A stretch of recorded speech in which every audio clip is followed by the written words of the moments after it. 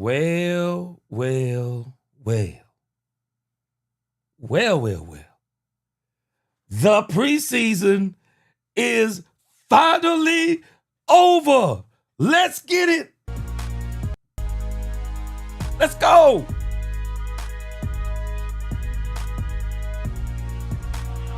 The preseason is finally over. It is over. And I am so glad. Let's get this going one more time. Let's see. Let's go. Let's see if we can get it like this. Let's go.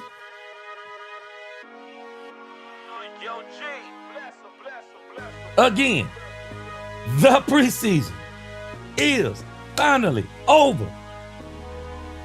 I'm ready for the Micah Parsons drama to be over. Let's go. Welcome, Cowboy fans and Cowboy haters alike. I'm the G, and I'm the host of Let's Talk Cowboys, where we talk facts. And if you like this video, don't forget at the end to please like, share, subscribe, hit that notification bell so you know the next time we post another video or go live. And if you haven't become a channel member or subscriber yet, please do. We have a lot of great things coming up this season. Now let's talk facts. Man. Boy, I got a lot to say about this game tonight. I have a lot to say about this game tonight. I am telling y'all. I'm just telling y'all. This game got me so hyped for the regular season. Boy, I am so hyped for this regular season. So, let me give you our subject matter for tonight. Man, we're gonna have a really good time tonight. Very serious talk, talking football. Man, we getting ready for the first game of the season. Let's go. So, this is going to be tonight's subject matter. We must go over tonight's box score. We got to go over tonight's box score. Man, I'm just telling you, somebody go and tell the truth about this game tonight. I'm going to tell some truths about this game tonight that's going to have some people probably just a little bit upset. But we got to tell the truth. We're going to go over tonight's box score. I want to talk about some bona fide standouts from tonight. There was some standouts tonight, y'all. And I want to talk about them standouts. We're going to see if we can get the Brian Schottenheimer interview. From what my understanding is, the Brian Schottenheimer interview has already occurred. Haven't seen it yet on DallasCowboys.com. Haven't seen it on YouTube. I think I kind of saw some glimpses over on X where some people have shown a couple of pictures. So we'll try to see if we can get to the Shotty interview. And as a matter of fact, we're going to be doing this also more during the season. What's on X? We're going to go over on X, and we are going to see live reactions from Dallas Cowboy fans, Dallas Cowboy haters, whatever the case may be. Then, we'll listen a little bit. We're going to talk a little bit about the Parsons drama. But I'm over this, man. Enough with the soap opera stuff. Enough with the soap opera stuff. It's time to put up or shut up. Jerry is either going to sign Micah Parsons or he's not. Micah Parsons is either going to play or he's not. It is what it is. And whatever other breaking news, we'll get to that tonight too. So that's the show. Tonight's box score, standouts, Shotty interview, what's on X, Parsons drama, and any breaking news. Let's go.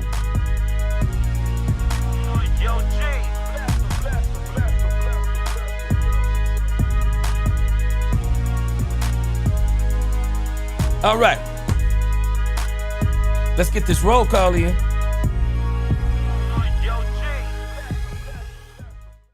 Let's get this roll call in. All right, hold on a second. Boy, I'm struggling tonight. Let's get this thing going. All right, so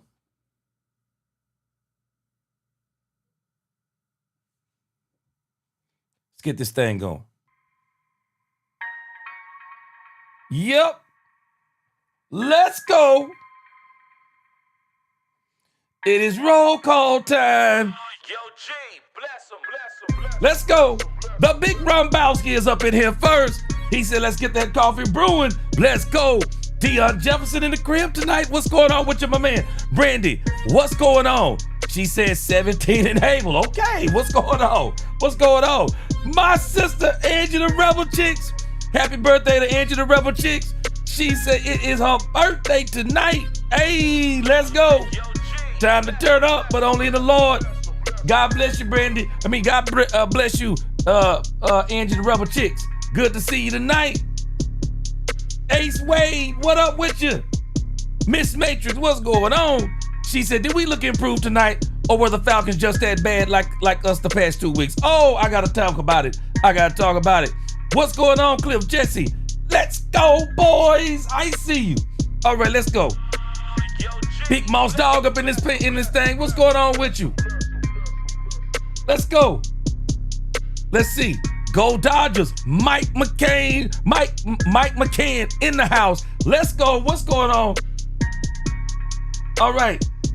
Mr. Ryan Mitchell. Let's go. Looks like Jaden Blue. Ooh, we got to talk about that too. All right, let's go. Randy Will up in here. Let's go. Ken Please up in the house. Michael Parsons will play week 1 versus the Eagles. I believe it too. My man, Dominique Pittman up in here. He said, yeah, Cowboys after dark. Let's go. JCT Slice, he said, I'm ready for the season. Me too. Bring on Hurts and those crazy Eagles. They've been yapping too much. Dak Prescott gonna serve Hurts some humble pie again week 1. Dak said, check the record. Let's go. All right, we're gonna get this thing going. Randy McIntyre is up in the house. Let's go. Good to see you tonight. William Gann Jr., he said, what up, Cowboys Nation? Let's go. Woo, man. Angie. Happy birthday for me would not be a happy birthday for you. Singing happy birthday for me, my voice is terrible. Azteca, what's going on with you? Good to see you. Tim Pannell, what's going on? Let's get this thing going. All right. We're gonna get some more greetings as we keep going for tonight. I want to go ahead and get done. I want to go ahead and get started. WT3 Work, what's going on with you? Good to see you up in here. Justin Bradley, I see you, man. What's going on? Congrats to Shotty on his first dub. Yes, sir. I'm with you. I missed the game, but not the show. Let's go. Jawan 100. Let's go. Antoine Jones in the house. What's going on with you? Comedian Alabama, good to see you. Good morning. Hope you bring some comedy to the show tonight. What's going on? I'm awake is awake. What's going on with you? All right, let's get this thing going. D's 73, 79 in the crib. All right, let's get this thing going. All right, so let's get this thing going. So let's go to the box score real quick. I want to go ahead and start this out with a bang. I absolutely want to start this out with a bang. I got to be honest with you. Man, the Falcons played nothing but bubble players. We have to be honest with ourselves tonight, guys. Cowboys and cowgirls, we have got to be honest with ourselves. That doggone Atlanta Falcon team they put out there tonight was terrible. That Atlanta Falcon team was terrible they put out there tonight. Oh my gosh. It was terrible. Stephen White up in the crib. What's going on with you? Davion Wallace, I see you. What up? Guys, we're going to have to tell the truth. There is nothing. Don't let me say nothing. There are very few things in this game that really made me go, wow. But that doggone Falcon team is terrible, man. It's terrible. And I hope that the Cowboys don't do what I think they're going to do. This is actually not about Joe Milton. I honestly believe the Cowboys need to see who gets cut down, who shakes down after this week, and they really need to go in and fill in some of these roster spots. And I don't believe the backup quarterback for the Cowboys is on the team. The only way this even makes sense, what we did this preseason, the only way this makes sense is that somebody is telling me that Dak Prescott is going to be healthy the whole season. That Atlanta Falcon team, Cowboy fans, they were terrible. They were absolutely atrocious. I mean, just from the outset, I was like, man, this is crazy what we're playing out here tonight. It is crazy. And I'm very interested to hear what is going to be the take on this game by Brian Schottenheimer. This team was trash. And because this team was trash, there's one player in particular. There's a few players that benefited, but there is one player that benefited, one player in particular, and it was Joe Milton. And the Cowboys ought to be ashamed of themselves if they do what I think they're going to do. I want y'all to think about what Trey Lance did. Trey Lance blew up the spot and then faltered in the last game. Joe Milton was terrible the first two games. But I'm going to show you something about Joe Milton I noticed. And this is the same thing I told people last year, and they didn't want to listen. And I'm going to tell y'all the same thing this year, and I hope somebody listens. Y'all notice?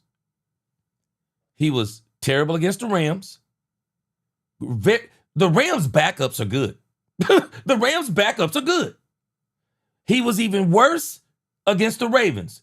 Guess what? The Ravens' backups are good. He was good against the Falcons. Those were not the Falcons' backups. The Falcons had almost bubble players out there. All the Falcons had out there were players trying to make the team. I'm going to keep it real with y'all tonight. Let's keep it a beam. The Cowboys didn't have bubble players out there. The Cowboys had players out there who are actually going to be on the roster. They had Mozzie Smith playing deep into the third preseason game. What?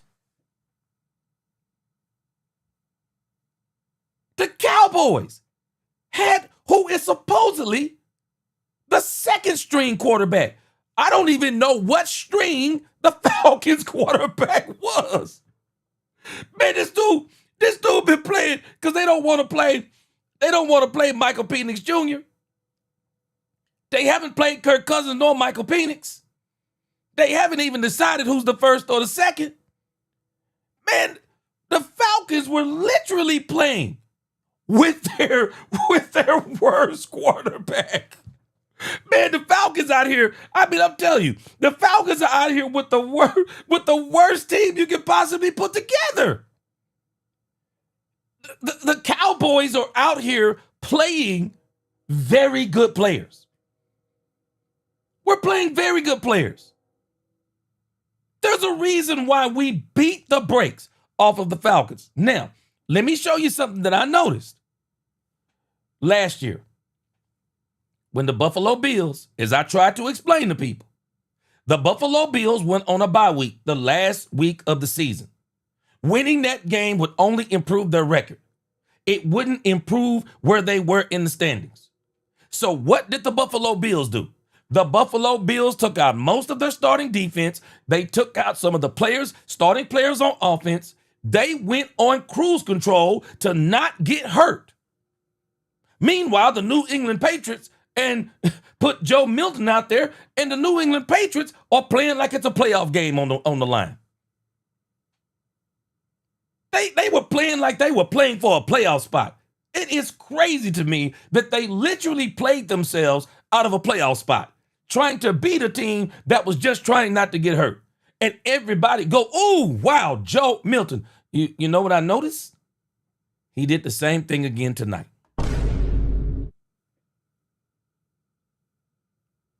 playing against total bubble players, Joe Milton looked, and I don't want to act like he went out there and was a world beater, but he looked better. He looked better. Why? Because the Falcons, bro, that stuff the Falcons put out there tonight, they all not even call themselves Falcons. That team out there tonight was the Atlanta Doves. Man, come on, man. Come on, man. That team they had out there tonight was, I just don't like calling grown men trash. But golly, how do you put that out there? How do you put that out there? Of course, he looked better against terrible competition. Joe Milton does have some talent. Of course, he's going to look good against that level of competition. It was inferior. These guys were literally allowing the Cowboys receivers to do something they were not able to do the first two games. The separation that the Cowboys were creating on this doggone defense was insanity. And the only thing I'm saying is, guys, they can only play who they play. But to use this as the excuse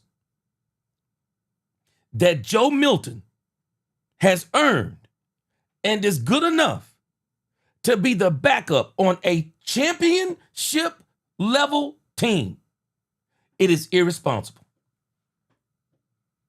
It's irresponsible. It don't mean that Joe Milton didn't look better, but we need to understand what the competition was. It was terrible. He looked better. He looked better because he had more time. He looked better because the defensive backs, they were nowhere close. A lot of those players we saw in Atlanta tonight, they're going to get cut. There's no way they don't get cut. They're going to get cut. The Cowboys were literally playing with players that we're trying to figure out, how do we even keep some of these people? I want you to look at the box score. Let's check this box score out. This box score is a tale of the tape. This game was terrible by the Falcons. There is no other way to cut it. They just terrible, man. They were terrible. But I want to give the Cowboys some credit, because there are some people on the Cowboys squad that absolutely stood out. And they stood out in a way that we've actually been watching them play good the entire preseason. They didn't pick this game to play good. The players that I'm going to show you for the Dallas Cowboys, they've actually stood out the entire preseason. They've stood out the entire preseason. And I want to deal with this box score, and we're going to combine this with the standouts. Then I'm going to come to your comments. I want to combine this with the standouts. Joe Milton, 10 of 18, 132, one touchdown. He looked better, but in the grand scheme of things, a lot of things he was doing tonight wouldn't have worked, even against the second team defense. It wouldn't have worked. Wide receivers wouldn't have got that kind of separation. Wouldn't have worked. The pressure. And he's already been playing with a pretty clean pocket. But for the most part, that stuff wouldn't have worked against good defenses. But nevertheless, Joe Milton, just understand, he looked better. But playing against that defense, he is not a backup quarterback in this league, not for a championship level team. If you're talking about a team like the New England Patriots, or if you're talking about a team that's not playoff ready, I'm telling y'all the Cowboys are playoff ready. And the Cowboys should not be shortchanging themselves with Joe Milton or Will Grier. It's a travesty. Will Grier, no reps during training camp hardly. Put him out there again in garbage time.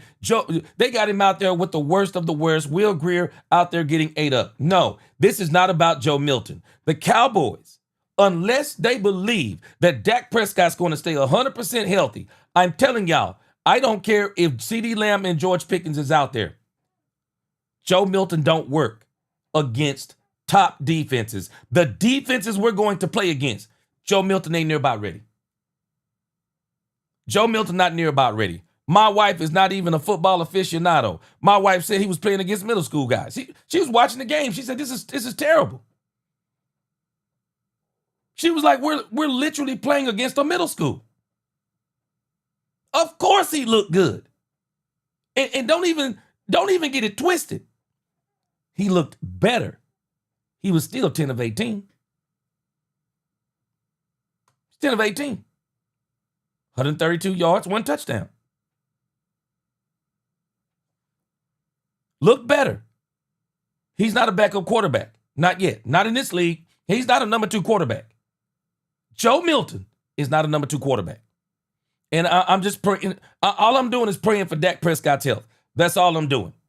I'm praying for Dak Prescott's health because I'm not going to fool myself. And I told you before, there was nothing that Joe Milton could do he could do for me as an evaluator. There was nothing you can do tonight against the worst competition. The only thing you can do for me tonight against the worst competition, I just want to look at your footwork. I just kind of want to look at your footwork. There's going to be some wide open looks. I want to see if you're seeing the field correctly. Because I'm telling you, when you're playing against competition that is not as good, the field actually slows down because the team that you're playing against, they're not as quick, they're not as responsive, they're not as fast, they're not as strong, they're not as efficient, they're not going to be good tacklers, they're not going to be able to get off blocks. There's a lot of things they're not going to be able to do. And so what I want to see is, okay, how do you look against the worst? Because I already know how you look against not even the best. I know how you look against the backups of 2 really good teams. Now, what do you look like? These ain't even third stringers, basically. These are bubble players. He looked better than he's looked the previous 2 games because they were garbage. But in actuality, he should have looked way better. Way better. He should have lit this team up. 10 of 18? Shoot, I'm thinking more of a 14-8, 14 of 18. Should have blew this team up. Still throwing some ill-advised throws. And I'm just saying all of this because he is not good enough to be the backup quarterback of a championship level team. And if you want to understand what I'm telling you, when you go and look at the backup quarterbacks that Troy Aikman had behind him, Berline and Walsh, both of them were prepared to give Troy Aikman a run for his money. How much do you bet that Troy Aikman regretted going down in 1991? How much do you bet Troy Aikman regretted going down? Troy Aikman went down and Berline came in there and lit that joint up and took him to the playoffs and went to the second round. And Troy Aikman came back that next year and said, no, we ain't getting hurt this year. I'll be doggone if I let another quarterback take this team to a championship. We have a championship level team. We need to get the best backup quarterback that we can possibly get. And we need to see what that is shaking down, because I'm just telling you, this wasn't it. So, enough Joe Milton. Joe Milton will regress into whatever he's going to be on this team as long as Dak Prescott stays healthy. We're good to go. Now, let's go down the offensive players according to the box score, because I'm going to tell y'all, there are some people that did impress me. There are some people that did impress me because I'm not just looking at the competition. I'm also looking at the fact that they were more, they got an opportunity to have more contact. That they were actually in that fire, getting hit, all these different things. And they were literally flashing on the screen. Let me give you the first person that I thought was a winner tonight, but I think he's going to be a loser. I got to give it up. I have to give it up. Deuce Vaughn looked good. Deuce Vaughn looked good. There's no denying it. Deuce Vaughn looked good. Straight up. Deuce Vaughn looked good. I believe tonight, Deuce Vaughn is going to be the victim of the fact that the Cowboys, I just don't think they have a plan for him. We're going to see. But I think Deuce Vaughn can play on another team. I've been saying this before. Deuce Vaughn could play on another team. I just don't think it's the Cowboys. I'm just not sure he fits what they do. But he looked pretty good tonight. Nice burst. Again, it was the Atlanta Falcons. I'm not gonna act like he. Again, I said it about Joe Milton. I'm gonna say it about him. It's not like he was going up against a second string defense. But against those players, I just like some of the stuff I saw with the moves, the bursts. Because again, that would be the only thing I would be judging Joe Milton on. If I'm looking at Joe Milton, the footwork looked better. Some of the short throws look better. Still inaccurate, even though he can throw it down the field. He can hit them ones where you go, wow, he put a 40-yard pass on the rope. And then you can look at some of these other ones, throwing in coverage and different things like that. But again, I like some of the stuff I saw with Milton's feet. I like some of the stuff that I saw with his patience and in just places he was trying to put the ball. Deuce Vaughn, same way. Deuce is loose every single year. But I think in the grand scheme of things, I just don't know if Deuce is going to make it. I just don't know if Deuce is going to make it. Joe Milton was 4 for 33. I think tonight, Shotty tried to play him more to what he thought his strengths were, letting him run the ball, getting outside the pocket. I think that Shotty tried to do that on purpose. But he had 33 yards tonight. Let me tell you something. Jaden Blue to me looked incredible. Jaden Blue looked incredible. Only 2 runs. But the way he ran, I'm telling you, man, Phil Maffa is going to be a beast for the Cowboys. Phil Maffa is going to be an absolute beast. Big, strong, bruising, running back. He looks like an absolute beast. And the reason why I'm giving him some credit, because he went down through there. He went down through there, man. Knocking people over. Phil Maffa, I'm telling you, I think Phil Maffa is going to be one of them. I really think Phil Maffa going to be one of them. Let's go through some more. Let me tell you another dude that had a very good night. This doggone Ryan Flanoy. Man, this dude, Ryan Flanoy, was doing his thing. Ryan Flanoy was doing his thing tonight. Same way he did in the preseason last year. Ryan Flanoy was doing his thing. Ryan Flanoy is one of those players you have to go back and really watch the tape on, because not only is he running great routes, he's running great routes and he's catching the ball. Ryan Flanoy looked great. I got to give it to him. Ryan Flanoy looked great. Rivaldo Fairweather looked very good.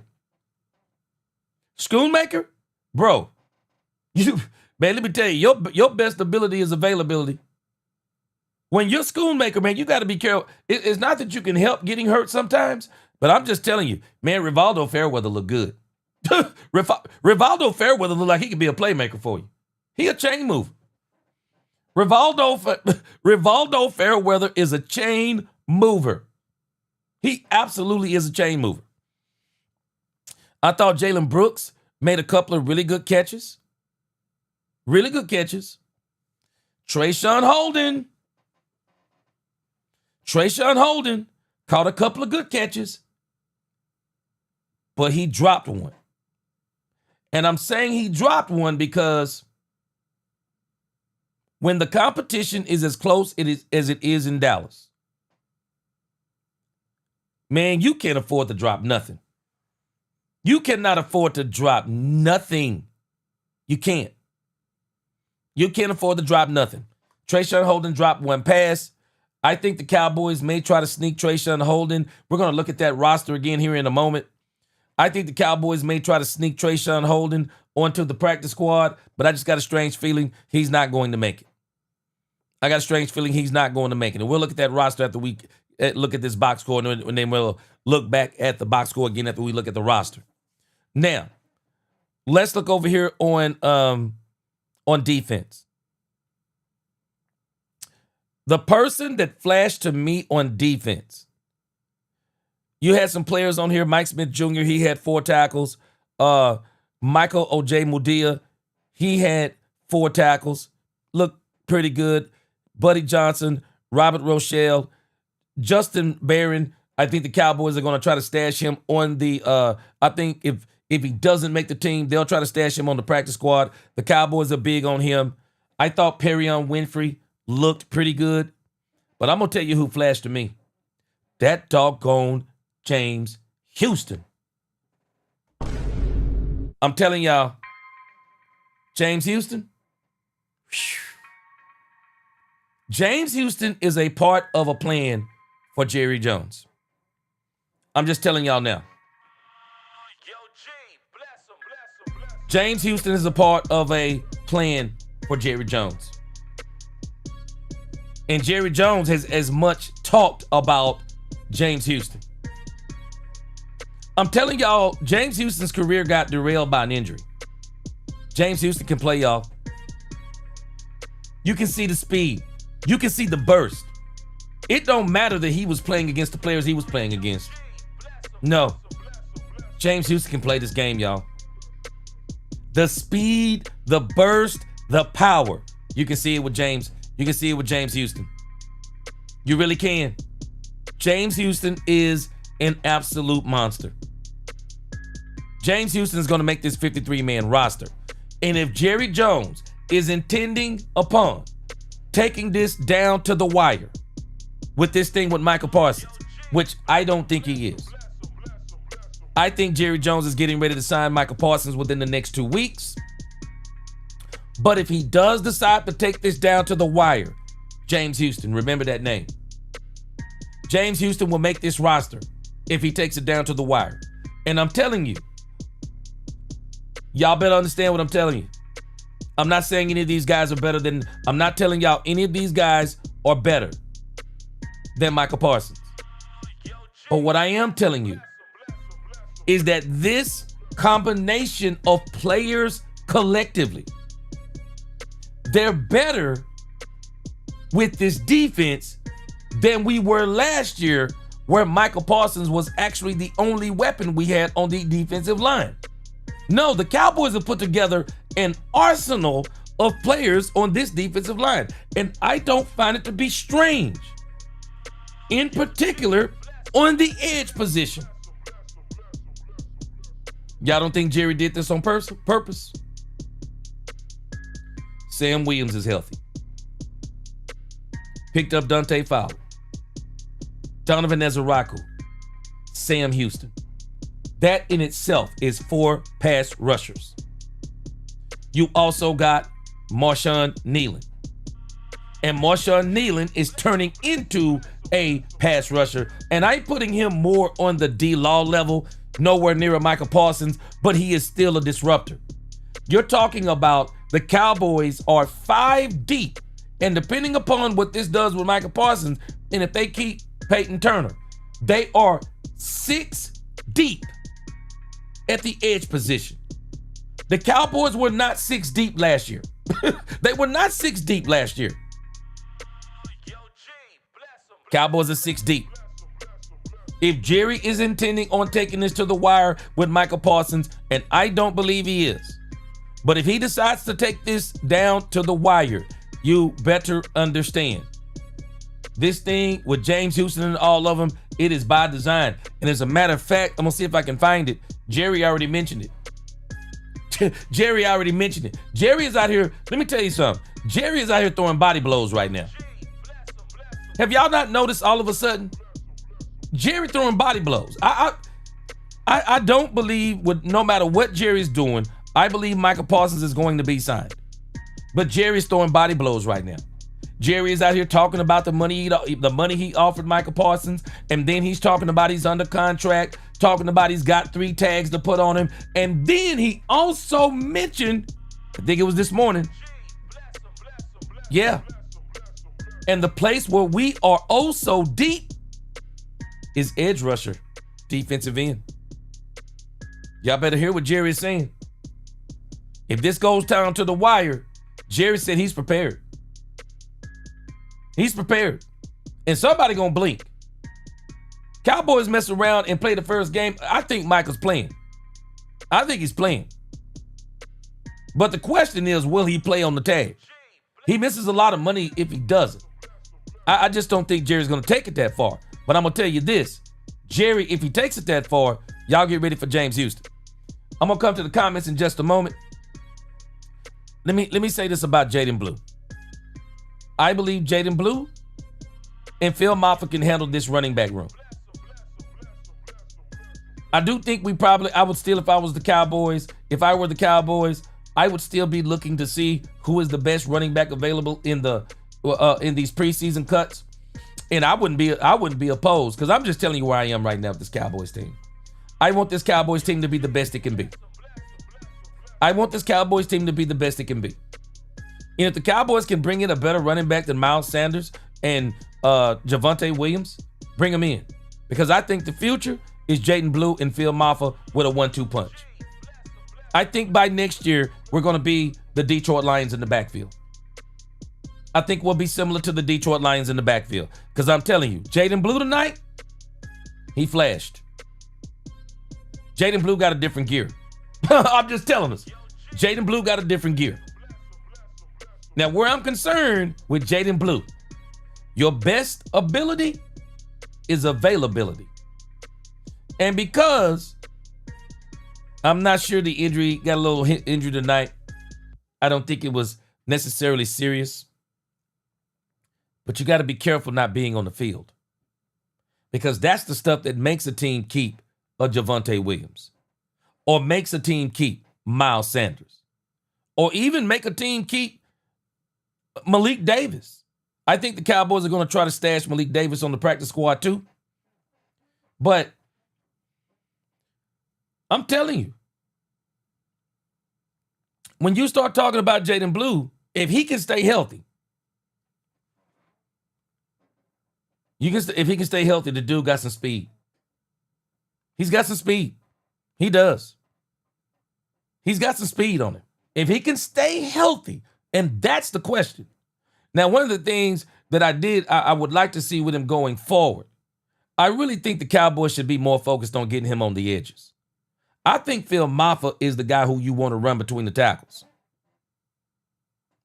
I'm more interested in him running between the tackles. I would rather you get Jaden Blue on the edge. Get him out of those scrums. Get him out of those scrums and those piles, because he's a smaller running back. Get him out of that stuff. How about give him some pitches? Give him some screens. Try to get him in space. Let Phil Maffa run between those tackles, man. Phil Maffa come through that thing like a freight train. He come through there like a freight train. He knocking people out the way. He absolutely is. But overall, I mean, there was some things that flashed. Shamar James flashed on the screen to me. Shamar James flashed. I'd have to look at some film as it pertains to the secondary. But again, my only issue when you start talking about the defensive backfield, what they had out there was terrible tonight. Falcons had out there is terrible. It was terrible tonight. It really is. So it does get a little bit harder to evaluate some of these positions. But when I just look at stuff overall, again, Joe Milton looked better. But he did so bad the first 2 games. He looked that much better, but he was still only 10 of 18. 10 of 18 for 132. That's actually similar to the last game. He ran a little bit more, ran a little bit better, got a few more yards than the last game, but in the grand scheme of things, Joe really didn't show us anything that we didn't know he could do. And I'm just being honest. I'm not just talking about him. I don't think him nor Will Grier, when I start thinking about a backup quarterback, I don't think about them. I just don't think about them. I'm like, for what we saw between the both of them, not seeing Will Grier at all, and then seeing Joe Milton, I'm like, man, come on, Cowboys. Y'all got to do better than this. Get you a better backup quarterback if you can. Get you a better backup quarterback if you can. Because this right here says to me when I look at this screen, that Dak Prescott better not get hurt. That's what it says to me. I'm sorry, that's what it says to me.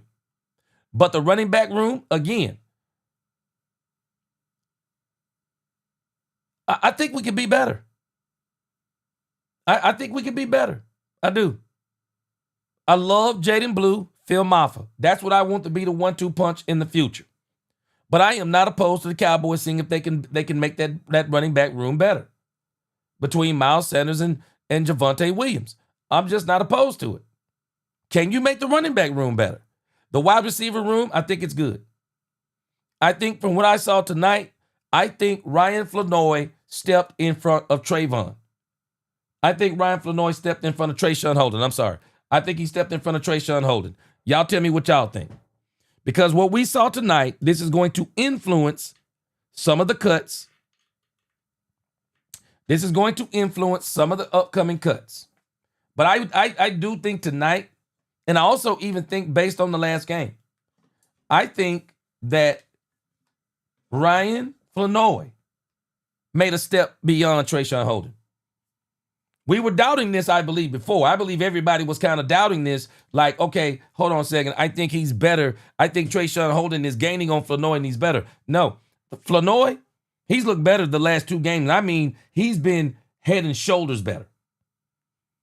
Head and shoulders, he's been better. So I'm very interested in how all of this is going to shake down. But in the grand scheme of things, too, tonight, I just wonder how much did this even influence anything the Cowboys are doing. I wonder how much it influenced. Because it seemed like to me on some of this stuff, I do believe, again, as we've already kind of looked at the depth chart, and let's look at the one that we marked up the other day, and after looking at this game, I don't really see what changes on this. The starting lineup, it is there. It's a lock. It's locked in. And I think going into game 1, it's going to be Javonte Williams. I think the Cowboys really like Javonte Williams. Miss Matrix, let me go to some comments. I like some of the stuff that y'all are saying. Hold on a second. Let me kind of go up a little bit. Appreciate y'all rocking with me tonight. We're gonna see if we can get us some. We're gonna see if we can get us some what's the names in tonight. See if we can get us in some interviews. Tell it like it is. Said Houston made our 6 edges the best in the league. Tell it like it is. I'm telling this man.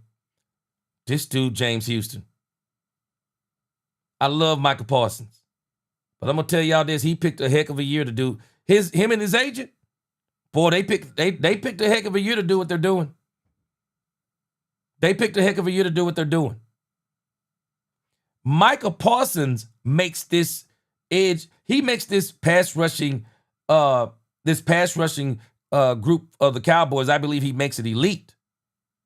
But even without Michael Parsons, don't tell me this team can't rush the passer, because I'm not going to believe you. I'm not going to believe you if you tell me that we can't rush the passer without Michael Parsons. That's crazy. No, the Cowboys got some bona fide pass rushers. They absolutely do. This dude, James Houston, boy, the Cowboys got a steal in this dude. They got a steal in this dude, man.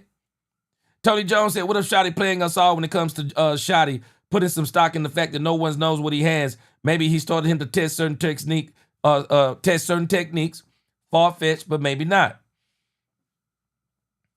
You know what? I would say that, Tony. But Joe just looks like what he's been looking like. He just looks like what he's been looking like. I give him credit. Tonight his mechanics looked a lot better. But the competition, the speed of the game. The Cowboys, to me, I'm just telling you from my perspective, this looked like a scrimmage. I think the Rams scrimmage was faster than this game tonight. It was real slow out there. I mean, this team, the Falcons, man, they were just not good. I'm sorry. They were just not good. Energy plug, he said Houston. Man, I'm telling you, Houston is him. And Houston with this team, boy, this dude Houston, I'm telling you, he was flashing, man. Houston was flashing. Yeah, Houston was disrupting everything. Had a sack along with Winfrey, too. Man, I'm telling you, this dude, this dude, James Houston. I've been saying it. When the Cowboys first got him, and after I did some studying on him, I said, wait a minute. Do people really know who this dude is? This dude, James Houston, can play. The injury is the only thing that slowed him down. Man, this dude can play. Perrion Winfrey, he playing for his life out here. Perrion Winfrey can play too. He can. He can play. Tell it like it is. Michael Easy, Fowler, Sam Slam, James Houston, Nealon. Boy, they got a heck of a pass rushing. They got a heck of a pass rushing group. They do. And again, tell it like it is. They can rush the passer without Michael. They're an elite pass rushing group with Michael. They're still a very good pass rushing group without Michael. And I think that Matt Eberflus can work with it. I really do. And I'm telling you right now, y'all better understand something about Sam Williams. Sam Williams absolutely loves Michael Parsons. But Sam Williams right now is in Sam Williams mode. Sam Williams ain't worried about Michael Parsons, and he ain't worried about Michael Parsons' pockets. And y'all better understand something. The more Michael Parsons ain't out there, the more opportunity somebody else gets. Next man up. Next man up. Somebody else is getting those reps. Next man up. Again, Brian Schottenheimer keeps saying something, and I'm catching on to it in case y'all hadn't caught on to it. I'm catching on to something that Brian Schottenheimer has said twice now. Brian Schottenheimer says he expects Michael Parsons to play game one. That to me sounds like that Brian Schottenheimer is saying that he believes also that Michael Parsons is going to get signed. That's what that says to me. It says to me that he believes he's going to get signed and he's not worried about it. And that's why I'm not worried about it. I'm just going to be honest with y'all. I want the Cowboys to sign Michael Parsons. But I'll tell you this. I'm not worried about it. I'm not worried about it. I'm not going to lose sleep. If we have to go without him, we have to go without him. And then we're going to see what it is. We either can play without him or we can't. And if we can't play without him, he got leverage. If we can play without him, he just lost all the leverage. In every one of these scenarios, Jerry comes out on top. The only scenario that Jerry don't come out on top is if we go 2 or 3 games and we go 0-2 or 0-3. We're going to see what this does. I don't think Jerry's going to take it down to the wire, but we're going to see what it does. Let me see here.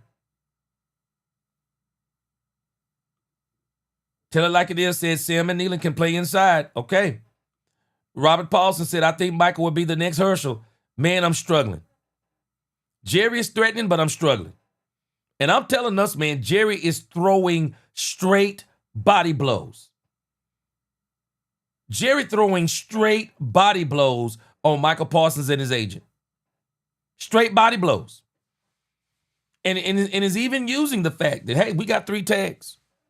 We did it to Dak. Man, he did it to Dak twice. I don't think Michael will do it. but we'll see. I noticed, though, what Micah's doing.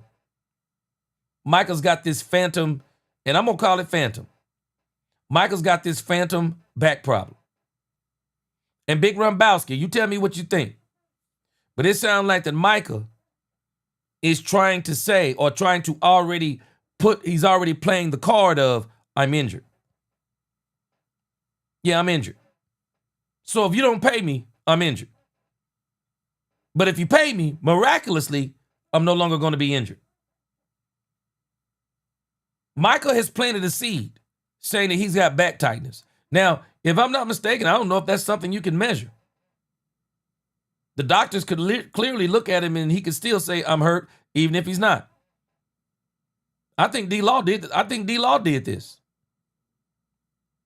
So we're going to see how this goes. But again, if the Cowboys want to take it here, they can. I don't believe they will. All right, we're going to come back and we're going to continue to talk about some of these standouts and some of these players. But 7 minutes ago, DallasCowboys.com just updated the press conferences. So we're going to listen to Brian Schottenheimer. I want to listen to Joe Milton. Definitely got to listen to James Houston. I want to hear James Houston, Shamar James. I want to hear Jaden Blue. And also, they got quite a few up here. But somebody just said something just a second ago. I want to see. Somebody made a great comment on Jaden Blue. And they said that they think that he may wind up hurt. Somebody said that. I'll see if I can find it. And if you said it, go ahead and repeat it. But they said they think that Jaden Blue may get hurt.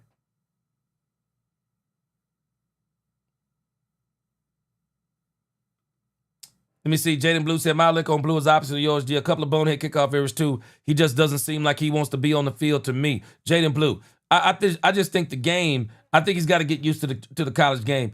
Justin Bradley, think about it. He didn't play a lot of college ball, per se, because he was backing up for a long time. He was playing in spots, but he wasn't really starting.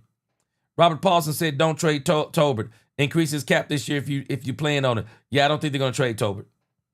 The injury to Jonathan Mingo, to me, guaranteed they're not going to trade Tolbert. Oh, it's Antoine Jones. Antoine Jones said, Jaden will get hurt before Deuce tonight showed that, yeah, your best ability is availability. Yeah, Ron Hanna said, man, Houston will cause problems for the Eagles line. I can see it coming, G. Ron Hanna. Houston is a superstar in the making. He was already on that trajectory. The dude was balling before he got that foot injury. I'm telling you, man, if they let this dude continue, especially in this defensive scheme with this many pass rushers, boy, James Houston going to be out there. He going to be fresh, and he got moves, man. He comes off that edge. He got that lean. He got that fake out, that kick out step, and then back inside. He nice. My sister, Miss Matrix, she said, gee, Mike and his mom were cheesing a little hard tonight for that deal to not be done. Yeah, this seems like a lot of drama to me. That's why I'm not worried about it. I believe Michael's going to get signed. I just can't see Jerry doing it. I just can't see Jerry doing it. I can't. I just don't think he's got the guts to do it. Jerry likes Michael too much. And I do believe that Jerry believes that he's got a very good pass rushing team and he wants it to be elite. He's signing Michael Parsons. I give it 2 weeks. Yeah, Tyrone Church, Mozzie played well. He only allowed 16 yards there. They let Mozzie get let Mozzie get work in. They really did. They let Mozzie get work in tonight. Yeah, Miss Matrix, Fairweather, yeah. Yeah, man, I'm telling you, Schoolmaker ought to be worried. He ought to be worried. Because we already know the Cowboys are not going to pick up his fifth-year option. They're not going to pick it up. He ought to be worried. Angie Plug, Maffa should start. I love the way Maffa played. I want to see Maffa with the starting offense. I really do. Terrence said, what up, G? Maffa Mania, baby. Yeah, hey, he was my favorite pick of all of them this year. He said he ran one player over, boy, yeah, and carried another before he was brought down at the one. Phil Maffa is a beast. I'm looking forward to it. Tyrone Church, yeah, James Houston. I said it when they first got him. I said, man, this dude can play, man. And now seeing him, 2 weeks in a row now? Shoot, this dude can play. Miss Matrix, yeah, Maffa looks pretty powerful. Could be that power back we haven't seen since Zeke. I like the idea of him and Jaden Blue. I really do. I do think the Cowboys need to stop trying to run Jaden Blue through the tackles as much as they are. I mean, I know that he's fast, but I would rather bring that speed. I would rather bring that power through there. Yeah, Ron Hanna said it's all about creating MM. Give me that MM. What does that mean?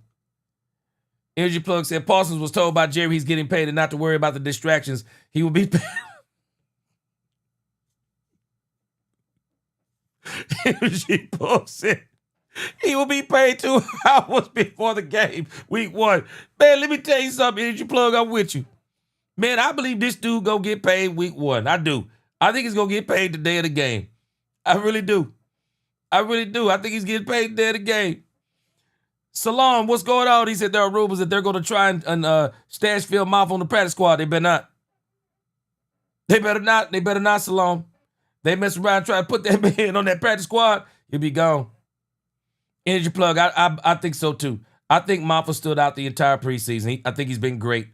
Yep, Dominique Pittman, I think Miles is going to get cut because your best ability is availability. And I think it's his availability. And I think all along, I think they like Williams more all along. I really do think they like Williams more all along. Because Javonte Williams, a lot of people were saying that he was on a very good trajectory before he wound up getting hurt. Miss Major said, oh, this is cool, G, but we need another running back stat. Blue hurt too much for me. Yeah, that's why I said I wouldn't mind the Cowboys bringing another running back. Bringing another one. Go out there and see if there's somebody better in these cuts. Don't settle on even Javonte Williams if there's a show enough banger out there. Because I think Phil Maffa will get even better down the stretch. Ron Hanna said we can't afford for Dak to get hurt. No, we can't. I think that's what this is telling us. We can't. Yeah, D's. Flanoy needs to make this team, and I think he is. And I think the Cowboys may try to stash Trayshawn Holden. No, not sure if they're going to be able to do it. Energy said we need to break the defenses down with our power backs and let Jaden eat. Oh, yes. Yes. And that's why I think Phil Maffa needs to be a part of this rotation. Antoine said you're going to take a 2.8 over 4.2. Deuce is the secret weapon. Watch what I tell you. You know, I just want to, but see, I'm struggling with Deuce, Antoine. I'm really struggling with Deuce because we've seen this before. But when you get that better competition out there, he doesn't quite look the same to me. Robert Paulson said, appreciate that super chat. Yeah, Robert Paulson. Boy, I hate to agree with you. He can. I just don't think they're going to do it. Robert Paulson said Michael can be the next Herschel Walker if he wants to be. Get some good draft pick. Robert Paulson said get some good draft picks and check out of the drama or have Super Bowl soon. Agent affects it. Yeah. Yeah, I get what you're saying. Yeah, get some players. Check out of the drama because it's a whole bunch with Michael Parsons. It's a whole bunch. And I'm very interested to see what it is. All right, but hey, let's move over to the Brian Schottenheimer interview. Very interested to hear what he says about tonight's game. Pretty sure he was pretty happy about it because he won the game. He can't help but be happy about it, even though it's a preseason game. He's got his first win. Calvin Watkins, Dallas Morning News. Is it safe to say that this is one of your best performances of the preseason? I was pleased with the way we played. You know, I think played physical, I thought, throughout most of the night. I thought that goal line stand at the end was awesome. So excited for those guys. Some guys jumped out on that drive. Justin Barron was awesome. Elijah Clark did some good things. Again, you guys know, I've said it all along. Nothing changes. This is about evaluation. I thought we started really fast. I thought that was great to see. And but again, the biggest thing for us is I think we had some guys show how much they want to be here, and they fought for it. And the film will tell us a little bit more tomorrow. But very competitive, very physical. Certainly things to clean up, like in any game, the penalties and things like that. But overall, I'm pleased with the performance and the fact that these guys got a victory. Your thoughts on how Milton played this evening? Yeah, I thought he did a nice job. I think, got off to a good start. He was having fun. He used his legs. That's something that you guys probably saw in the scrimmage over the last couple of days back in Frisco. He was using his legs a little bit more. That was great to see. Beautiful throw to JB on the go ball. And, yeah, he looked a lot more comfortable and settled tonight. Clarence Hill did. Now, again, not taking anything away from Joe Milton, but we got to be honest with ourselves. Of course, he looked a lot more confident. Man, that Falcons, boy, I'm sorry, Atlanta Falcons, they must already have their entire team picked. I'm sorry, Atlanta must have their entire squad picked, because I don't even think they had bubble guys out there tonight. I don't even think those were bubble guys. I just think those were the guys who were not going to make the team. That Falcons team looked bad out there. I'm like, sheesh, what did they have out there? But again, it goes to show you, when you think about this Dallas Cowboys roster we've been talking about all along. When you look at this Dallas Cowboys roster, man, this Dallas Cowboys roster all the way down to the third string, man, this thing looks good. The Cowboys got a pretty good doggone roster. First round draft picks. I mean, the Cowboys got a very good roster. First and second team, pretty much all settled. The Cowboys, when you look at their back end, just think about this. You already knew, looking at the defensive end left side, Nealon, Ezraku, Sam Williams. You already knew they were making it. We knew they were making it. The only one we might have had a question about was Sam Houston. But I had no question last week, because I'm like, nah, this dude got to make the team. They got to figure out a way for him to make the team. You look at the other defensive end, the other defensive end spot, Parsons, Dante Fowler. Who didn't know Tyrus Wheat was going to get the short end of the stick? Who didn't know Tyrus Wheat is probably going to get the short end of the stick? Peyton Turner. I mean, when you think about this Cowboys, what they were doing tonight, when you look at the Cowboys' third string, the Cowboys' third string looks really good. We got Shamar James, Damone Clark. We got guys like that listed on the third string. Cowboys look good. Their third string is better than a lot of these. I'm sure a lot of these teams' third string. Man, we got to give the Joneses, we got to give this front office we really got to give them a pat on the back. They have put together so much depth that the Cowboys' third team, now they can probably smash on most teams' third team. They can probably smash. They got very good players out there. And so, again, that's why I said, man, that junk that the Falcons put out there tonight, Milton looked better.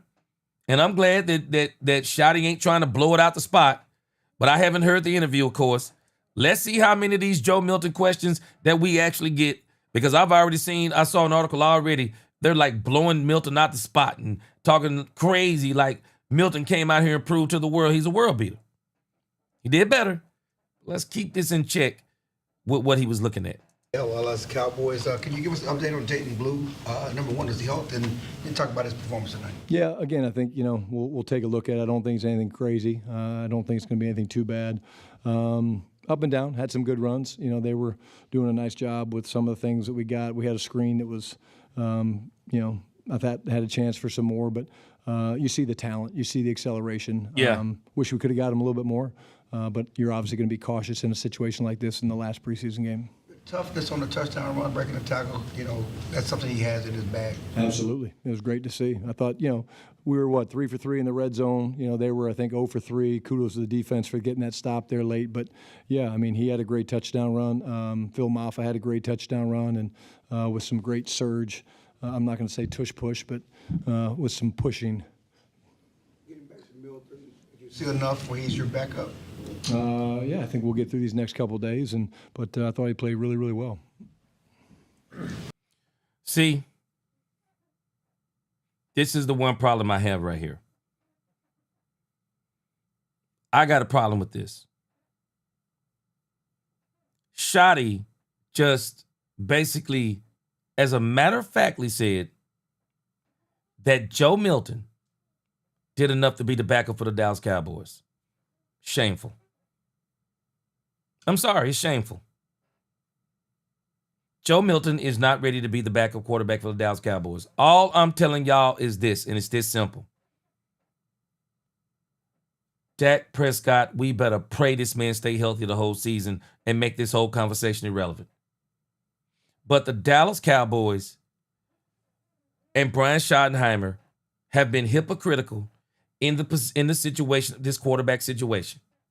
They didn't give Will Grier an opportunity to compete.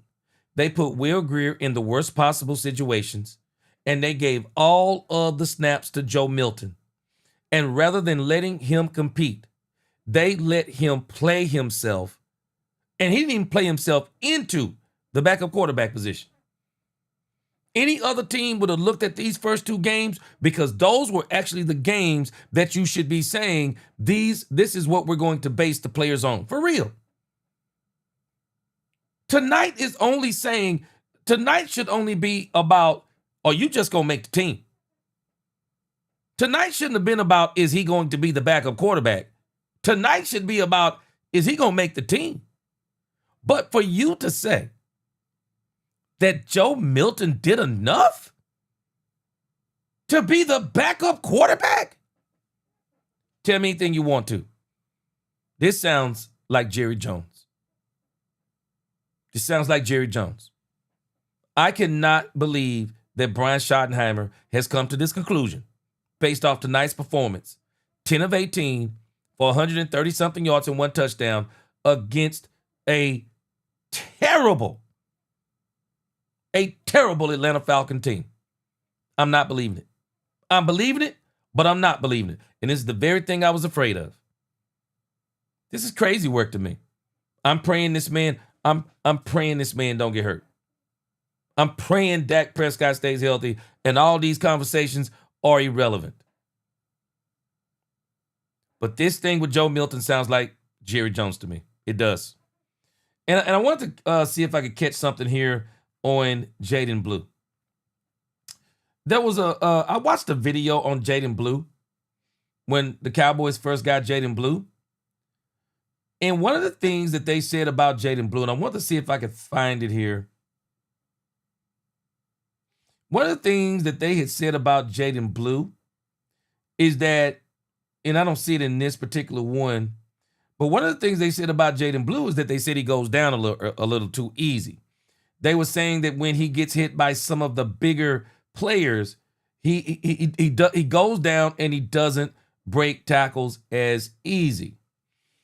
And so I thought he did really well tonight. But when you look at some of the things that they said about him on his draft thing, here it is. It says, runs with a narrow base and average contact balance. Doesn't consistently fall forward or break tackles against bigger defenders. And I think some of us have alluded to this in the chat. And I think even Brian kind of said, yeah, he had some good runs up and down. But Jaden Blue's going to have to be careful, and I think the Cowboys are going to have to be careful with Jaden Blue. Jaden Blue, I think that injury, the Cowboys, man, they really work guys back in fast. They like guys to come back early, and I'm just wondering if Jaden Blue came back a little early. And now Jaden Blue is hurt again. So now my question becomes, how available is he for the Philadelphia Eagles game? Man, Jaden Blue got to stay healthy. You got to stay healthy in this league. I think they're going to give him every chance, but he's got to stay healthy. Robert Paulson says Shotty gets to cook, but Jerry gets to pick the ingredients. Absolutely. Shotty wants a steak dinner. Jerry wants some crap that's popular like avocado toast. Yeah, Robert Paulson, this got Jerry written all over it. This has Jerry written all over it. Because I'm sorry, Joe Milton didn't do anything tonight that warranted him being the backup quarterback. Not against this level of competition.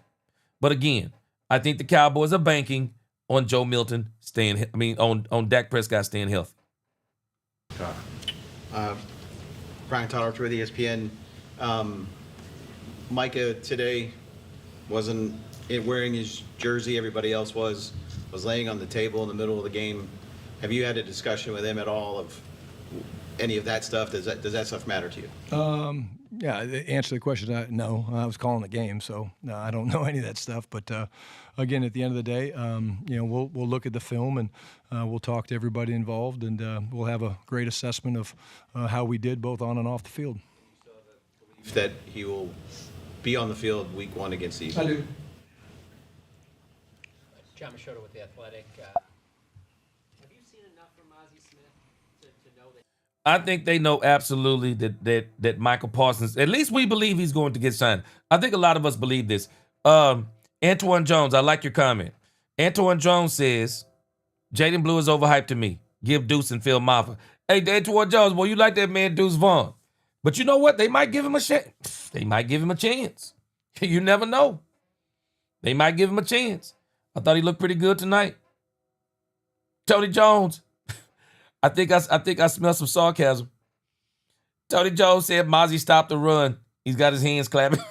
I see you. Let's get this super chat in. Calvin Richard, I appreciate you. Okay. Calvin Richard said, I think Blue had a freak accident. He just got his ankle rolled up on. Yeah, I noticed that. I was wondering if it was the same ankle. And this is why I say, too, Calvin Richard, you tell me what you think.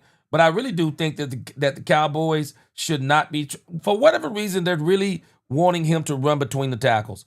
I would rather them get him off the edges, get him in space to where he can use that speed in those moves and get him away from those bigger players in those scrums. Because, man, when those big guys start falling down, boy, they mess around and fall on you, man. They mess around and fall on you, it'll be another Demarion Overshown issue. You don't want that happening to him. You really don't want that happening to him. Go Dodgers. Perrion Winfrey better make this roster. Yeah, I agree with you. He's played very, very well. He's been playing his behind off, and he has a very good story why he said this is his last chance. Shoot, he playing for his life out here, Go Dodgers. He said he has gone through a lot, and I think he deserves it, man. He's played very well. Very well. Antoine Jones, he said he believed Miles and Williams are gone. We gonna see. I'm telling you, if somebody shake down better out there, they might do it. Robert Paul said, I respect you being up this late, G. Couldn't fit that in the super chat. Man, I appreciate you. Cowboys After Dark, you know we got to rock it. Robert Paulson said, journalists these days ask terrible questions. Boy, they do. They do. Wolf King, wide receiver from Oregon, number 7 is a baller. Trayshawn Holden is a baller, but I tell you this, man, Ryan Flanoy made a step last week and this week. Daniel Rogers, my right-hand man, he said, I was impressed with the Cowboys in the final game of the preseason, but I still think Mozzie gets cut. Shoot, they ain't cutting Mozzie. I don't think they cutting him. I think Jerry likes him. He ain't cutting.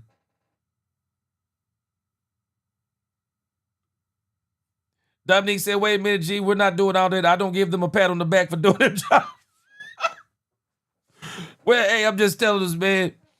Them doggone Falcons were terrible, man. But hey, I ain't gonna cold crush on them. But man, that squad was terrible. It looked like a scrimmage to me. Miss Major said, yeah, G, whole squad minus quarterback room behind Dak. Hey, Miss Majors, I'm telling you, we are on our way again, unless the Cowboys do something over the next couple of weeks. We are riding on the arm and the hands of Dak Prescott and CeeDee Lamb. George Pickens has now been added to the mix. It's going to help us immensely. Kevontae Turpin playing in the slot is going to help us immensely. I thought Jaden Blue was going to be able to contribute. Jaden Blue may be further down the line. He may be further down the line. I think the Cowboys are going to really have to monitor him and let him sit down. I do. Energy Plug said Will Greer had his worst game. They put him out there with the worst. It's trash. It's trash. It was. This thing with Joe Milton to me is all Jerry. Daniel, he had a bad performance because they put him in a bad situation.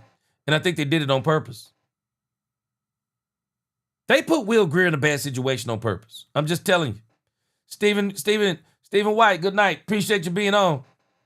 Yeah, they did this, man. They did that. They did Will Greer dirty. And they know they did. If you don't think they did Will Grier dirty, I don't know what to tell you. They did Will Grier dirty. And if they didn't do Will Grier dirty, it's only because I believe, like Shotty said in his last press conference before this one, he said that this is what we told him we were going to do. Yeah, they told him this is what we're doing. Joe Milton is the backup quarterback. We got you here for insurance. If Joe Milton pans out, then understand you'll either be the emergency quarterback or we're going to cut you. It's shameful. Everybody competed for a job except for Joe Milton. That's Jerry Jones. That is absolutely Jerry Jones. Joe Milton did not compete for a job, and we got to be honest with ourselves. He didn't. He did not compete. Bam Bam, what's going on? And again, I'm sorry, you just can't be running around. You couldn't be running around me talking about competing, and you got one man that didn't compete. You couldn't be doing it with me. April Showers says Sean Watson when he's cut by the Browns next season. April Showers, let me tell you something. I don't think there's going to be anybody that's going to touch, especially with a big contract. There is nobody going to touch Deshaun Watson with a 10-foot pole. David Mulugeta has got his last big contract off of Deshaun Watson. There'll be nobody that'll be willing to even give him a box of Cracker Jacks with a ring inside. I think Mozzie played better tonight. I think, Mozzie's the first one. He talked a couple weeks ago about the consistency and wanting to be more consistent. He's a guy that flashes at times, John, and he does some really good things. I thought he had a couple really good rushes today from the inside 2 technique spot and things like that.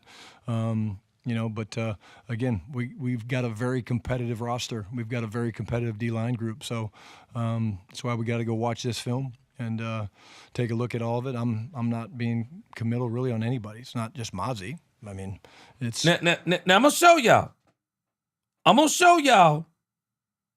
How Brian Schottenheimer, and this is where I'm concerned. Brian Schottenheimer double talks. Brian Schottenheimer double talks. Notice his answer when they ask him about Mozzie. And for all these people out here that are on this Mozzie bandwagon, that you do see why Mozzie played deep into this game. And Brian said he thought he played better. He played better. Mozzie played better? And then you say, I'm not committing to anyone? Hold that thought. Hold that thought. I want y'all to hear what he just said about Mozzie Smith. Listen to what he said. Competitive roster. We've got a very competitive D-line group. So that's why we got to go watch and things like that. Again, we've got a very competitive roster. We've got a very competitive D-line group. A very competitive roster. A very competitive D-line group. Listen. So that's why we got to go watch this film and take a look at all of it. I'm not being committal really on anybody. It's not. So hold on a second, Brian. Can I take y'all back for a second? Let me see something here. Y'all just hold tight for a second. Let me take you back to something. His legs a little bit more. That was great to see. Beautiful throw to JB on the go ball. And he looked a lot more. When my team pitched the idea, Now, y'all hold on a second. A pan that sears like stainless. Now, y'all just heard what he said when it came to Mozzie. I don't think it's going to be anything too bad. Up and down, had some good runs. They were in a situation like this in the last preseason game. Toughness on the touchdown run, breaking the tackle, Touchdown run. Phil Maffa had a great touchdown run and with some great surge. I'm not going to say tush push, but with some pushing. Okay. Y'all ready? Y'all ready? Tell me if I'm crazy or not. When it comes to Mozzie Smith, he said there's a lot of competition on this roster and a lot of competition on the defensive line. Did he not say that? Yay or nay? He said we're not making a commitment to we are not being committal to anyone yet. Did he not say that? Right? Listen to this. Let's go back to this. You see enough where he's your backup? I think we'll get.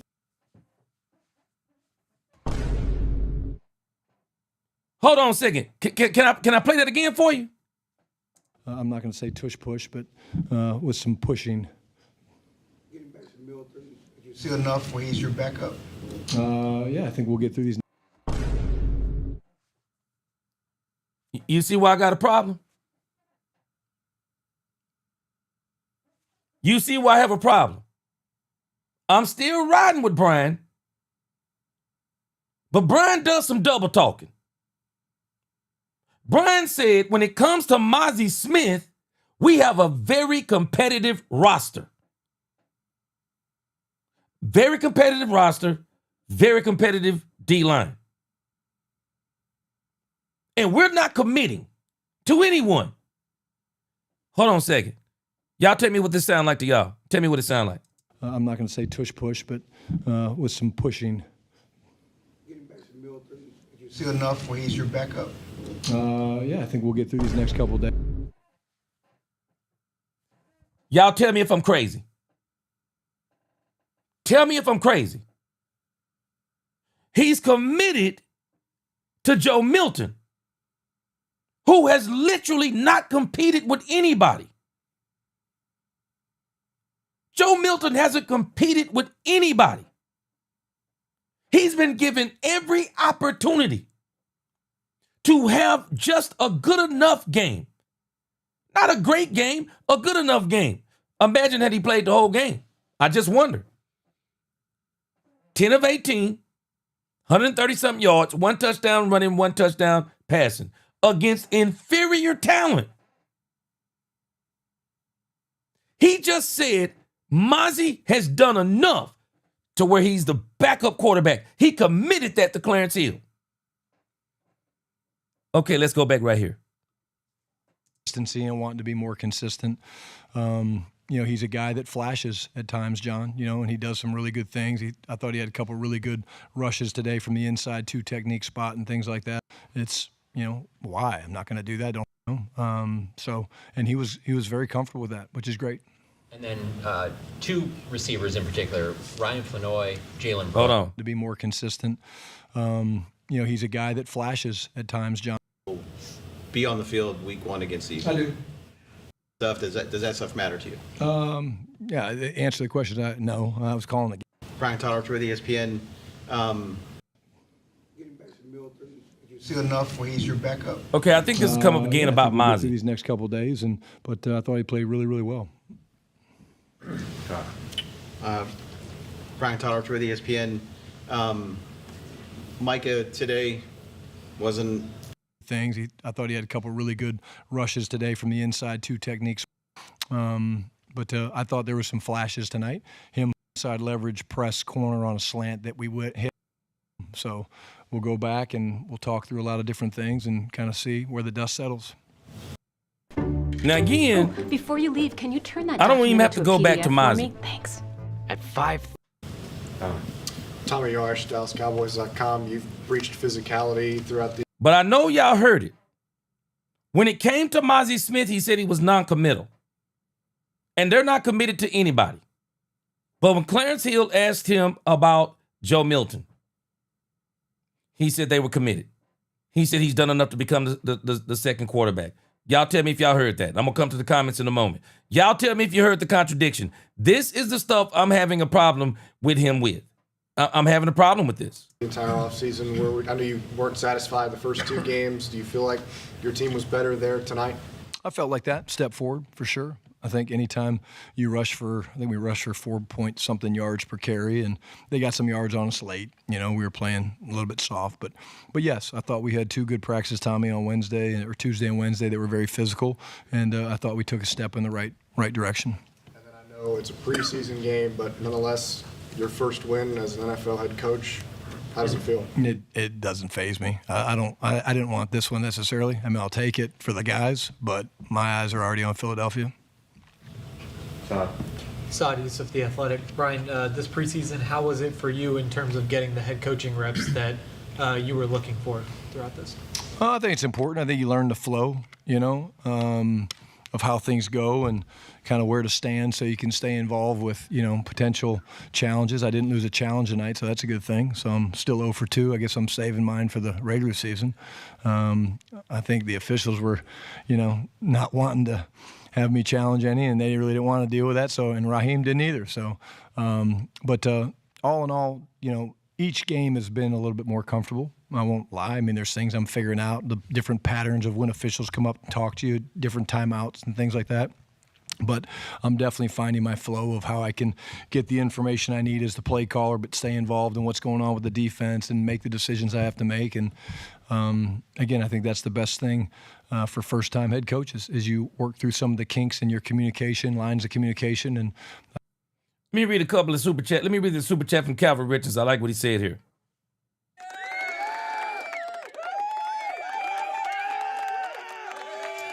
Calvin says, Blue is explosive. Can't wait to see him behind the starting offensive line. And I want to see him get on the edges. Get him to the second level, and he should be able to use his speed and quickness. Yeah, I want to see him. I want to see him get there too, but I definitely want to see him get him some on the edges. Mozzie played 2 quarters. He played deep into the game. He played 2 quarters. He could be in trouble. Man, I'm telling you. Boy, he going to make... Boy, they cut Mozzie, they going to make some of these doggone Cowboy... They going to make some of these Cowboy fans mad because I've been seeing this push for Mozzie. Boy, they going to be mad if they cut Mozzie, boy. Boy. But again, did y'all notice? When it came to Joe Milton, he was very committal. When it came to Mozzie, oh, we're not committing to anybody. Which one is it, Brian? Which one is it? And for everybody just saying that Will Greer didn't look good, of course he didn't. They put the man in at the worst part of the game. They didn't put that man in a position to succeed. They put him in a position to fail. And I believe the Cowboys have done this on purpose all along. They didn't want Will Greer to look better than Joe Milton. They didn't want him to. That's why they didn't let him compete. Because if you would have let him compete and you would have said, hey, you're going to start the first game and then Will Greer is going to start against the Ravens, I promise you, Will Greer would have looked good. You let Will Greer get a whole week of practice in. Will Greer getting rep after rep after rep. I bet you Will Greer would have looked good. And Shotty, man, I'm telling you, Shotty sold us a bill of goods on this. Trying to tell us that this man, Will Greer, was competing in other ways and not on the field. He's competing in the film room. What? Well, let Joe Milton compete in the film room. Joe Milton didn't earn no backup quarterback position. But again, none of this matters as long as Dak Prescott stays healthy. But I'm telling you, Brian Schottenheimer double talks. He double talks. He said this is a competitive roster. Joe Milton didn't compete. We're non-committal to no one when it comes to Mozzie, but he committed to Clarence Hill when it came to Joe Milton. Brian, which one is it? Which one is it, Brian? You got to tell us. Now, I'm not as concerned about all of this. We're talking about backups. So I'm not as concerned. We're talking about backups. I think this team is totally dependent upon, all we worried about is our first team. I really think that's what this team is right now. All we're worried about is our first team, and they all need to stay healthy. And especially Dak Prescott. Because I'm going to tell y'all this. If Dak Prescott goes down, this season going to be hell. This season is going to be literal hell. Because we'll be going through another season with a talented roster, trying to develop a quarterback or playing with a quarterback that we know is not ready to be a starting NFL quarterback. All I'm going to be doing is praying this year. That's all I'm going to be doing. I'm hoping they get everything together. But I'm telling you, if you listen to Brian talk with this stuff, Brian is up in this thing tripping. He is up in this thing tripping. Lost in translation. He said, I heard it, G. Yeah, we're non-committal. Yeah, we're not committed to anyone when it comes to Mozzie. Man, I didn't think this was happening, but he's almost threatening like they're gonna cut Mozzie. Like they're gonna cut him. It's like Brian just prepared us. Hey, we're gonna cut Mozzie. He's preparing us. Robert Paulson said contradiction is the only vocabulary Jerry speaks. He found Brian was willing to play the game better than Moore Mike. Yep. Do y'all remember when Jerry tried to get Mike McCarthy to do the Trey Lance packages? Mike McCarthy said, nope. No, I'm not doing them. I'll try it, but I'm not going to put a lot of effort into it. Brian is showing, and a part of this, and this is what happens, you got to be very careful. When someone gets you, when no one else wants you, you're at their mercy. You're so appreciative that they gave you the job, you're willing to do anything. I'm telling you.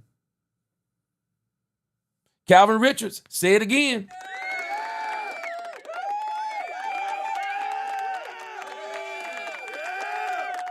Calvin Richards said the people Milton played against won't be in the league after Tuesday. Straight up facts. Straight up facts. I'm just telling us, this is shameful. This is absolutely shameful. I know they gave him a 5th round pick for Joe Milton. But how do you help Joe Milton and you didn't make him compete with Will Grier? This man up in here talking about this man pushing Dak Prescott. Man, this man wasn't pushing nobody. But then when you get to Mozzie Smith, you get to Mozzie and you start saying, yeah, we're not committed to nobody. What? Wow. Boy, let me tell you. This Mozzie, I'm gonna call it the Mozzie mob. This Mozzie mob gonna go crazy if they cut Mozzie. They gonna go crazy if they cut Mozzie. Lisa Worley said Mozzie played good. Now again, I'm just gonna say this about all of them. Lisa, it's not just him. Boy, the Falcons were awful though. Boy, the Falcons were awful. They were. Dangle said, geez, because there's a Mozzie Smith fanboy club, it is, going around the city of DFW, and they want him to be the one tech. But you know what's crazy, Daniel? I don't even think they want him to be the one tech. I really don't even know what the argument is. I don't even think they want him to be the one tech. I just think they're saying that he's not that bad. Because even those people say the Cowboys need a one tech. I don't even know what the argument is about. But I can tell you this. That man just point blank range said, yeah, we're not committed to, we're not making a committal to Mozzie. Wow. Boy, this man, let me read this. Lisa Worley said if Milton played like he played tonight all the time, he could probably start somewhere. Lisa, exactly. This man played against the worst team, the worst Falcon team that they could. I'm telling you, the only thing the Falcons wanted to do was get this game over with tonight. The Falcons didn't put, I don't even think that was a bubble team they put out there. I think that was a, hey, we got a 3rd preseason game. We already know what our roster is. We got to play it, so put these guys out there. Man, I'd be shocked if any of those guys are hauling on the team. Lost in translation said Will Grier's competing in the game of life. That's it. That's it. And Will Grier agreed to this. Will Grier agreed to it. Just to get a paycheck. It's a travesty. It's a travesty. It is.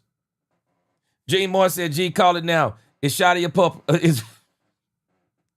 It's shot of your puppet. Say it. I'm struggling, Gene. I got to see more. I'm struggling. I got to see more. I think he's going to be masked behind a very good offense. And it probably won't matter in the grand scheme of things. It probably won't matter in the grand scheme of things, Gene, because at the end of the day, if Dak Prescott stays healthy, none of this matters. What they're preparing Joe Milton for, what I believe the Cowboys are preparing Joe Milton for, the Cowboys are preparing Joe Milton for just in case in the next 3 years. That if they're willing to eat Dak Prescott's huge, if they're willing to eat Dak Prescott's huge cap hit, They got Joe Milton, I think, 4 years for $1 million for 4 years. $1 million each, $1 million each year. I think the Cowboys are basically saying that we are trying to get him ready so that when Dak's next deal come around, we will be able to use him as leverage. And if not just leverage, if they want to walk away from Dak, we'll see. We'll see. But I can tell you this is brewing. I can see it brewing. They're hyping up Joe Milton in ways that don't even make sense to me. They're hyping him up in ways that don't make sense. I think this is for something down the road. Not for anything right now. I think they know he's not ready. And the Cowboys are not going to eat that Dak Prescott money right now. They want this man on the field for the next 3 seasons. But we're going to see what happens after year 3. And I'll tell you this, Shotty better be winning too. Because I'm going to tell you this. If Dak gone, Shotty gone. If Dak is gone, Shotty is gone. Book it. I thought, I definitely got more comfortable with some of the ways that we communicate on game day. What have you learned about how you have to moderate between your responsibilities as the offensive coach and play caller, and B, the defense and everything on that side of the ball as well? Well, I think that's the job of the head coach, and I think the fact that we have a terrific offensive and defensive staff allows me to where I don't have to look and sit and stare at every different thing that goes on. I get great feedback from different people. I'm on the headset every time that they go over to defense, and constantly in communication with Flus and those guys. And again, it's multitasking, but it's what you do. And I think again, a lifetime in football definitely makes it a little bit easier for me. I've been on headsets really my entire life, going back to the days of holding my dad's headset, and wearing a headset at Florida for Coach Spurrier. But it's a cool thing to sit there and just hear the flow of the game. I was really, really proud of ourselves today with the takeaways. We really had 3. One got called back because we were, took our helmet off. We got to be better with that. There was a couple of discipline things that we'll address and talk about.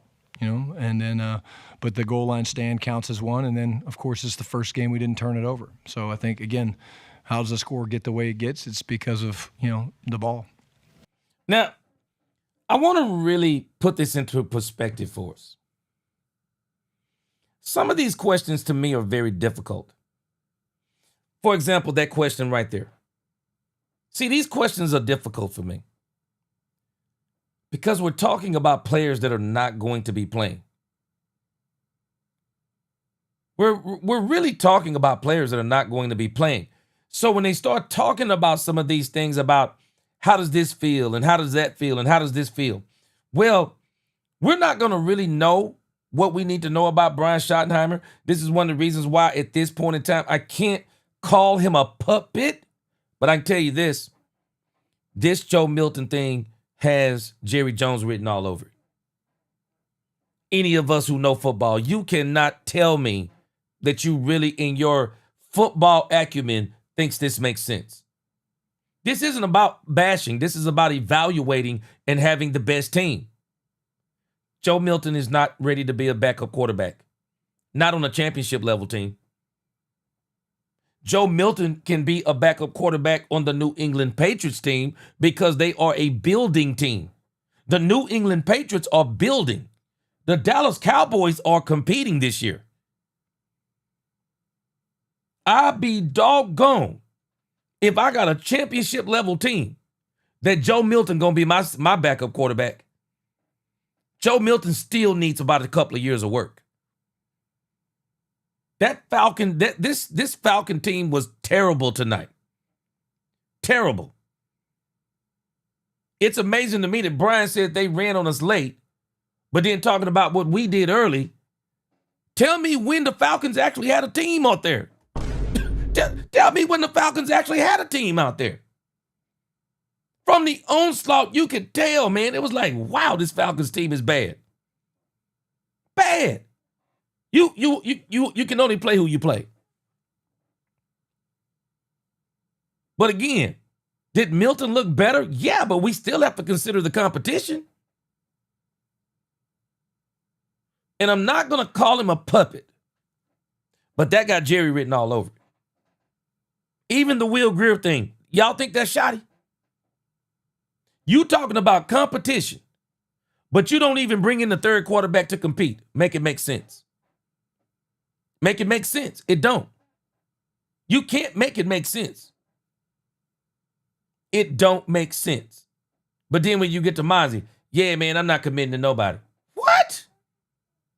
You just committed. I'm just saying, man. And again, let us put this in our minds.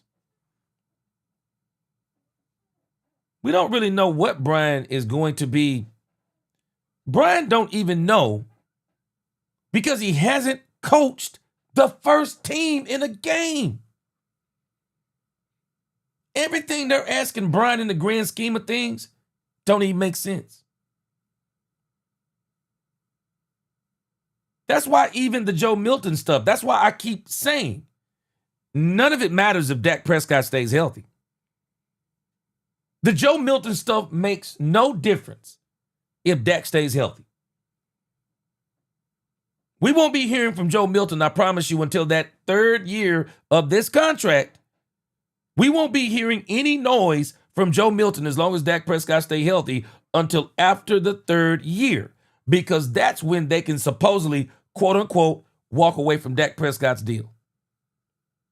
Supposedly. We're going to see how that goes.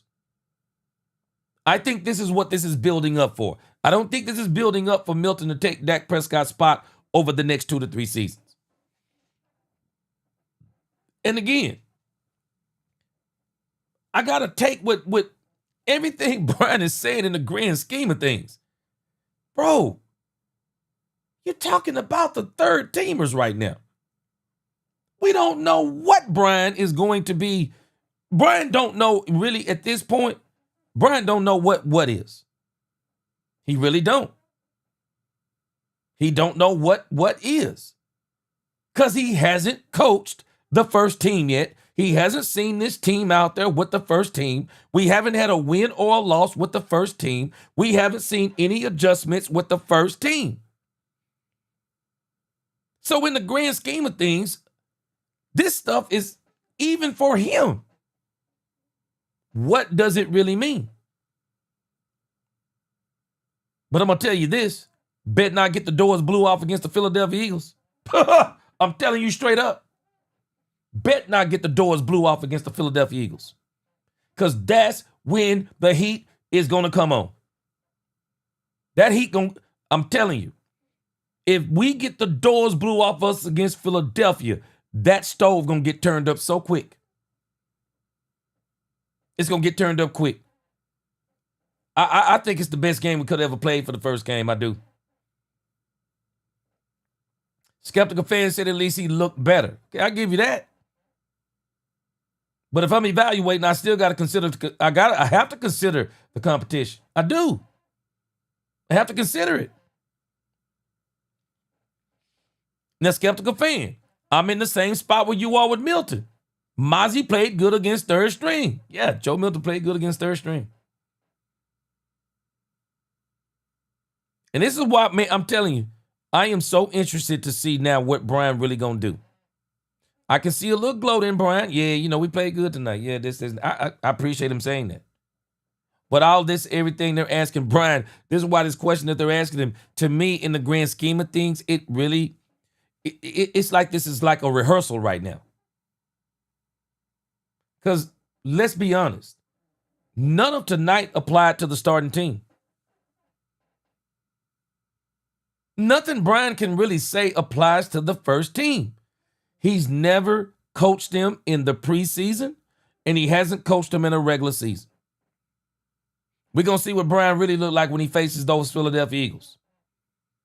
And if he beat them, he going to turn some heads real fast. If they blow the doors off of us, the heat going to turn up real fast, even when there will not be none necessarily from Jerry. Tell It Like It Is said, gee, it's Mozzie film on Okoye media page showing him play dominant versus Philly and the Ravens last year. Okay, you know, Tell It Like It Is. You know the thing that I was wondering, and I haven't looked at it, but I've heard that Okoye media does great work. But my thing is, when you start talking about Mozzie, I think you have to watch, and this is why I say with these guys, you know what we do on this level, and I don't do this, but what we do on this level, and I just include all of us as far as content creators, even the media. Anybody can go get, and this is not knocking Okoye. I don't know what he's done. I don't know him, but like I said, big respect to him. He's well respected in the community. A lot of people like his film work. But I don't know if you can just go look at one game on a player. And I told y'all this before. These people in this game, they do this way better than anybody you know on this level.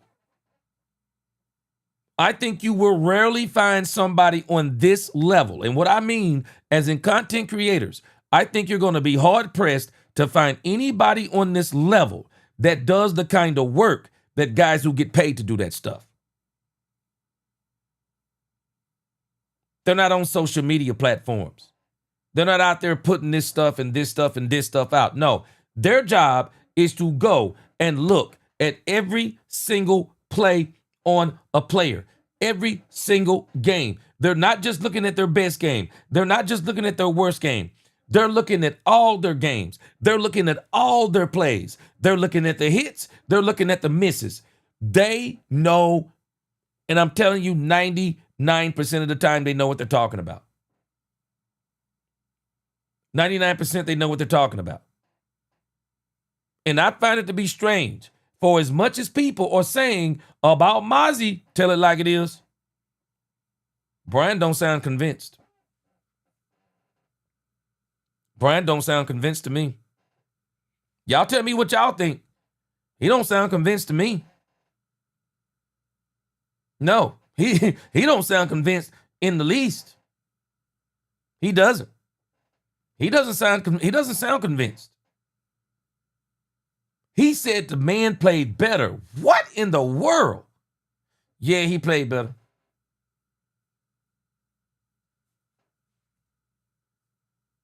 Lou Dog, this is exactly what I was saying, Lou Dog.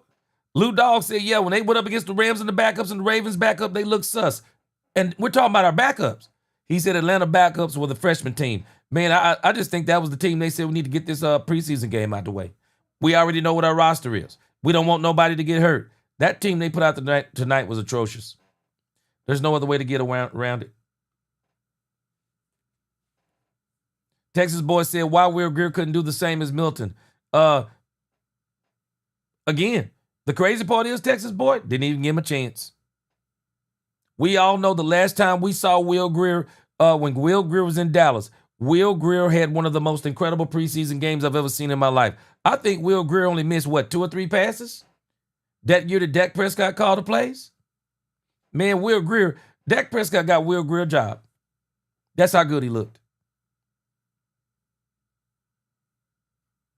Jay Wee, he said, I'm just trying to make it to 9-4 without losing my mind. Hey, I'm with you. I'm ready for this season to start. I'm so glad this is over. But again, in the grand scheme of things, the stuff that they're asking Brian, guys, I even have to keep this in my own mind. None of this stuff to me really matters. He has not coached the first team yet. Brian don't even know what it feels like to. Brian don't even know what it feels like to actually coach the starting team in a real game. I'm telling you, I think this Dallas Cowboys offense is potent. But I'm telling you this. Mike Tyson said it best. Everybody got a plan until they get punched in the face. Everybody got a plan until they get punched in the face. I want to see how Brian Schottenheimer responds against the Philadelphia Eagles. I want to see it. Man, I'm so excited for that September 4th game. I don't know what to do. This is when we're going to get to start seeing the real Brian Schottenheimer. Yeah, Randy McIntyre, appreciate that super chat. Randy McIntyre. He said trade for Jameis Winston. Milton's not a quarterback. Randy McIntyre, if we're being honest with ourselves, this man is not a backup quarterback for a championship level team. Neither is Will Grier. This is not a knock on just Joe Milton. I started talking about this a couple of days ago. I don't want Will Grier to be my backup on principle. I don't want Will Grier to be my backup. I don't want a quarterback that would be willing to come to a team and not be allowed to compete for the job. I don't want that quarterback. I don't want that quarterback, bro. You can't quarterback for me. I wouldn't have even, if the Cowboys would have told my agent that, lose my number. Lose my number. I'm a football player. I compete. Now, if I'm an older quarterback like Joe Flacco, whatever. Yeah, I'll come in. Yeah, I'll help you mentor that quarterback. Yeah. If I'm Cam Newton, man, yeah, I'll take that paycheck. Yeah, I'll come in, I'll mentor the young quarterback all through all through OTAs, all through training camp, all through preseason games. Yeah, I'll mentor him. And then if you want me to, I'll stay on as an emergency quarterback, or you can cut me, no big deal. I'll just take the check. Will Grier to me is too young to be conceding like that. And I don't want him, I wouldn't even want him to be the quarterback. This isn't just about Joe Milton. Will Grier ain't good enough to be the backup quarterback on a championship level team. He ain't even good enough. I wouldn't even want him here. I'm telling you, man, Will Grier, yeah, they ain't gonna try to sell up. Yeah, he competing in the doggone film room. Man, get out of here. Get out of here. But again, I'm telling you, all this stuff that they're asking Brian, I mean, it really don't matter in the grand scheme of things. Surely we're not going to see a lot of these guys play. Some of them we will see them play. And I think that Brian may be talking right now. I think one of the surprises could be, y'all remember when Brian said he's going to surprise us with some of the people who make this team and who get cut? Mozzie might be one of them. If you're a producer who hates AI, yeah, this Mozzie plugin may be might one change of your them. mind. This is reimagining co-producer. You can take any. Yep, Mozzie may be one of them. Yeah, Tim Kalishaw, Dallas Morning News. How comfortable are you with kind of the unknown of today's NFL, starters basically not playing, and then specifically the running game? How do you feel like you have a handle on what kind of running game you have with guys doing as little as they did? Yeah, again, Tim, I think, a lot of it is. All right, let me give you some clarity, skeptical fan of Texas, what I'm saying. Milton's winning is a positive reinforcement that developmental quarterbacks needs. Skeptical fan, you're answering my question, or you're saying what I'm saying. So you're telling me you want a developmental quarterback to be QB2 on a championship level team. Skeptical fan, I know you wouldn't do that. We're not talking about on a team that you're kind of putting together. The Cowboys are literally a championship level team. This offense on paper is better than 2023. This defense on paper is better than 2023. If they put it all together, even with the schedule we have, this Cowboys team is going to win somewhere between 11 and 13 games. We literally have a top 4 NFC team this year. We got to understand the situation that we're in. Who is it? Detroit? Rams? I think Philly takes a step back, but you could say Philly. Commanders, I think they're going to take a huge step back. Who is it after that? The Cowboys are better than Arizona. The Cowboys are better than the Tampa Bay Buccaneers. The Cowboys, we're going to see if they're better than the Green Bay Packers.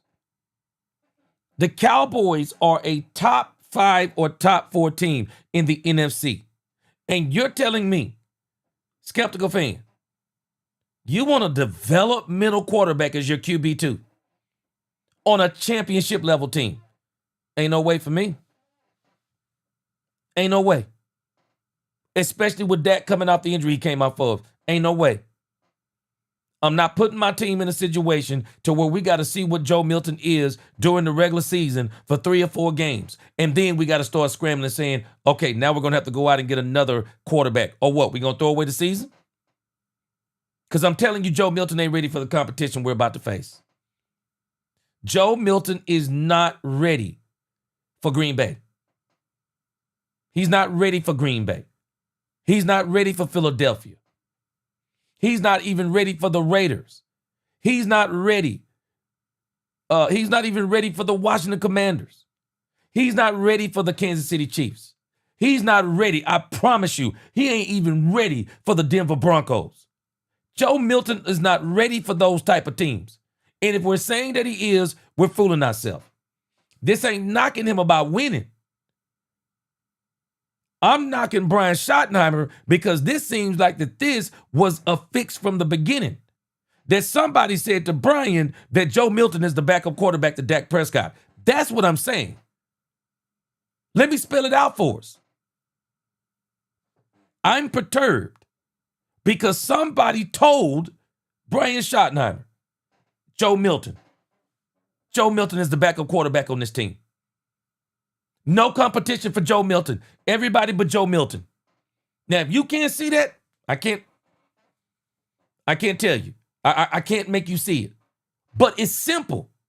It is obvious that Joe Milton is being given the job. I have no problem with saying Joe Milton looked better. I am going to say he looked better against terrible competition. He didn't look good in week 2. He didn't look good in week 1. He regressed in week 2. He looked better against, man, these dudes were the Falcons didn't even put a team out there. Of course he looked better. We should be disappointed if the score wasn't what it was. But again, we got to see where Brian is. Because at the end of the day, we're talking about the third string. And this is why all these questions they're asking Brian about, how does he feel about this and how does he feel about that, don't mean a hill of beans. Talk to me after the Philadelphia game. Talk to me after game 4. We're going to see what Brian is then. These preseason games, he's not on the hook for these. Talking about the third string team in the grand scheme of things is kind of like, this is kind of like rehearsal to me. It's not the real deal. Let the doors get blew off us against Philadelphia. You watch what that conversation going to be like. Yep, Randy McIntyre. I said it earlier. Troy's back up with Steve Berline. Appreciate that super chat. Steve Berline, Jimmy was ready to allow Steve Berline to compete with Troy Aikman until Jerry told him. And I guarantee you, similar to what he told Brian, Jerry said he told Jimmy, Troy is the quarterback for the Dallas Cowboys. How much you bet he told Brian? We gave up a 5th round draft pick for Joe Milton. He's our backup quarterback. Shameful. Shameful. There is no way I'm letting a developmental quarterback be the backup quarterback for a championship level team. That is nothing against Joe Milton. I don't even think Will Grier should have his butt in here. I don't even think Joe Milton should have it. Will Grier should have his butt in here. No, neither one of them is good enough to be a backup quarterback on a championship level team. Neither one of them. But again, all this stuff that Brian Schottenheimer is saying, bro, we talking about the third preseason game. Now, if there's a game that really don't matter, it is definitely the third preseason game. This is dress rehearsal.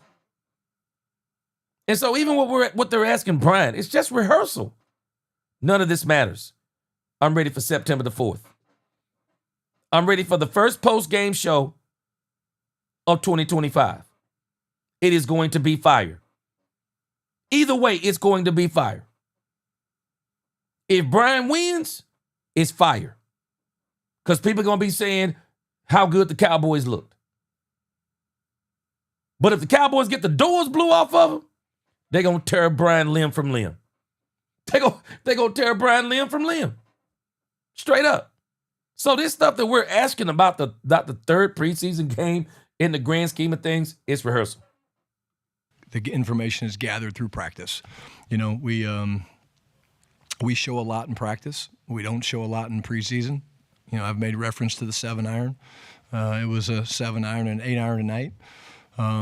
But I do think that, you know, we have a good identity of what we're going to be and understand kind of with our players how the scheme fits what we're doing and how we're going to marry things up. That's a huge part of it, Tim, is how you marry your runs and your action passes and things like that. And I think we have a really good feel for that. But in today's day and age, you don't need to necessarily show things. And again, I've talked about it before. It's a philosophy. A lot of guys want to play their guys, and that's fine. But again, I'd like to be in a controlled environment going against our defense and having them go against us and not showing the world kind of who we're going to be. Okay, so let me show you something. Hold on a second. Let me read a couple comments. I appreciate the comments y'all making. Daniel said, I just think the next 3 days is going to determine what we do come roster cut time and what moves we make before week 1 against the Eagles. Yeah. Actually, Daniel, I think it's going to take more than 3 days. The reason why I think it's going to take more than 3 days is because I don't think everybody's going to make all of their cuts necessarily. I don't know when they need to cut down. When do you have to be down to the 53-man roster? I meant to look that up earlier because that's really the date that we need to probably be circling.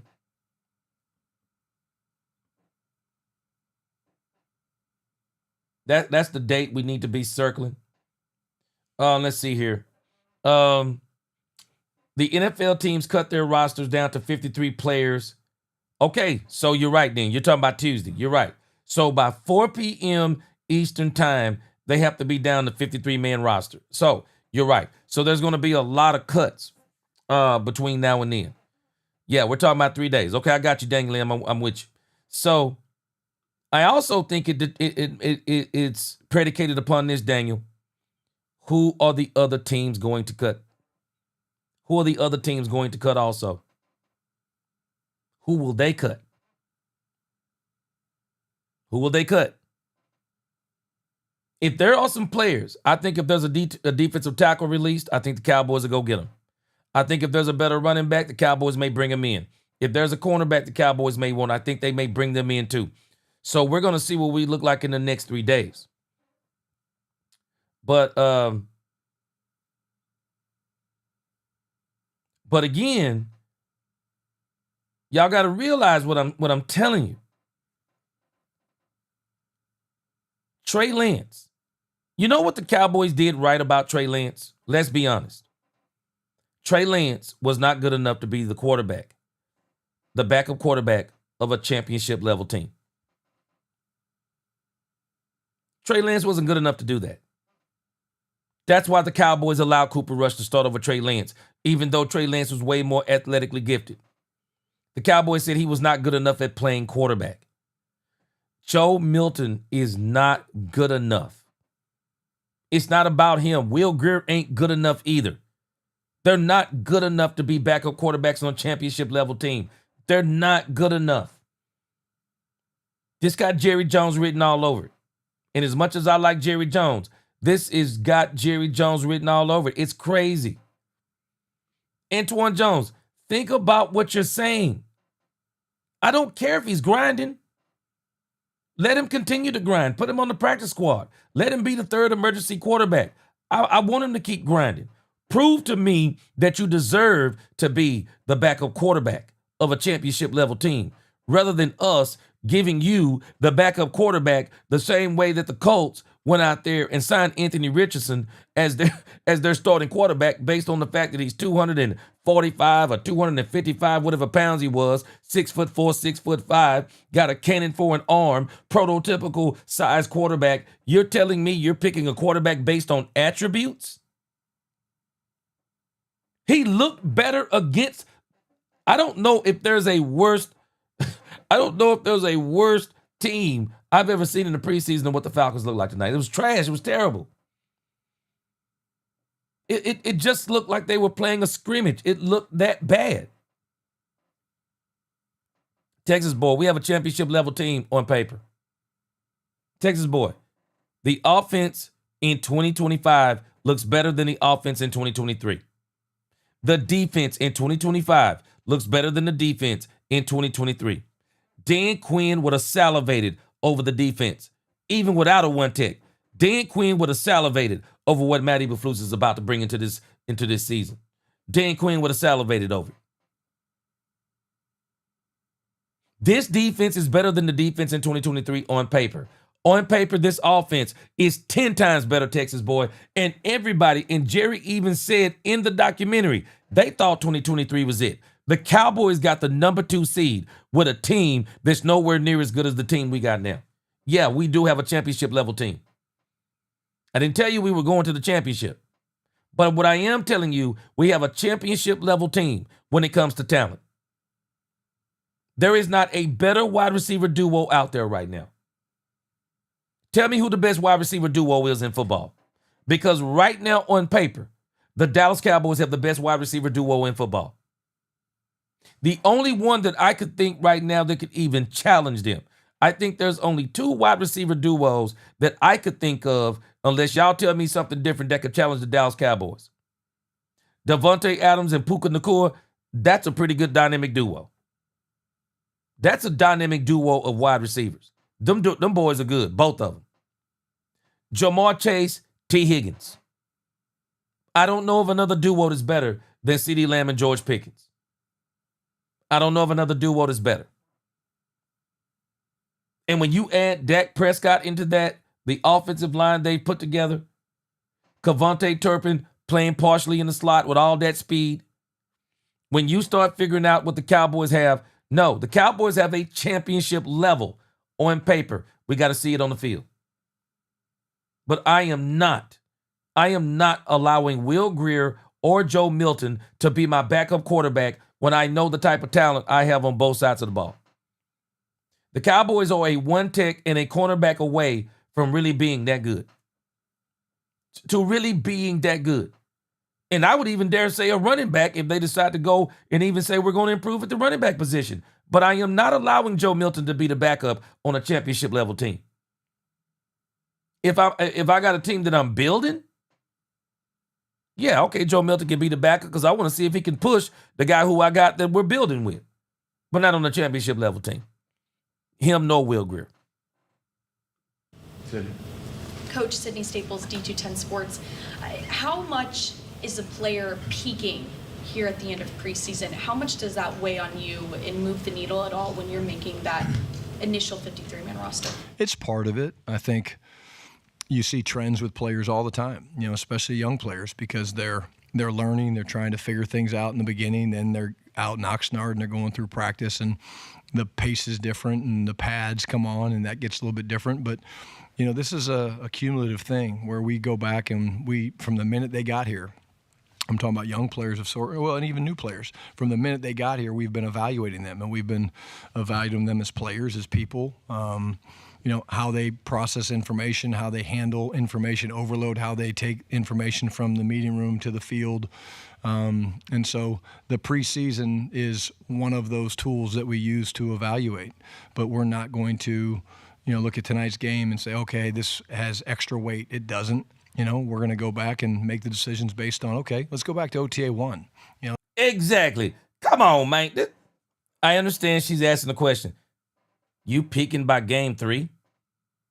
No, you don't get to peak in game 3. You better be peaking by game 2. Because game 3 are bubble players. Game 3 is the players that I still want to look at because we may not have them on the team. The heck you talking about peaking in game 3? Man, if you peaking in game 3, you're not playing. You're not playing in game 3 if you peaking. You peaked through OTAs. You peaked through training camp. You showed it on the field in the 2 preseason games. You get to sit down and not even play because they already know what you are.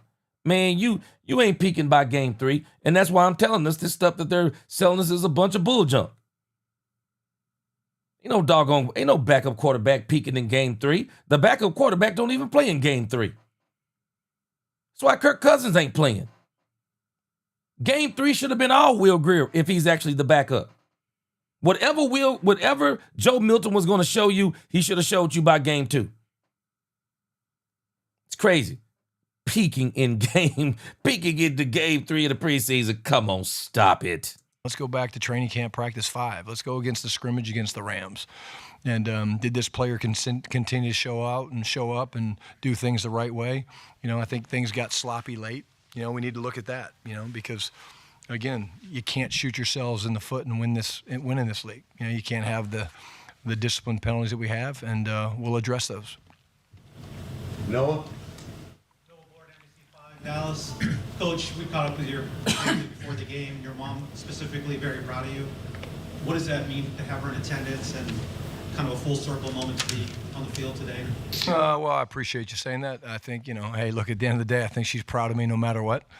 She was proud of me last week when we lost. She was proud of me the week before when we lost. She was proud of me when I got fired. See, Bay said, I see what you're saying. He said, I agree with you wholeheartedly, G. I'm telling us we have a championship level team. I'm just telling us whether we accept it or not, we have a championship level team. And Will Grier nor Joe Milton can be the backup on a championship level team. No, you're not gonna find people doing that.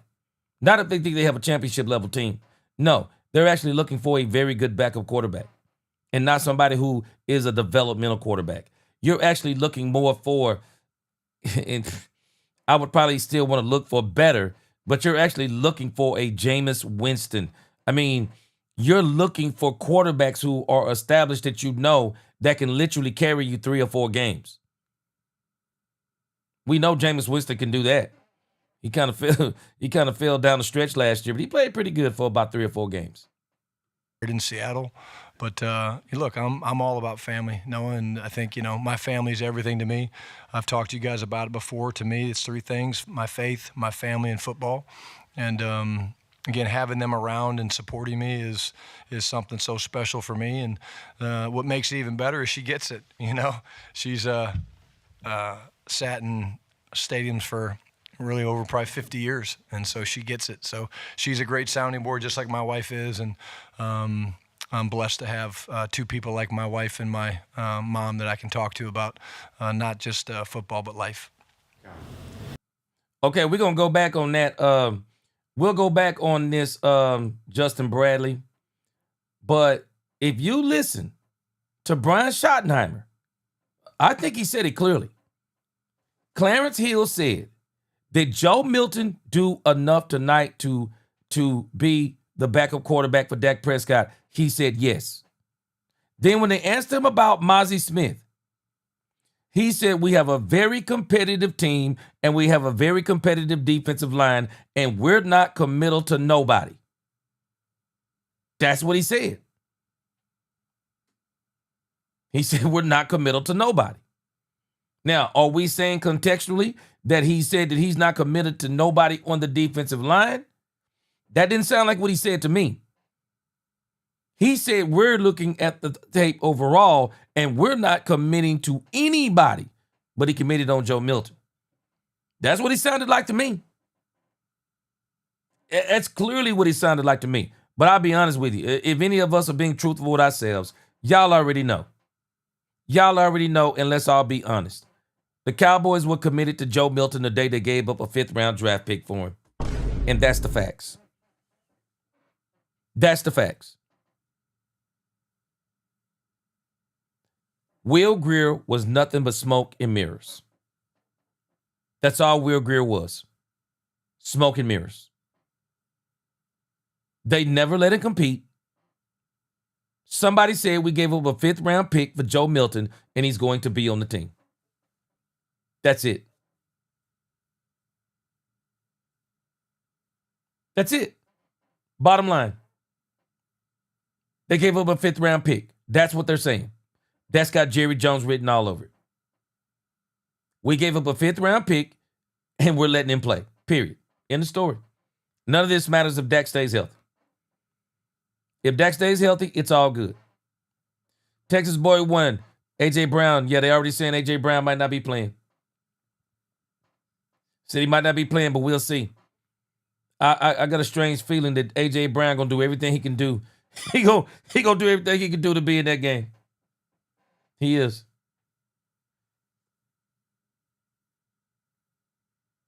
Okay, let me see. All right. Mo Money, I appreciate the feedback. He said he broke down every single snap when Mozzie was on the field. Okay.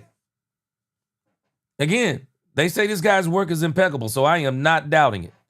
But again, Mo Money, I still say, and this is nothing against Collier or anybody else. Man, I'm telling you, boy, these scouts are breaking down stuff on levels that we don't understand. And the reason why I say this, Mo Money, because you can tell by Brian's tone. You can tell by Brian's tone that they're not sold on Mozzie. Brian is telling us they're not sold on Mozzie. And I think what they're looking at, I don't think they're looking at last year's tape only. I think they're looking at the tape under Dan Quinn too. Because I'm telling us that this Matt Eberflus defense, it's very similar to me, at least. It's similar to Dan Quinn. Some of these concepts that Matt Eberflus has, they sound exactly like the stuff that Dan Quinn was saying. The exact same stuff. And it seems like to me, they have some of the same expectations for Mozzie in this defense that they had for him in the Dan Quinn defense that I don't think he played so well in. I thought Mozzie looked a whole lot better in the Zimmer defense. I thought he flashed in the Zimmer defense. I thought he looked way better in the Zimmer defense, but he struggled in that Dan Quinn type of defense. He lost weight. He just didn't look the same, but he gained weight for the Zimmer defense and he looked way, way better. So now he's lost weight again, and it seems like they're going to be asking him to do some of the same things that they wanted him to do in Dan Quinn's defense. I just don't know. But it seems like to me, don't sound like they sold on him to me. And I really feel bad because they were never sold. Dan Quinn never wanted Mozzie Smith. So obviously it was a Will McClay and the front office thing that wanted Mozzie Smith. And for whatever reason, the Cowboys had an infatuation, it seemed like, with these Michigan players while Mike McCarthy was here. I mean, they even went and got Schoonmaker in the second round. Shocked everybody. And even Schoonmaker is not playing like what you would consider a second round tight end. I mean, Schoon is pretty good, but I don't know if he's number 2 good. I don't know if he's number 2 good. But again, I got a strange feeling the Cowboys are still going to keep Mozzie. I got a strange feeling they're still going to keep him. But boy, Brian don't sound sold on him. He really don't. You ever get used to Brandon Aubrey? It's kind of a weapon. When I said to Joe, hey, Joe, we basically need about 10 yards to get in the field goal range. And he was like, what? I was like, yeah.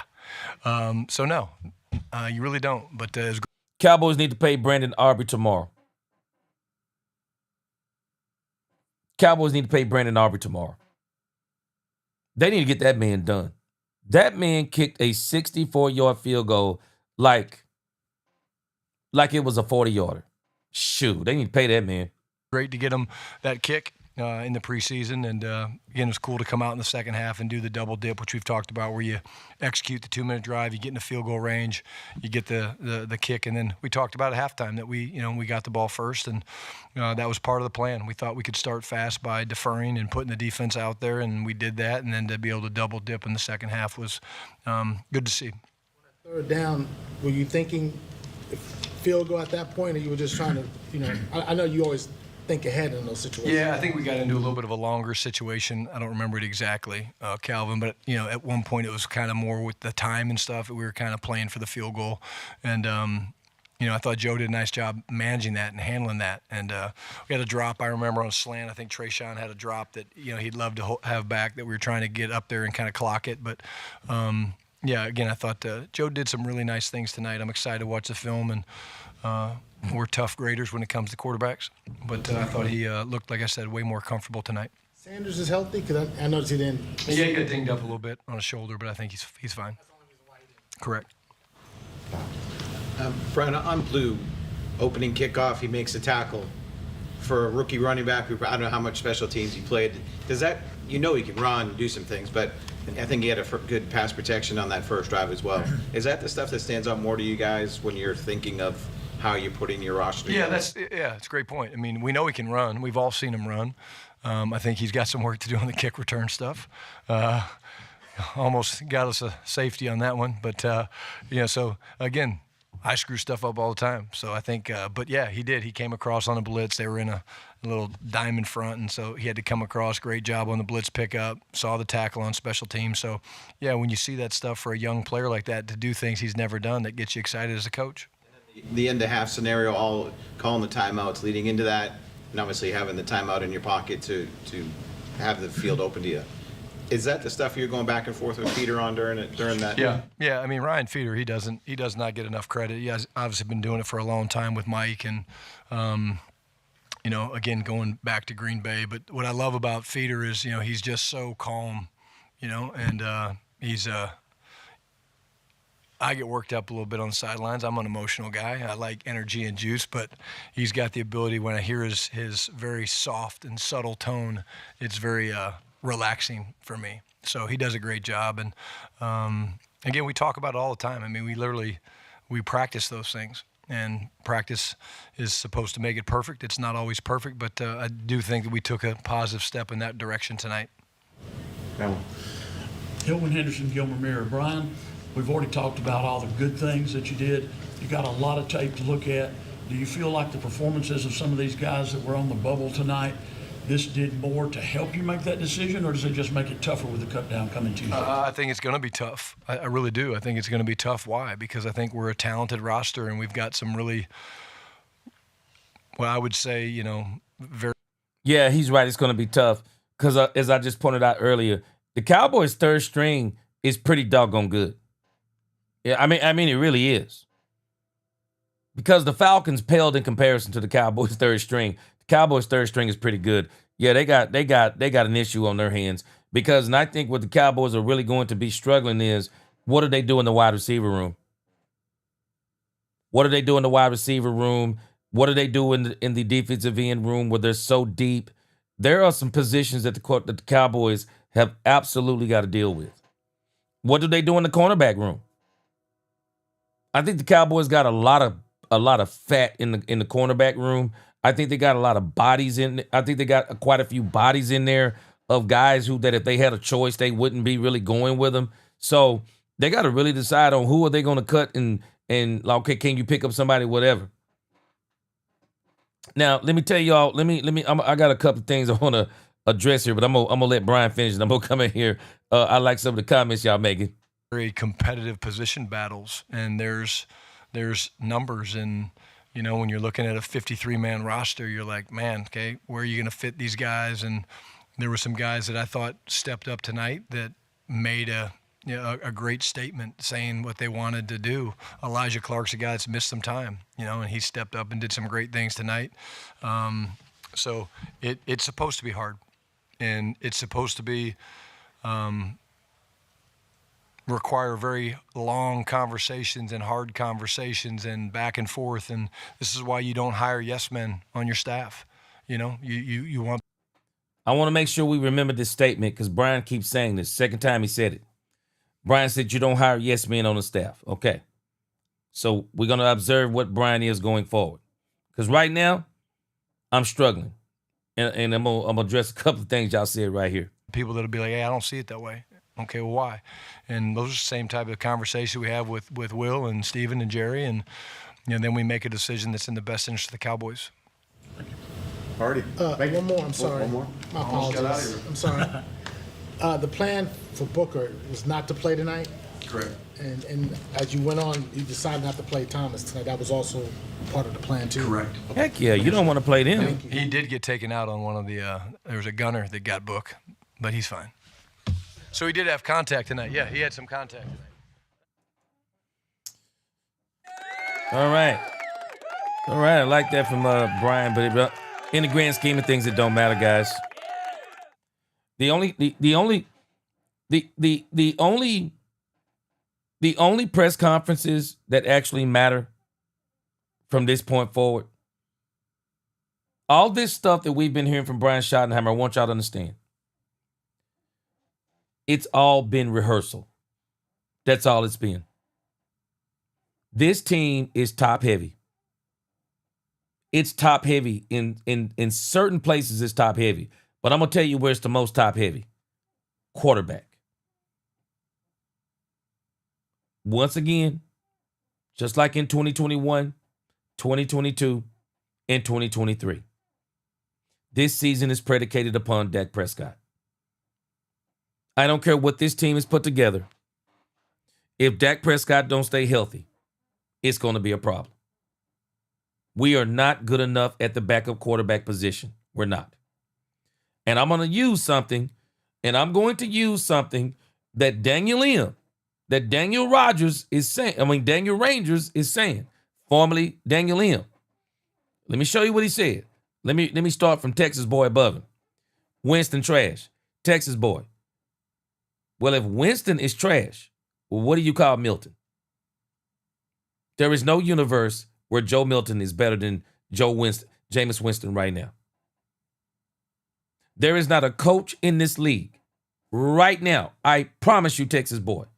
There is not a coach in this league that would tell you that Jameis Winston, that Joe Milton is better than Jameis Winston. There's not a coach that'll tell you that. I promise you they won't. We got to really be honest about Joe Milton. I'm glad the Cowboys got Joe Milton. But we're talking out of both sides of our mouth. We're saying that a developmental quarterback is good enough to be your number 2 on a championship level team. That's insanity. The answer is he's a developmental. You don't have developmental quarterbacks on championship level teams as the backups. No, the backup on a championship level team is actually typically a veteran quarterback. That's who the backup quarterback is on a veteran team. Unless you have went out and you have picked up a first-round quarterback and he's really that good. But you typically want a veteran quarterback. Why do you think the Baltimore Ravens got Cooper Rush? Why didn't the Baltimore Ravens get Joe Milton? Man, we got to start using logic. Y'all do know the Baltimore Ravens could have got Joe Milton, right? The Baltimore Ravens could have offered a 3rd-round pick and got Joe Milton. The Pittsburgh Steelers could have got Joe Milton. The New York Jets could have got Joe Milton. Heck, the Tennessee Titans could have got Joe Milton. The Cleveland Browns could have got Joe Milton. The New Orleans Saints could have got Joe Milton. The New York Giants could have got Joe Milton. We have got to stop doing this in Dallas. We got to stop bashing Jerry and then talking out of both sides of our mouth. We'll bash Jerry about the players that he's brought in, but then we're going along with Jerry, and he's the one that brought in Joe Milton. That's Jerry Jones. I'm telling you, that's Jerry Jones, and I think Brian has got something to do with it too. But if we're calling Jameis Winston trash, because if you didn't catch what I said, I was like, I can't believe I'm kind of saying this, but with Jameis Winston. But you would want a quarterback like Jameis Winston if you have a championship level team, because Jameis Winston can't carry you for a season, but Jameis Winston can carry you better than Joe Milton for 3 or 4 games. There is not a coach in this league that would tell you Joe Milton right now is better than Jameis Winston. They would not tell you that. And we know they wouldn't tell you that, because if they thought that, Joe Milton wouldn't even be with the Dallas Cowboys. Joe Milton was a 6th-round draft pick, 6-year college quarterback. Joe Milton been had these skills. He hasn't developed them. And he hasn't developed them because he hasn't been able to beat somebody out. If you're telling me that Jameis Winston is trash, then you're defeating your own argument with Joe Milton, because Joe Milton is not better than Jameis Winston. He's more athletic, but he's not a better quarterback. I'm not interested in Joe Milton throwing far. I'm not interested in he can run a little bit.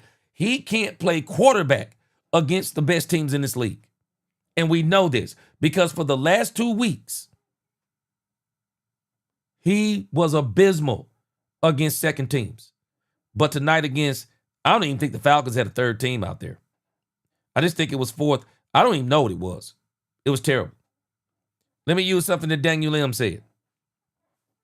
Now watch what Daniel Lim is saying. This is exactly my principle as it applies to Joe Milton. Daniel Ranger just told Lisa Worley, one game doesn't change our minds on Mozzie. So how in the world then can one game change our mind on Joe Milton? Explain it to me. We're talking about the dress rehearsal preseason game.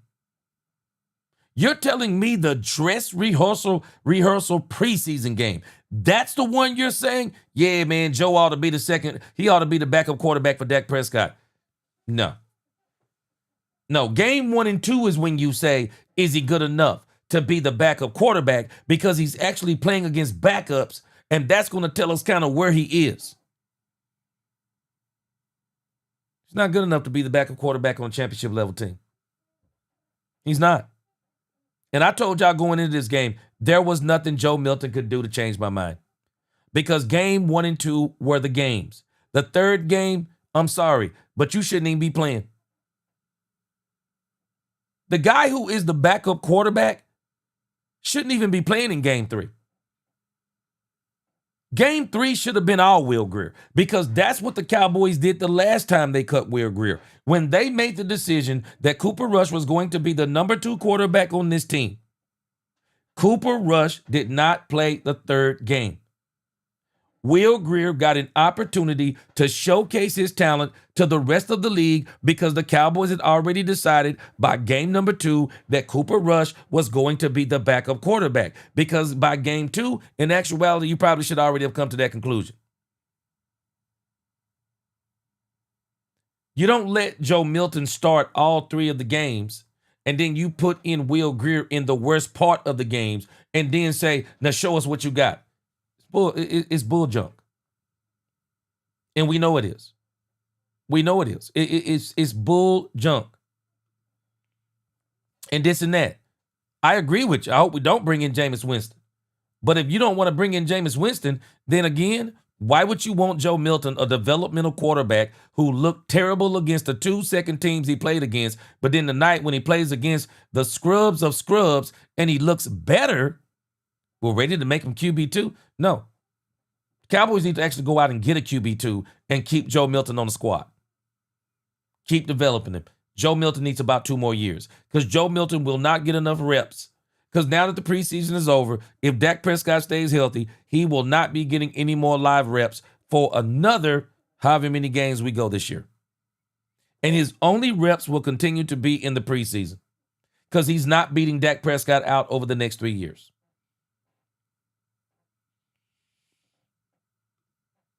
Port City says, so what you're saying is if Dak goes down, we're in trouble. That's exactly what I'm saying. That's exactly what I'm saying. And they know it too. And this whole season seems to be predicated upon Dak Prescott staying healthy. That's what it seems to be predicated upon. Straight up. Straight up, I think that's what it's predicated upon.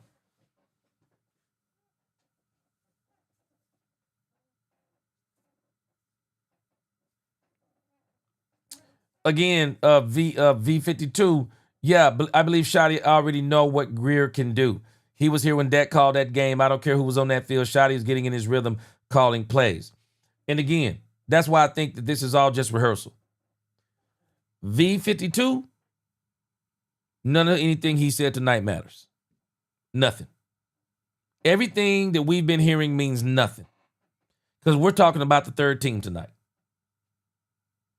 We're talking about the third team. And the reason why I am putting emphasis on a player like Joe Milton, because we're saying he's a number 2. We're saying he's a number 2. And we're saying in the third game, the worst game of them all, that's the one where you said he earned it. No, he didn't. No, he didn't. He looked better against abysmal competition, but he is not good enough to be the backup quarterback on a championship level team. He's not. He's not good enough. they need to go and get a quarterback if they really are saying that we're making a championship level run. Go out and get another quarterback if there is one that is good enough. Tell it like it is. Say, go watch the film and tell me he get pushed around. Oh, you're talking about Mozzie. Hey, I'm gonna tell it like it is, and I can roll with what all of y'all are saying. But I can tell you this: well, Brian Schottenheimer, his staff, and even Brian Broaddus, they're not agreeing with the take on Mozzie Smith. They're not agreeing with it. Now we can kind of take that however we want to, but Brian Broaddus already said that if this was any other team, Mozzie wouldn't be on this team. Brian said that. And you can tell the way, how in the world does Mozzie play how in the world do you have Mozzie Smith playing 2 quarters tonight? Nobody found that to be odd. I thought it was very odd. You got Mozzie Smith playing 2 quarters in the 3rd game against the terrible Atlanta Falcons? What is Mozzie going to show you in this game? Mozzie Smith, what is he going to show you? And if you think about it in this game, guys, Mozzie Smith is danged if he do and danged if he don't. If he beats up on the Atlanta Falcons, somebody says it was the Atlanta Falcons. If he gets beat up against the Atlanta Falcons, somebody says it was the Atlanta Falcons. Mozzie was danged if he do and danged if he don't. I'm really wondering because, again, when you go back to the portion of that interview where he's talking about Mozzie Smith, his whole demeanor changed. Didn't sound too confident in him to me. Didn't sound too confident in him to me. It was crazy. I don't like say I don't know what their I don't know what their y'all got to tell me with everything we're saying about Mozzie. What were they looking for? Why would Mozzie be playing that late into the game? What are they looking for? It's crazy. But I can tell you this. We can have discussions on Mozzie all we want to, but I can tell you this part. I don't think the Cowboys see Mozzie the way some of us do. I don't. I don't think they see him the same. I think there are going to be some serious discussions about Mozzie. I really do. I think there will be some serious discussions about Mozzie. And Brian already said there are going to be some shocks on some people who make and don't make this team. And I am going to be shocked. I'll be honest with you. I'll be shocked if Mozzie don't make this team. I'll be shocked. Gabe Guerrero, what's going on? He said Joe Milton looked like what he and Caleb Williams did against the backup Buffalo Bills with the media gaslighting all y'all. Yep. Shotty is the cheapest coach Jerry could buy. Plain and simple. We gonna see. Gabe, we are going to see. Because I'm telling you this.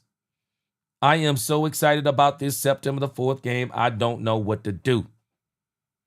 I'm excited about those games. I'm excited about that game. This is when we get to see the real Brian Schottenheimer.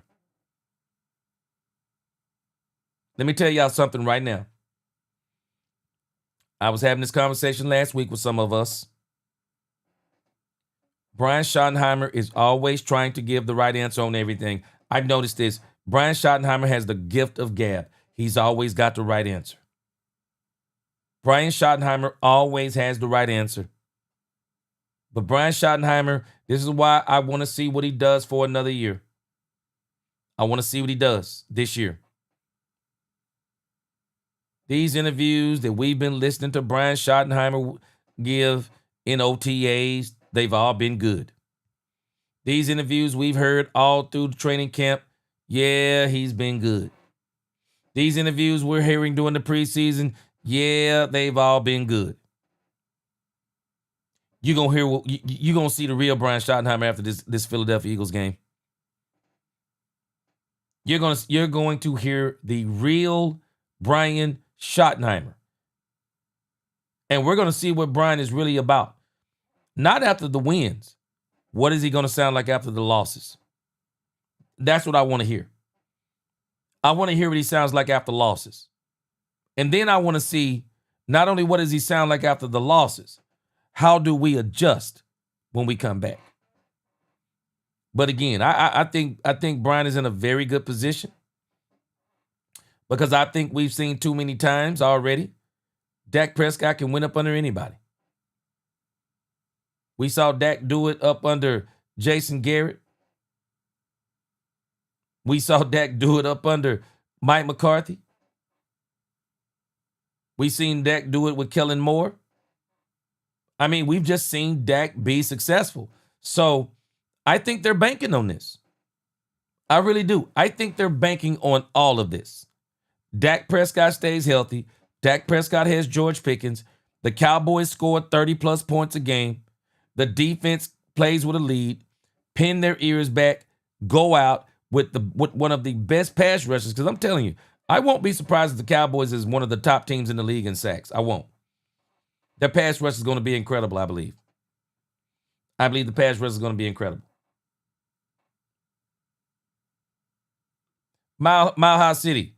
Wait a minute, Mile High City. Now you don't want my answer on this. Well, I guess you do want my answer because you said this.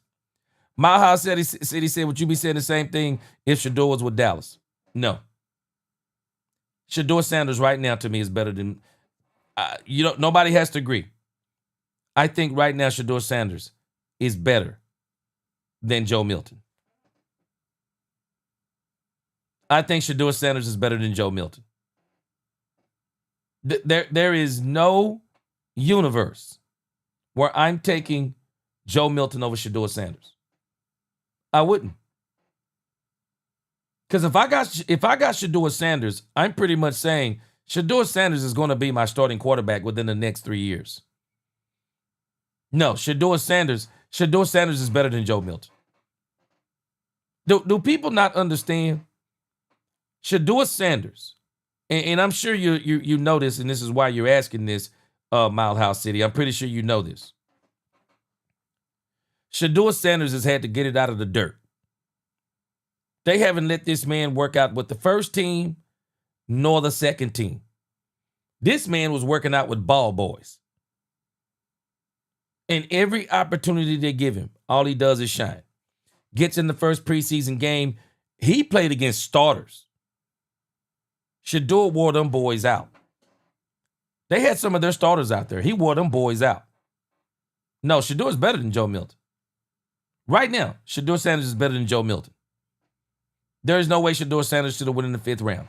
There is no way. Shedeur Sanders should be contending for a starting quarterback on somebody's team or one of these teams that is rebuilding. They're dumb. They should have got Shedeur Sanders. And I think the two teams who really made a mistake is the New Orleans Saints, even though I think they got a plan on trying to get Arch Manning, and the Pittsburgh Steelers. There's no way I am getting Aaron Rodgers. We're not looking at Aaron bleeping Rodgers no more. We're not looking at Aaron bleeping Rodgers. We're looking at Aaron Rodgers, who's on his last leg, who seems like he's getting a paycheck to me. I'd have took Shedeur Sanders. Ain't no way I'd have brought in Aaron Rodgers. No, I'm finna start building my team now. Come on in, Shedeur. The team is yours. Let's get out there and do this thing. But again, all this stuff, it's nothing to get worked up over. It's the 3rd game. I already knew the Cowboys were going to. I told y'all last week they were looking for an excuse to make Joe Milton the number 2 quarterback, and they got it. They made him the number 2 quarterback. It is what it is, and it's shameful. He's the only player that didn't compete to get his job. It started with 8. But again, Antoine Jones, I think Antoine Jones is of the same mindset. None of this matters as long as Dak Prescott stays healthy. Just finally get into a rhythm? Yeah. Just starting to get more comfortable with the offense. Just playing exactly how Shotty wanted me to run those plays and doing what the team needs. You've been giving yourself a letter grade all through the preseason. I got to imagine tonight's letter grade's a good bit better than the first 2. Yeah. Man, I just was happy that we came out there. We got a dub as a team. That was pretty much my main goal, my main focus. It wasn't about the letter grade tonight, but it was just all about just going out there and being all on one accord. Okay. You're not going to give yourself a B minus or a B, a B plus? Nah, I ain't going to give myself. Nah. It's a lot better than a D. It's good. It's good. Just happy we won, man. Yeah. Any feeling of like relief? One thing I can tell you about the media in Dallas,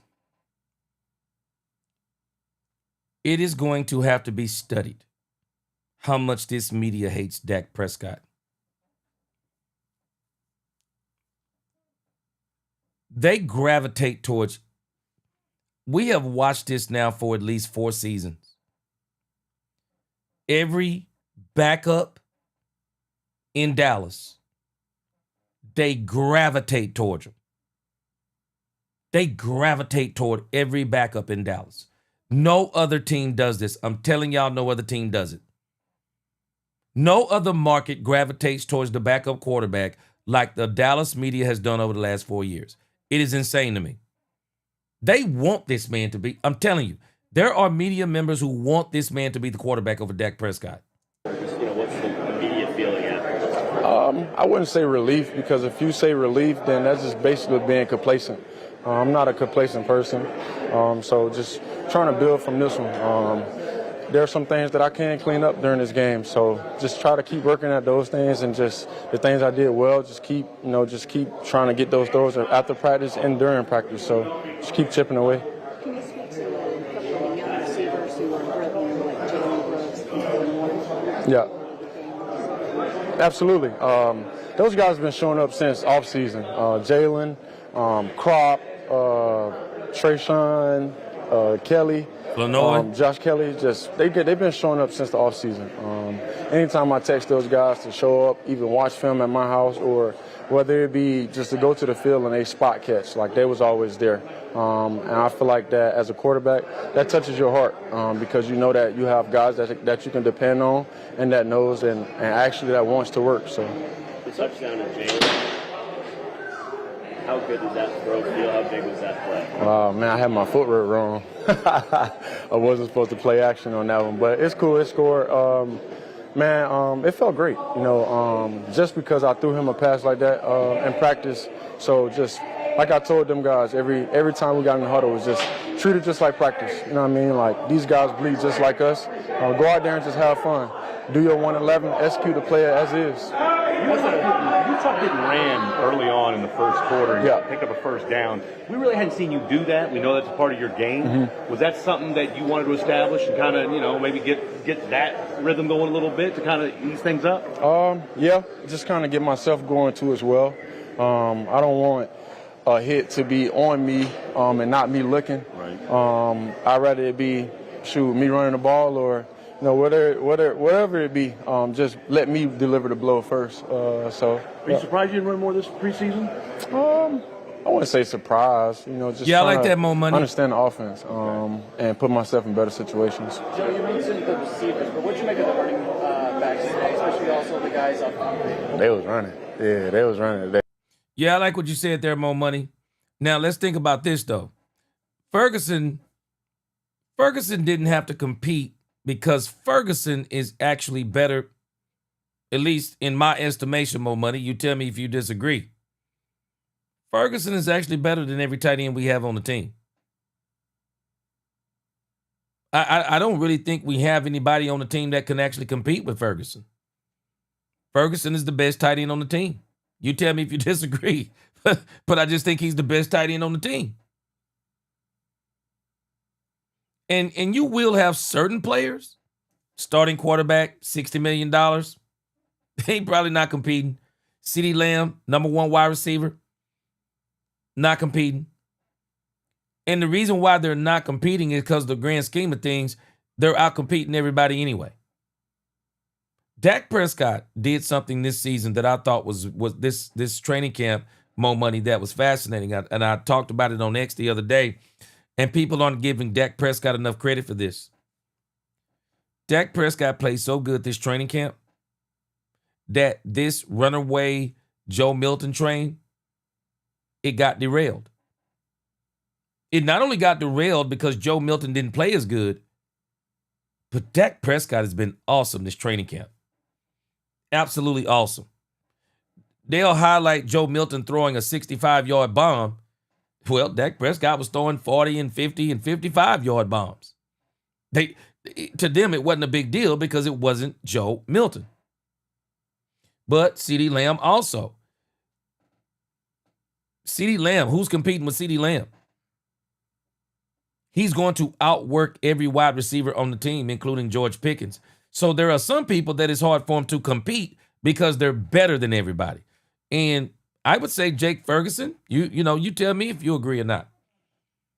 Jake Ferguson is the best. He's the best tight end on the team, bar none. Now, we might not be saying this in 3 years, but right now, who's next? Who's even close to Jake Ferguson? We don't have a tight end on the team that's close to him. But I like your point. But again, there's no tight end. There's no tight end on the team close to him. And even Joe Milton, he's not close to Dak Prescott. I mean, Dak really couldn't compete. As much as people were talking about, yeah, he gonna compete, don't get hurt. Man, that was a joke. This dude ain't even in the same stratosphere as Dak Prescott. He's not even in the same stratosphere. And again, even with George Pickens is a different type of wide receiver than CeeDee Lamb. So they're not even competing. They're two number ones, but they're two different types of number ones. So there are just some players, and I talked about this before. You might not have been on that stream, but you might not have been on that stream. But there are just certain players on your team. The reason why they're not competing more money is because they're actually better than they're better than everybody at their position, and there is no competition. But even then, it still doesn't look bad because they even outwork everybody on the team who could even imagine competing with them. Man, Dak Prescott is a worker, man. They'll all tell you, man, don't nobody work harder than that dude. Yeah, Malha, that's where I am. My issue is the fact they handed him the QB2 job. They handed it to him. And I don't think he's good enough to hand it to him. He's not good enough. And they didn't even bring him in any competition because early on, Brian was talking about Will's pushing Joe and Joe was pushing Dak. No, none of that came to. None of it was true. Joe Milton wasn't pushing Dak on any level. On any level was he pushing him, other than the media. Shout out to all the running backs that played today for sure. And then the O-line, man, they heck of a job all week. Just how they approach to the huddle all week. You know, Brock told me like, man, just be you. And we're going to do our job. Just be you. Do what you got to do. Boy, we them boys. You better tell somebody, so, man. I have 1,000% faith in Brock and belief in him and what he do with the O-line. So just shout out to all those guys. TJ Bass, awesome. Like all of them, man. You know, they did a great job. Joe, as Scotty said, earlier this week. Man, let me tell you something. Dallas Cowboys backup linemen, their backup offensive linemen are awesome. TJ Bass, Brock Hoffman, these guys, even Nate Thomas. Man, the Cowboys got some great backups on the O-line, man. Got some great backups. I haven't decided who the backup quarterback is. Obviously, that's a coaching decision. Yeah. Do you feel like you've done enough to earn the backup role? I just try to get better day by day, man. Now, see, somebody just called him, and I'm not saying they necessarily called him out. But are you hearing what they ask him? Let's rewind it. See, Shotty, of all the players, he's already committed to Joe Milton. And that's all they were trying to do. I told y'all this. They were going to let this man come out in game 3, and if he played good enough, justify him being the third quarterback. That was the very thing I didn't want. Because you should win that job in 1 and 2 in the games, at least by game 2, especially where all the competition is. Man, we them boys just said it. We them boys, let me show you this statement. We them boys. We them boys said Jerry paid Atlanta to put them 4 strings in there. I'm telling you, that has to be one of the worst. That has to be one of the worst preseason teams I've seen. That has to be one of the worst preseason teams I've seen. He's asking Joe Milton, And they asking some crazy questions. They're asking him, did he do good? Did he do enough to earn the job? Let's go back. Haven't decided who the backup. Good job. Joe, Scotty said, earlier this week, haven't decided who the backup quarterback. Now, he said they haven't decided, but obviously he didn't hear Brian Schottenheimer at the press conference, because Brian Schottenheimer at the press conference clearly told Clarence Hill, Joe Milton's quarterback 2. But they're asking him, do he think he's done enough to earn the quarterback 2 spot? Yes, obviously that's a coaching decision. Yeah. Do you feel like you've done enough to earn the backup? I just try to get better day by day, man. Whenever my name is called, I'll be ready. That's all I know. How do you feel about your footwork today? You sent up a touchdown pass, you slid it off. Yeah. You said it earlier in the week you wanted to really. For sure. I think that was the only one I messed up on today, so I feel like my footwork I did great with my footwork. It put my eyes in the right place, like we talked about in the previous interviews. It put my eyes in the right place so I could play free and smart. How do you work on footwork during the week? How do you emphasize that? How did you do that this past week? Shimmy, my quarterback coach, Shimmy, does a great job with just calling out plays and just all the quarterbacks just trying to mirror our footwork together. And then we throw out this net at the field on practice, and we try to make sure our footwork is right so we can just make sure that timing is correct so we can make sure we dot it in the hole, too, as well. What's the 64-yard field goal coming off in front of Brandon Aubrey? Man. From field level. Shout out to Brandon, man. I ain't know. So this is the thing. When I first got here, they was like, oh, man, any type of situation, he going to kick it. He can kick it from far. He be warming up, kicking 60. So I'm like, man, that ain't true. But tonight he set it off. He set it off tonight, just to end it off the correct way, but he set it off tonight. I couldn't believe it happened, but, man, I think if you had the field goal probably 10 more yards back, that thing still would have been traveling, for sure. How do you go now with the preseason over? How do you go into backup mode as far as supporting the team? You've been playing these last 3 weeks. Kind of what's your mindset now, and kind of how do you keep, how do you keep in your physical rhythm from here on out? Yeah, great question. To be honest, man, it's just taking those reps behind. Doing the same thing I did at the Patriots, just taking those mental reps. Because as soon as your number is called, you got to be able to see the same picture Dak did, and you got to be able to operate just how he did, or, just a little bit different. So just being ready when my name is called, being ready when an opportunity presents itself, but most importantly, just taking those mental reps and asking questions. If you're a man who makes at least $150K a year and you feel self-conscious about your job. Yeah, Daniel M. Let me make sure I show you. Daniel M., the Cowboys actually gave up a 5th-round pick for Joe Milton. Yeah, they gave up a 5th-round pick for Joe Milton. It wasn't a 6th-round draft pick. Yeah, they gave up a 5th. Yeah, gave up a 5th. They gave up a 5th. Cowboys acquired Joe Milton, the 3rd and a 7th-round pick in exchange for a 5th-round pick. Yeah, it's a 5th-round pick. Now, Lisa Worley, you make a great point. You said Jason Garrett was Troy Aikman's backup. Let me help you with something. Yeah, that'd never happen under Jimmy. Yeah, that would have never happened under Jimmy. And you think about Jason Garrett, Troy Aikman. Let me make sure. Troy Aikman stayed relatively healthy. And see, and again, Lisa Worley, this stuff works if the quarterback stays healthy. Let's see, Jason Garrett came to the Cowboys, what was it?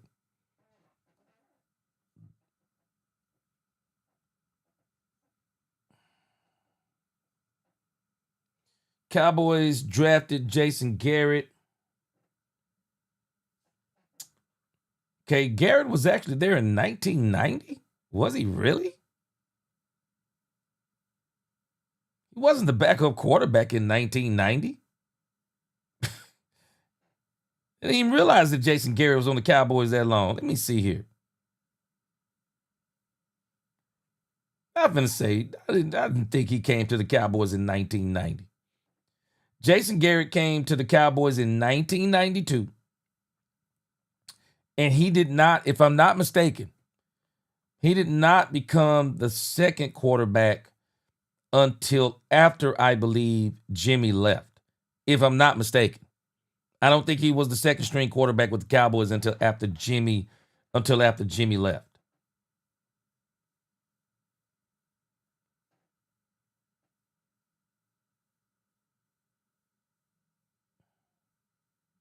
Okay. Lisa Worley, let me give you the history of Jason Garrett. And this is why this even makes more sense, what I'm saying. There is no way that Jimmy Johnson would have Jason Garrett backing up Troy Aikman. There is no universe that Jimmy Johnson would have had Jason Garrett backing up Troy Aikman. But watch this. Anybody remember how Jason Garrett actually became a part of the Dallas Cowboys? Lisa Worley, I like the fact you brought this up. Anybody realize how Jason Garrett became a part of the Dallas Cowboys? Jason Garrett became a part of the Dallas Cowboys similar to the same way Deuce Vaughn became a member of the Dallas Cowboys. It says in 1992, with the support of his father, at the time a part of the Dallas Cowboys scouting department. Sound familiar? Deuce Vaughn's father works for the Dallas Cowboys, and I can't remember exactly what he does. But Jerry does this stuff. This is a Jerry doing. Jimmy wouldn't have done this. Look at this. Garrett was signed as a free agent. This was Jerry's doing. He was released on August the 31st. Yeah, not good enough. And later signed to the team's practice squad. Jimmy wasn't going to have no Jason Garrett backing up Troy Aikman. Jimmy always felt like he had championship level teams or was always wanting to win. And if you think about how smart Jimmy was, Jimmy had some great quarterbacks behind Troy Aikman. Steve Berline and Walsh. Oh, they were both good. Berline and Walsh were both good. Jimmy said he didn't care about nobody's feelings, including Troy Aikman. All he wanted to do was win. He didn't care about nobody's feelings. Jason Garrett became a backup quarterback. He was the third string quarterback behind Troy Aikman behind Troy Aikman and Hugh Millen in 1993. Of course, things changed after Jimmy, but Jimmy wasn't doing stuff like that. Jimmy wanted quarterbacks to be behind Troy, that if Troy went down, he could win. If Troy went down, he could win. And Steve Berline was a pretty good doggone quarterback. He really was. So, again, none of this matters as long as Dak Prescott stays healthy. And I do think the Cowboys are banking on Dak Prescott staying healthy. So we'll see how this all turns out. But I'm all good with it. Yeah, you have to cut that 53-man roster down by Tuesday. So a lot's going to happen between now and then. A lot's going to happen. I would imagine we're probably going to start seeing some cuts coming down tomorrow. But you know the thing about the Cowboys roster? We already kind of talked about this as it pertains to the Cowboys roster. The funny thing about the Cowboys roster, this is the markup we did the other day. The Cowboys roster is pretty much done. The Cowboys were only dealing with a few players that they were probably trying to figure out who was going to make the team. I think one of the places the Cowboys were kind of trying to figure out tonight, what were they going to do? I think it's in the wide receiver room. I think the Cowboys are trying to figure out, like, okay, what are we going to do? Are we going to put Trayshawn Holden on the 53? Cropper. I don't know. I know Josh Kelly. We've already kind of determined. I don't think Josh Kelly is going to make it. For sure. It's between Jalen Cropper, Trayshawn Holden, and Jalen Brooks. That's kind of where we're looking at. And even if one of these players make it now, that by the time Jonathan Mingo comes back, one of these players that we choose now may be relegated to the practice squad. That's kind of where we are. So I think that's kind of what they're doing there. But I think for the most part, when you look at the Cowboys, man, a lot of this stuff, the Cowboys got so much depth in some of these places that it's pretty obvious that some of these people on the back end, they're just not going to make it. Lyle Collins will probably go to the practice squad if he's not cut. I mean, Johnny Cornelius, Nick Brooker. I think Nick Brooker will definitely probably, if it's Brooker or something, he'll probably be cut. Charles Sadiq probably be cut. He'll probably be cut if he doesn't go to. He'll either be cut or he'll go to the practice squad. I mean, a lot of these positions on the Cowboys are pretty much already made. They were literally only playing for a few, and now we got at the tight end spot. I think that we kind of got an understanding. I think, for example, Tyler Neville, practice squad. Rivaldo Fairweather. I think Rivaldo Fairweather made a very good push to try to get on this team because they're probably only going to keep 3 of these tight ends. Again, I do think Schoonmaker has made it. And I think the Cowboys are really only these tight ends, they're only playing for one spot. So it's going to come down. It's going to come down. Fairweather's look good. Never know. He might beat out Brevin Spanford. Haven't heard a lot about Brevin Spanford in the preseason. So a lot of these positions, when you think about the Cowboys, a lot of these positions pretty much already solidified. You're only probably talking about, with the Cowboys, you're probably talking about 8 or 9 spots. 8 or 9 spots tops. That's all you're talking about. That is literally all you're talking about. So at the end of the day, I just think the Cowboys, this is where they are. Stay healthy. Dak Prescott, stay healthy. Dak Prescott, stay healthy. And then Jerry Jones. I don't think this is Brian Schottenheimer as much as it is Jerry Jones. I think, let me read this super chat. Got a couple of them from Randy McIntyre. No, okay, we already read the Burline. Randy McIntyre said Kevontae Turpin is going to be a weapon. Big time. Absolute big time. He is. I think Brian Schottenheimer saw one of the biggest mistakes that Mike McCarthy made last year was not using Kevontae Turpin more. And I said the same thing. I just couldn't figure out why Brian didn't use Kevontae Turpin more. I don't. Miss Matrix, this is one of the best questions of tonight. This is one of the best questions of tonight, or one of the best statements and questions of the night. Miss Matrix said, G, now why in the world with the most valuable franchise? Why in the world with the most valuable franchise? Oh, I'm sorry. Miss Matrix said, why in the world the most valuable franchise?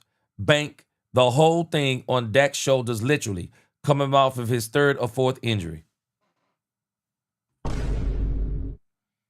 Miss Matrix, this is exactly what they're doing. This is exactly what they're doing. And then Jerry is also turning around and saying, and if Dak gets hurt, I'm gonna show everybody that I'm right. And Joe Milton, I'm gonna show everybody that we're right and they're crazy for skipping over Joe Milton. Makes no sense. Makes no sense. It just doesn't. Antoine Jones, he said, yeah, Shador is better than any backups and most starters. Shador is going to be really good. Yeah, he's going to be really, really good. Really, really good. Antoine Jones says that means Ferguson's getting traded after this year when they pay you and don't think about it. Oh, man. Robert Paulson said, I'm tapped out. Fairweather and Malik have shined. Man, let me tell you, that dude Malik, you talking about Malik Davis. Man, Malik Davis has looked good, man.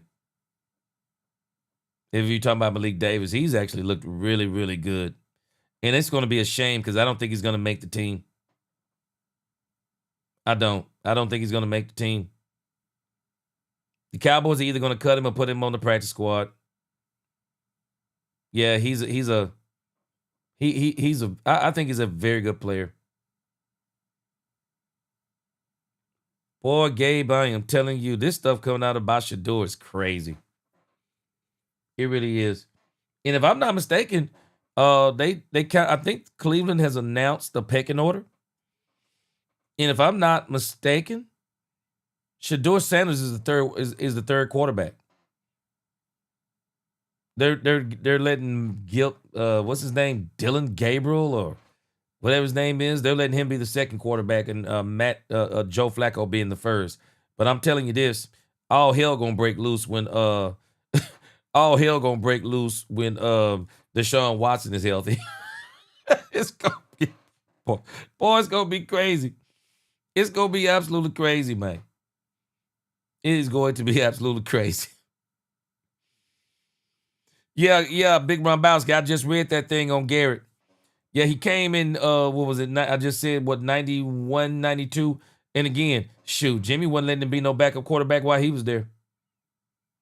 Shoot, Jimmy kept real good quarterbacks behind Troy. He really did. Yeah, Garrett was the backup quarterback for the 93. Yeah. Yeah, I think he was under the Barry Switzer. The Barry Switzer Super Bowl, I believe it was. But Jimmy wasn't playing that, man. Nah, Jimmy kept showing up quarterbacks. Jimmy kept showing up quarterbacks behind Troy. Yeah. Yeah, Jimmy kept some good quarterbacks behind Troy, man. He wasn't playing this mess. This is some Jerry Jones stuff right here. Uh-oh, Philly D. Boy. Looking forward to you being on here on September the 4th on that post-game show. Ooh. Cannot wait. Cannot wait to see you, Philly D, on September the 4th. Because I'm telling you now, boy, Brian Schottenheimer pull off that win against the Philadelphia Eagles. It's over for y'all. It's over. It's over for y'all, boy. Because if we beat y'all in Philly, y'all ain't beating us in Dallas. We're going to sweep y'all this year if we beat you. And I think we got a very good chance of beating y'all, Philly D. Boy, y'all better hope A.J. Brown play. Ooh-wee. Y'all better hope A.J. Brown play because it's going to be problems. Miss Major said, gee, why would Dallas bank on that? I don't understand it. Why not call Wentz? Yep. Carson Wentz is out there. But there's another quarterback that they had mentioned other than Carson Wentz. I forgot who it was. But there is another one that they mentioned. And so, yeah, Jason Garrett was the backup quarterback for Troy Aikman in 93. He wasn't with him the whole time. Yeah, if I'm not mistaken, he wasn't with him the whole time because I just read the history. I just read the history of Jason Garrett, unless I'm wrong here. But again, Jason Garrett came in 1992. He was drafted. He was signed as a free agent. He was released on August the 31st and later signed to the team's practice squad. That's what it says here. Unless I'm reading something wrong. Let me make sure. He played with the New Orleans Saints from 1989 to 1990. San Antonio Riders from 1991. Ottawa Rough Riders in 1991. Dallas Cowboys in 1992. Cut, put on the practice squad, and then he became the third string quarterback in 1993. No, he didn't back up Troy Aikman. He didn't back up Troy Aikman the entire time, and he definitely wasn't going to be backing up nobody. He wasn't going to be backing up Troy Aikman while Jimmy Johnson was the coach. Shoots, no. Nah, Jimmy didn't play that, man. All right, let's do another interview real quick. Got a few more minutes on here. These are some real short interviews. Let's listen to James Houston. James Houston, I'm telling you, the Cowboys better sign this dude. They better not let this dude hit the practice squad. How tonight feel? You feel like you did what you wanted to do, what you needed to do? Yeah, definitely. I got a sack, so, that was good for me. But I felt like I left some plays out there I could have got back. Oh, my gosh. You left You plays see how out deep there? this defensive end room is. What did you need to show to Eberflus, to the front office, so that you're a part of this 53 next week? Yeah, I think everything that really needed to get shown was in practice. The game, it's kind of like, let's see how he does in the game. I feel like I did well today, but, there's always room for more improvement, always room for, to get better. So I feel like I showed a lot. I showed I could get to the quarterback. Gronkowski, you're but, right. There's definitely some things I need to clean up in my game. You said you wanted to average a sack a game. You got that early. Just how good did that feel? Yeah, you're right on that. Yeah, that definitely felt really good. Definitely felt like Even then, a Jason weight Garrett off my wasn't- shoulders. Wish I could have got some more, but that's how the game goes. Even then, still proved my point. No, he wasn't Troy Aikman's. If I'm not mistaken, he wasn't Troy Aikman's backup. He wasn't Troy Aikman's backup. But again, you got to think about it. Man, this is all Jerry. Yeah, he wasn't Troy Aikman's backup, though. Yeah, he was the third. Let's see. All right, let me read some more here.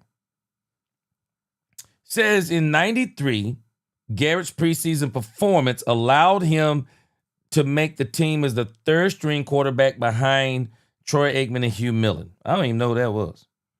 Garrett eventually passed Millen, said he became the backup quarterback in the 8th game after Aikman injured the left hamstring.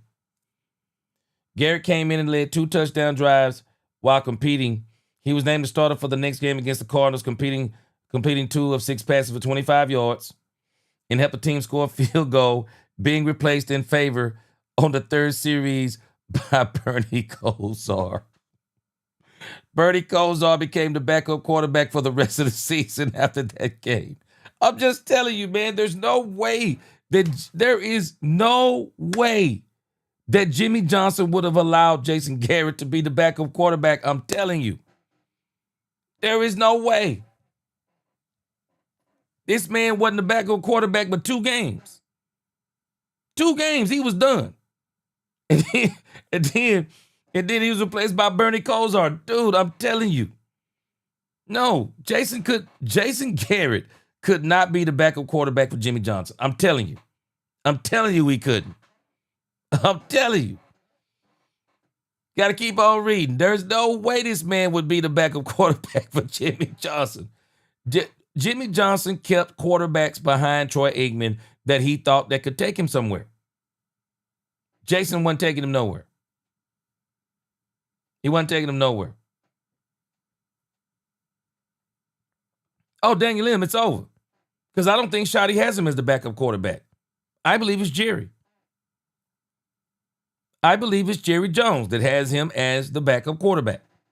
I think it's Jerry. I don't think it's Shotty can say anything he wants to. I don't think it's a Shotty move. I could be totally wrong, but this sounds like Jerry to me. Because I already showed us the statement the other day. Jerry said he can't believe he got Joe Milton. He ought to pinch himself. I'm going to show you a couple of articles that was already written about exactly what I'm saying. I didn't even see him until today, but I'll show you what I'm talking about. All right, let's listen to some more James Houston real quick. A lot I showed I could get to the quarterback, but there's definitely some things I need to clean up in my game. You said you wanted to average a sack a game. You got that early. Just how good did that feel to get that off? Yeah, that definitely felt really good. Definitely felt like a weight off my shoulders. Wish I could have got some more, but that's how the game goes. The weekend following the final preseason game can be pretty nerve-wracking, I would imagine, especially for the young guys. You've been through this before. Yeah. What do you tell them about that, or do you even talk to them about that? Yeah, I feel like we've been harping on it all week. Like, show everything that you can right now. This is the last week. Put on tape what you want your resume to be. And so, if you do everything the right way, it should all fall into place. And if not, you just keep grinding and keep working until you do get into that situation where you can just show out. So, yeah. I know it's a preseason, but still a win is a win. Oh, yeah. How did this feel, and was there any moment with Shotty and his first Yep. No, it was a great feeling. I feel like that was like a point of emphasis this week just because, we hadn't won, and the point of football is to win the game. So yeah, I told y'all this the other week. These players want to win. Leaving Dallas with a win, and it was really good. Did he have any kind of moment in here afterwards? Oh yeah. He was hype. He was hyping here. We was all dancing and getting lit. It was a nice little party. You said before the game that this could be like Game 5 of the NBA Finals to people on the roster trying to make an impact and how important it is. Did he kind of say that message to you guys at all and talk about the importance of this game for you guys? I feel like it's stress throughout the week, but I feel like a lot of coaches don't want to put too much pressure on guys. Just go out there and just do your technique. You know what I'm saying? Do what you've been coached to do, and go out there and just make plays and have fun. What do you think of Aubrey right before halftime banging a 64-yard? That thing was nuked. That was it right there. I mean, if we could cross the 50 and kick a field goal, I mean, it's going to be pretty good for us. So I was really proud of him for that. All right, so what's next for you then? I mean, until the next 4 days? Waiting for that call or no call or, just kind of hanging around. You getting the kinda call? Seeing, it's the waiting game at this point. You getting the call? Yeah, thank y'all. This man is getting a call from the Cowboys. How you feeling after the ankle? I feel great. I feel like It's Jaden Blue. Let's check him out. 100% as possible. But it felt good getting a chance to get back out there and do what I do. They announced that you tweaked it again. Did you injure it again tonight? And it looked like you were walking down the hallway Yeah. just now. So. Yeah, I'll be fine. The trainers look more into it, but just got rolled up a little bit. But I'll be okay. To get that first action, how did it feel? It felt great, man. But I think of it as just football. If I'm prepared, I feel like that there won't be any nerves or just doing things that I do in practice and translating it to the game. What goals have Schottenheimer and the coaching staff given you, and then how well do you think you've done to achieve those goals? Man, really, they haven't gave me any goals, man. Just doing what I do. Just doing whatever I can to best help this team win or help this team be successful, and just making sure I'm doing the little things to help me be the player that I want to be. You had a couple. You had that touchdown run as a speed guy, being able to kind of run over a guy at the goal line. How cool was that? It was very cool, man. Like I said, I'm just not a runner that can run a ball outside. I can also run between the tackles. I could break tackles, run through contact and things like that. So, that just showed, that I'm not just that scat back or speed back, that I can, also run a ball, in tight spaces. Jane, how they go camp, you kind of see different parts of this offense, Dak Prescott, CD, and everybody. Where do you think you could fit into this offense, and what do you think are different possibilities for you as far as excelling? Yeah, man, first thing is we have a lot of great guys on this offense. Like you said, CD, GP, and everything. But, for me, it's just, like I said, man, starting off with the run game, just making sure, that I'm running the ball efficient, to try to help us, in a passing game. And then, just, executing the plays, the passing plays that, Coach Shotty calls for me, and just, continue to build on that and, keep gaining his trust. Is your goal to be the guy, down back, ultimately? For me, I just, as a rookie, I just wanted to come in and, just, do whatever, to help the team. Whether that's, like you said, me being a guy, whether that's me being just a third down guy or, a 3-down back. So whatever, it takes, to help the team, get to that championship. That first big run from the 15, one cut right up the middle to the 2. How did that feel, and what was that moment like for you in just finally getting a chance to perform in an NFL game and feel like, hey, all right, I just made a play? Yeah, that felt good, man. We had a counter play on, and I seen the back of the top, and I seen the cut back there, and, I just, gave a little burst, and, I tried to, split the safeties or whatever, but, that was the first, real run that I had, against another team. So, it felt good to be able to get back out there. You do anything with the touchdown ball? No, I gave it to the equipment people. I forgot. I need to get that. Any plans for it? Nah, probably just give it to my mom. That's probably what I'll do with that. I have enough footballs as it is, but, I'll probably get that one to my mom since it was my first, NFL touchdown. A lot of people kind of profile you as the speed guy, kind of the juice, showed a little bit of power on pass pro, and then obviously finishing through contact. How did that feel to kind of show another side of your running back skill set? Man, it felt good because, I always believed that I wasn't just that speed back. I always thought that I can do, plenty of things, whether that's catching the ball in the backfield, running between the tackles. And I know, this is the NFL. In order, to be, that running back that you want to be, you have to be able to, do it all inside and off the tackle. So it felt good, being able to showcase that. There's going to be some big decisions made next week, not only about cuts, but also depth chart placement. Why should they bet on you? Just the versatility I bring, man. I could do multiple things, whether it's special teams, running the ball out of the backfield, catching passes, and, just having that explosiveness that, can break at any moment. Hey, you mentioned special teams. You had the tackle in the opening kickoff. Yeah, that was actually, I had the opening play on opening tackle on kickoff. They put me to the kick side, so I was very excited because I knew, the kicker was kicking the ball, towards me, so I knew that was a chance that if I was set the edge, then I'd be able to make the play. And that's maybe 2 years ago on kickoff. Yeah, it's been a minute. Real quickly, I went here earlier. How's your the same heel on the floor? Yeah, it was the same ankle, just got rolled up a little bit, but I don't think it's nothing serious. I've had ankle rolls plenty of times, but I feel good right now. Thanks, JB. Thanks, JB. Thank you.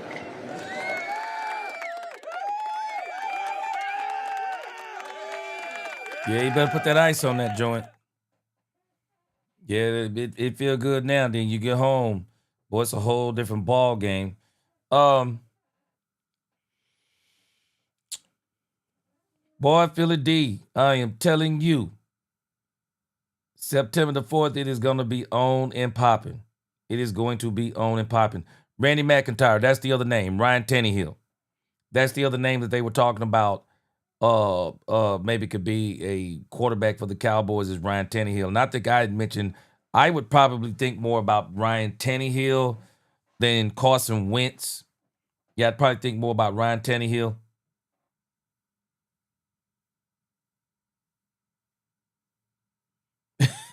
Ms. Major said Dallas quarterbacks may be last in the division. So now what? Yeah, for you, Philly, that changes what exactly? Yeah, as long as Dak Prescott is healthy, we're going to be good to go. Let me see. Samuel, what's going on? He said, I will bet you anything you're wrong on this one, G. Don't know what you keep looking at. Which part you talking about? Joe Milton? Joe Milton, if anything, we probably shouldn't have to worry about seeing Joe Milton. As long as Dak Prescott stays healthy, this all works. This all works. Dang, Liam. He's already said that Joe Milton is quarterback too. He told Clarence Hill he's quarterback too. Yeah, he's already said it. Unless he changes it, he said it clearly when he was asked, Clarence Hill. When Clarence Hill asked him, he said, number 2. Yeah, he's number 2. He's done enough to be number 2. So I believe it's Jerry. Oh, what happened? Philly D got booted, man. Philly D got booted, man. Brian Worley said Blue needs to hit the code. Man, boy, it's that same ankle, too. Man, he's going to be real careful because your best ability is your availability. I'm very interested. We're gonna skip on what's over on X, and then we're gonna conclude on this thing. I'm not gonna bore us tonight. I don't really understand why everybody continues. It's like we get out of the Michael Parsons drama, and then we get sucked back into the Michael Parsons drama. I think tonight that there were some people that were saying, yeah, let me show you this right here. I don't know if you've seen this on X. Matter of fact, let's see what's on X. They were showing over here on X that Michael Parsons was laying on the table, on the equipment table. And then there's other people that are saying that he actually wasn't laying on the table, that this was only for a moment. But it's not even a big deal to me. But I do say this is the kind of behavior to me that you don't want. I don't see how this generation thinks this is cool. I'm just missing this part of it. How does anybody think any kind of negative behavior is good? Man, I'm just telling you, I just wouldn't be acting like this because it just don't It don't make sense. I don't understand it. It don't make sense. It don't make sense.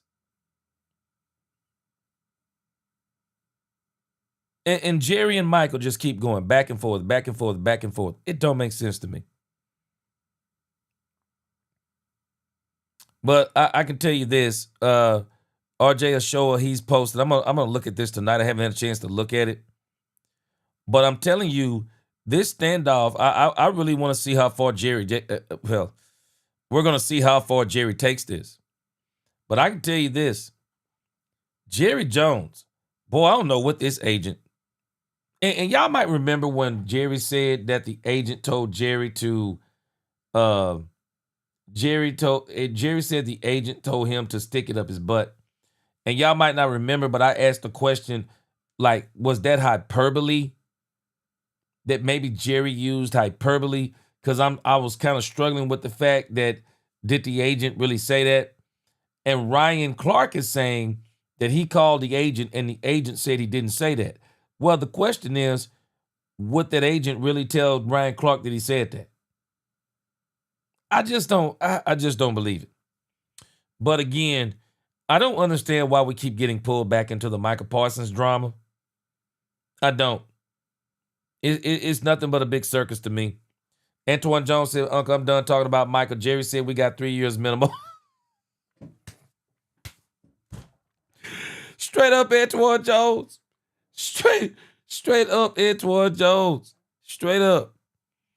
And boy, Jerry does not like this agent. He does not like this agent. Let's listen to this real quick. He does not like this agent. In the spirit of not doing the old mother-dad deal.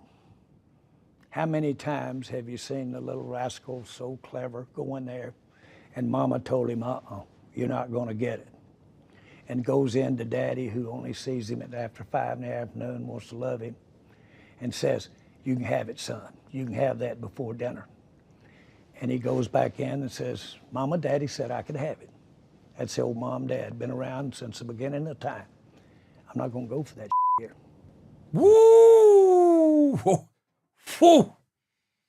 Woo! Wait a minute. God, did you hear this? I hadn't heard this part. Listen to this. Let's listen. Have y'all heard this? In the spirit of not doing the old mother-dad deal. How many times have you seen the little rascal so clever go in there and mama told him, you're not going to get it. And goes in to daddy, who only sees him after 5 in the afternoon, wants to love him, and says, you can have it, son. You can have that before dinner. And he goes back in and says, Mama, Daddy said I could have it.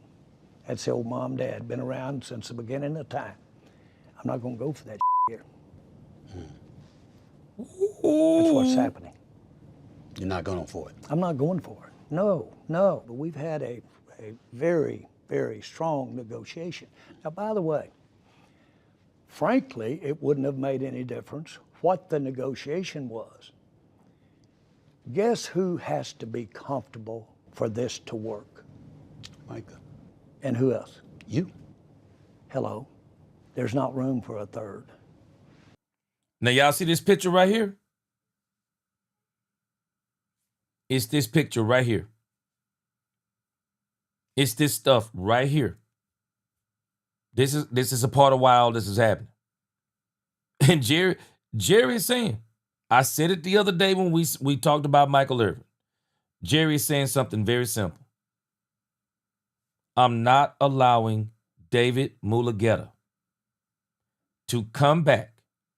I'm not letting David Mulugeta, after me and Michael Parsons. Now Jerry is going even further. He said that me and Michael had extensive contract negotiations to come to all this, number this, and whatever else this.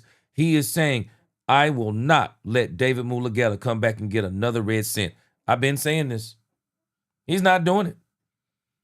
I don't know where this ends up. I just choose to believe, based on past history, I just choose to believe that Michael Parsons is going to get signed.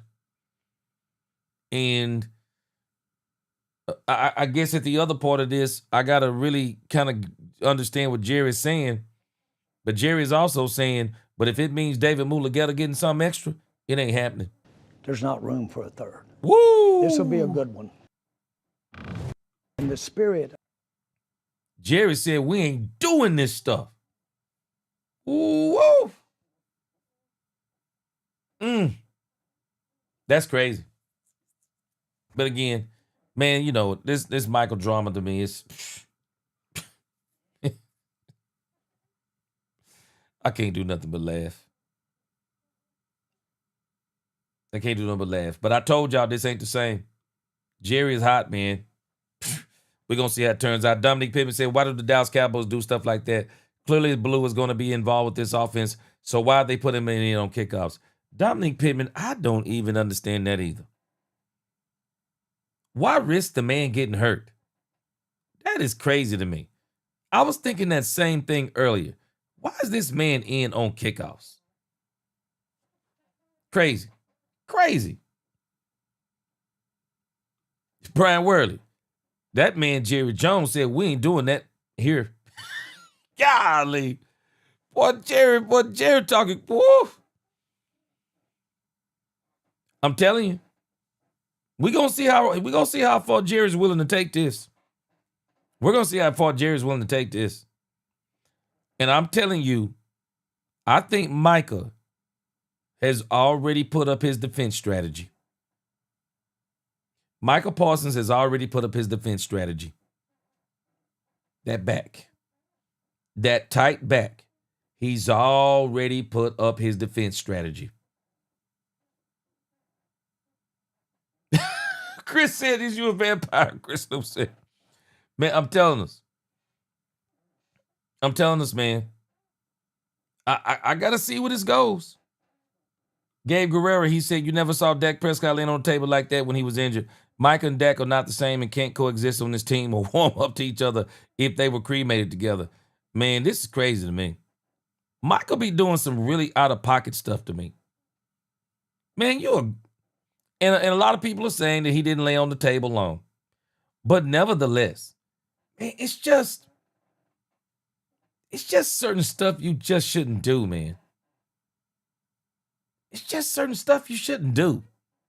I mean, Michael, bro, if you don't want to be there, just don't be there. If you don't want to be there, just don't be there. But it's not leadership to be clowning in front of your team. It's just not leadership. I don't understand that type of behavior, man. I don't understand it. Bro, you're about to be a multimillionaire. Why are you acting like that? Edward Frazier, yes, sir. We about to get out of here in about another 10, 15 minutes. But it's crazy. It's crazy. I don't understand this. I get all the games they're playing. Michael, you know, we saw Kyler Murray do this when he was trying to get his deal. Kyler Murray took the Arizona Cardinals off all of his social media. Now, I still say Michael's done something I didn't see the rest of them do. Man, I'm sorry. I'd be taking it personal when Michael said he don't want to play for the Cowboys no more. I would. Yeah, Dangley, I'm on my night out, man, for real. For real. Yes, sir, Dangley. I stay up late, man. Stay up late and get up early. You know what, Gabe? I didn't even realize this, but somebody did mention that Michael Parsons sat out at Penn State during the COVID year before he got drafted to the Cowboys. So he does have a history of sitting out a season. Much different circumstances, but history nonetheless. Man, I got to see how he's going to pull this off. I got to see how he's going to pull it off. But it seems like the way he's going to pull it off is this back issue. I think it's this back issue he's going to use and say that's the reason why if he don't play, I think that's why that's what he's going to say. Like, that's why he can't play. Boy, I'm telling you this. Boy, if Michael Parsons try to do this to Jerry Jones, man, I got a strange feeling we going to see Jerry. We might see Jerry do something drastic. we might see Jerry do something drastic, man. Whew. I just hope they stop, man. I hope Michael and Jerry stop this. Because I'm telling you, this ain't the regular Jerry stuff to me. Jerry has dug in on David Mulugeta.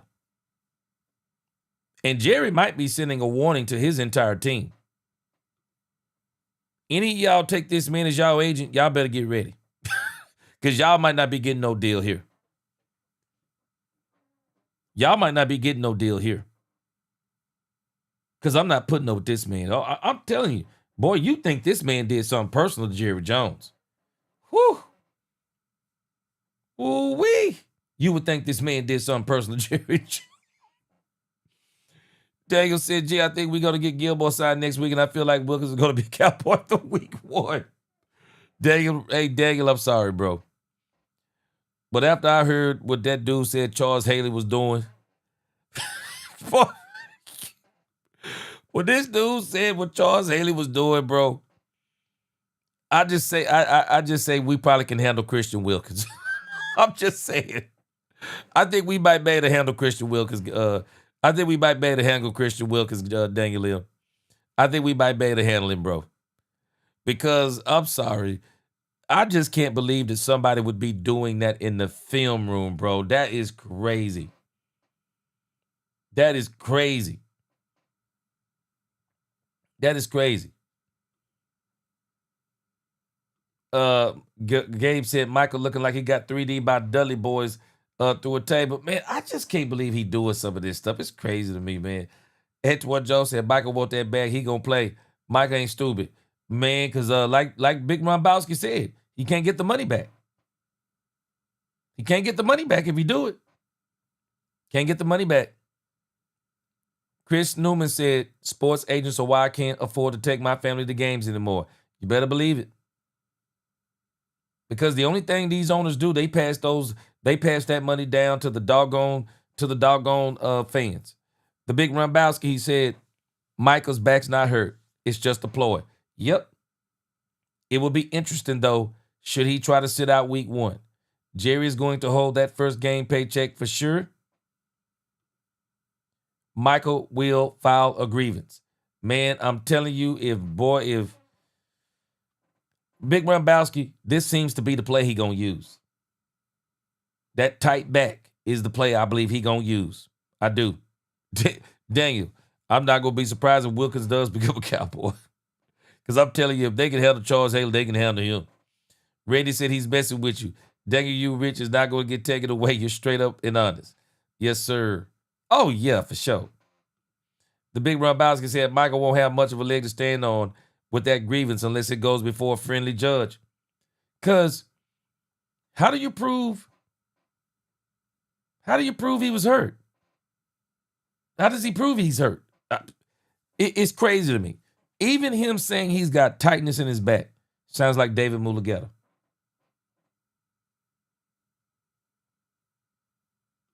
We the boys said Charles Haley said that was Chuck. Man, let me tell you something. That man said it's 3 of him. 3 of him.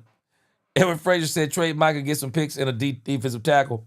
Mike ain't going to be worth the extra Charmin he wipes his butt with when the season starts.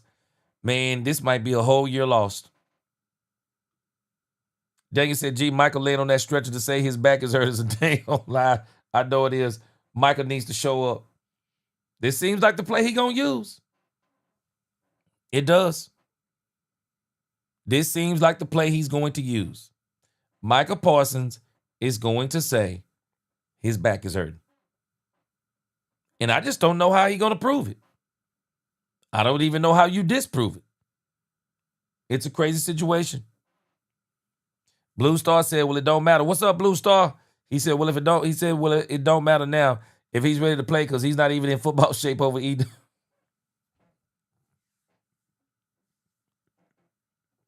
Wait a minute. Blue Star said, he over there eating nachos, acting the dang old fool in front of the public. So we will win without him. Blue Star, this is where I say the territory gets dangerous. Because if the Cowboys could have won without Emmitt Smith, I don't believe even gets the money he gets. The Cowboys mess around and win without Micah Parsons. Ooh. Yep, Antoine Jones. I saw him talking to Micah's mom. Yep, saw him at the game talking to Micah's mom. Mike ain't going nowhere. Jerry loves Michael more than you think. Nah, not me, Antoine. I know he loves Michael. I've been saying it. Jerry Jones loves Michael Parsons. But I think the question is this. The question is this, Antoine. This is the question. I think Jerry is putting Michael Parsons in a chokehold. And the reason why I say he's putting him in a chokehold is that I believe he's basically trying to tell Michael Parsons, you're either going to choose the Cowboys or you're going to choose your agent. I do think Jerry's telling him that. I think Jerry's telling Michael, you're going to choose your agent or you're going to choose the Cowboys. I do. I think that's what he's telling him. And we're just going to see how long it goes. I don't think it goes past even the first game. But if Jerry is willing to take it that far, and it does seem like he's trying to make a point to David Mulugheta, and if he is trying to make a point to David Mulugheta, we're gonna see how this turns out. Bam Bam Gaines, I'm saying the same thing. They better not win no games without Michael Parsons. We saw how this team, even though they missed Jimmy Johnson, we saw how that when they got Deion Sanders and Barry Switzer and they started winning, shoot, they didn't join in with Troy Aikman trying to hate on Barry Switzer. They were saying give Barry Switzer his credit. And I believe the Cowboys, let me tell y'all something. I believe they were talking to Troy Aikman too. Those players love Troy Aikman. But I think they were also talking to Troy Aikman when they said give Barry Switzer his credit. Because Troy didn't want to give Barry no credit. None. I think they were talking to him too. Daniel said also, G, the mother be like, get your butt up and get to work. You ain't hurt. So, boy. Gabe said Michael picked the perfect injury. I guess you can't measure or disprove back tightness. I think it's David Mulugheta. I think it's David Mulugheta. I think this is a ploy by David Mulugheta. Yes, Michael can file grievance with the NFL Players Association to say Jerry didn't have the right to negotiate because he's owner and not the GM. Nah, he ain't got a leg to stand on, Gabe. He don't have a leg to stand on. Nope. He ain't got a leg to stand on. Michael's agent works for him. It's not illegal for the players to deal with an agent. It's not illegal for the players to deal with the owner or the owner the owner / GM without their agent. It's not illegal because if not, it wouldn't even be possible for Lamar Jackson and his mom to do his deal. Edward Frazier said, Deuce to me, always been that guy. He just needs a chance. We got a decent line now. Blue and Deuce could be nasty. Edward Frazier, I got a strange feeling. Deuce Vaughn is going to be successful somewhere else, and I've been saying it. He's going to be successful somewhere else. The Cowboys cannot figure out how to use Deuce Vaughn. They can't. They can't figure out how to use it. And I don't think they're going to use him. Daniel said, gee, I'm just saying that using that back injury is a lie. And if your back is truly hurt, you would be in a wheelchair not playing. You know what, though? I'm going to tell you something, Daniel. I'm just a firm believer in be careful what you say and do. I'm a firm believer in God. And I think that when you start lying about things to get things that you want, man, you better be very careful. Because the very stuff you're lying about, boy, you'll mess around and that stuff will come true. You'll mess around and the first thing you do, you'll be hurt for real. You'll be hurt for real. Imagine if he got traded. I mean, man, I know Michael's got to understand that nobody's going to care, that no one's going to care anymore about anything he has to say if he goes to another team. He'll be, the only time they'll ever talk to him is when he plays the Cowboys, or if he wins, go to a team and win a Super Bowl. And then they'll talk bad about the Cowboys. But other than that, nah, man.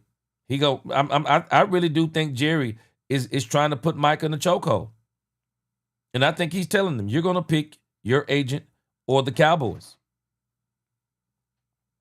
Blue Star said, well, guess what Shotty 2 Hoodie said? It's only preseason because now this is where the real games begin. This is what I said earlier. This is where that magic playbook he talked about all season comes out. No more excuses. Blue Star, Brian Schottenheimer is actually telling us. And he's basically saying he's going to convince us that he's going to basically take this league by storm. Brian Schottenheimer is saying that he's going to take this league by surprise.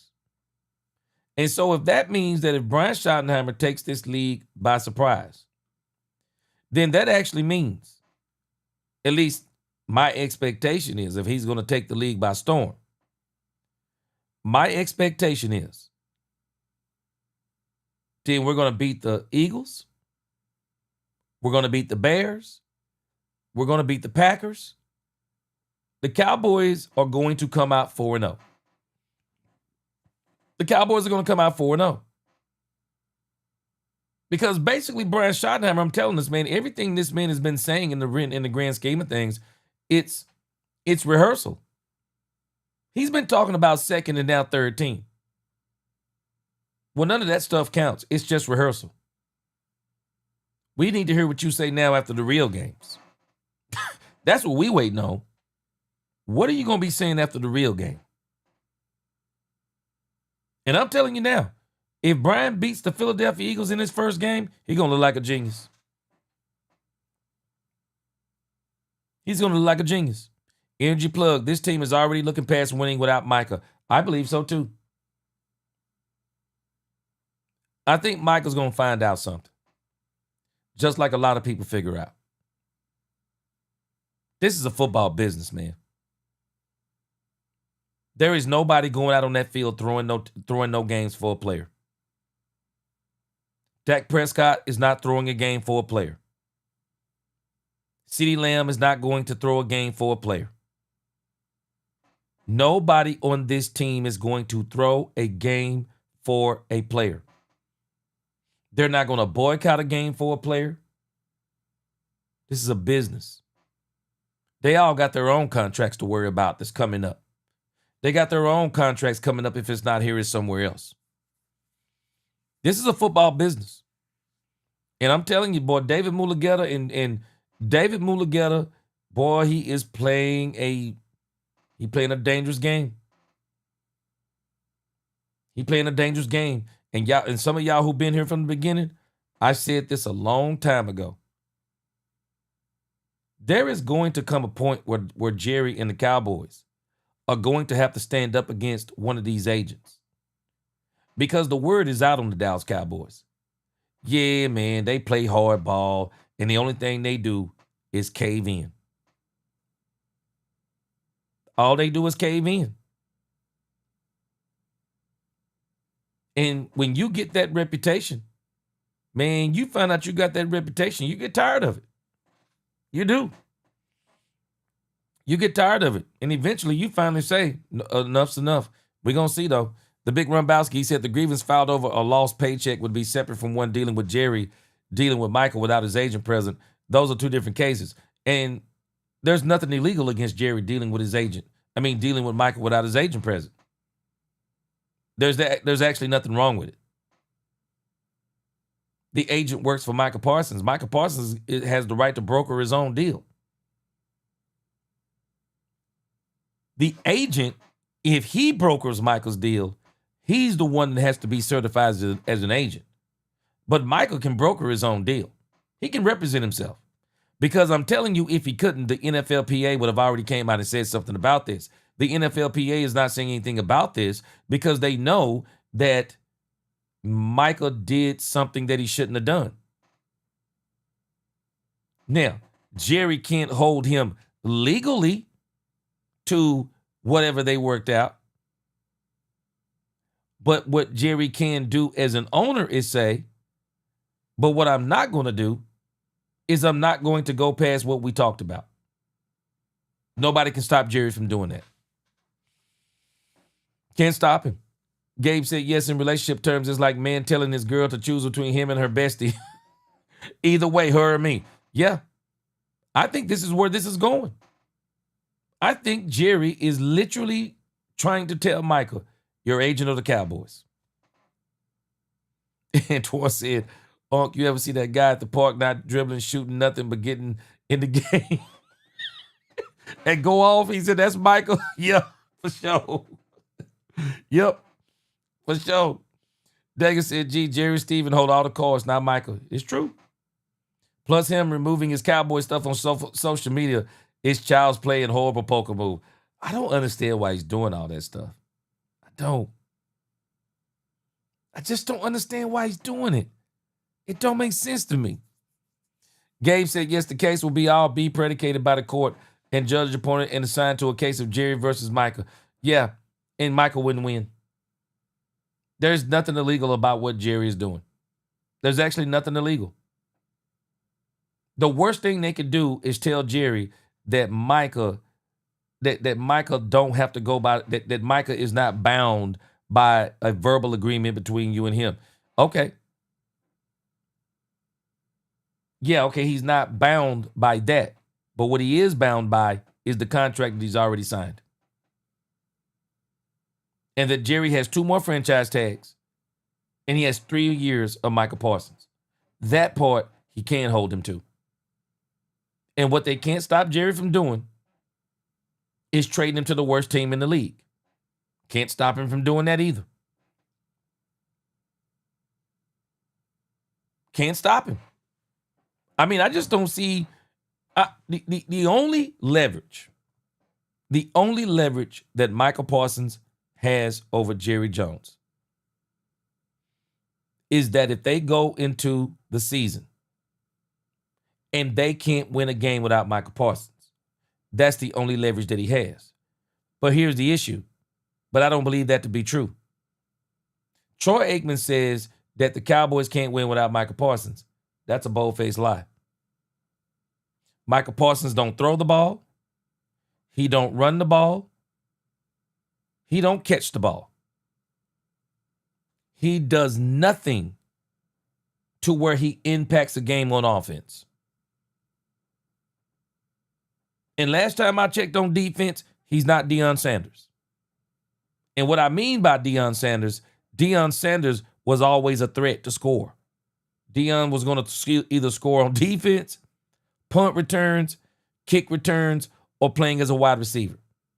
Deion could score in 4 different ways. Deion is a different type of commodity.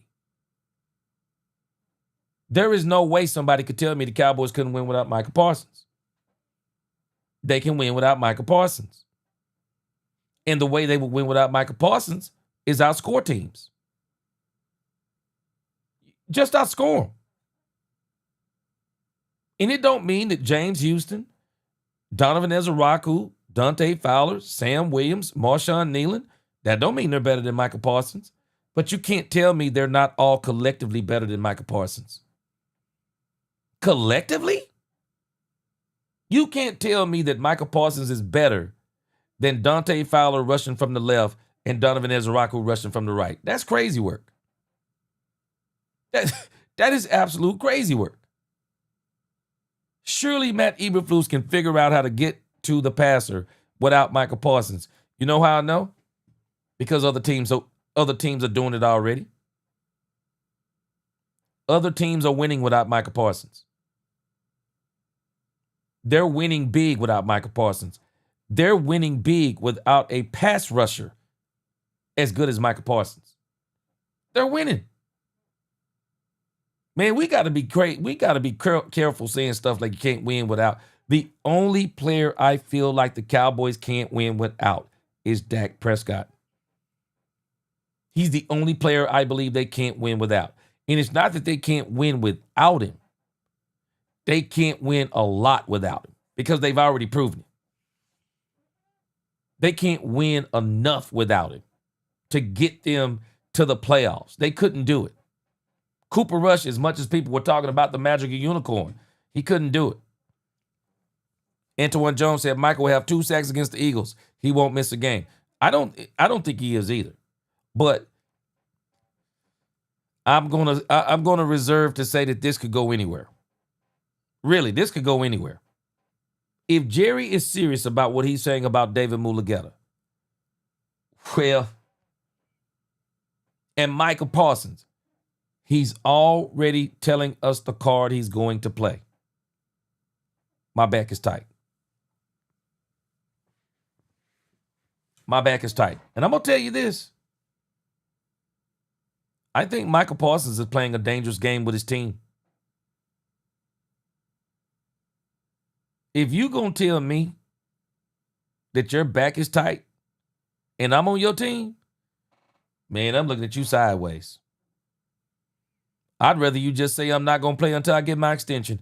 I'd rather you say that. I'd rather you say I'm going to hold out until I get my extension. I will not touch that field until I get my extension. I can respect that. What I can't respect a teammate that would actually fake an injury and say that's the reason that he's not playing. Nah, bro, I can't with you on that. I can't with you on that. That's dishonesty. I can't do it. Charles Knight said, Micah is an embarrassment. Talk all that talk about not needing to be the highest paid. Now look at him. Yeah. It's tough. Daniel said, gee, it's like a court case, right? Jerry's the judge and Mulugeta's the attorney. Man,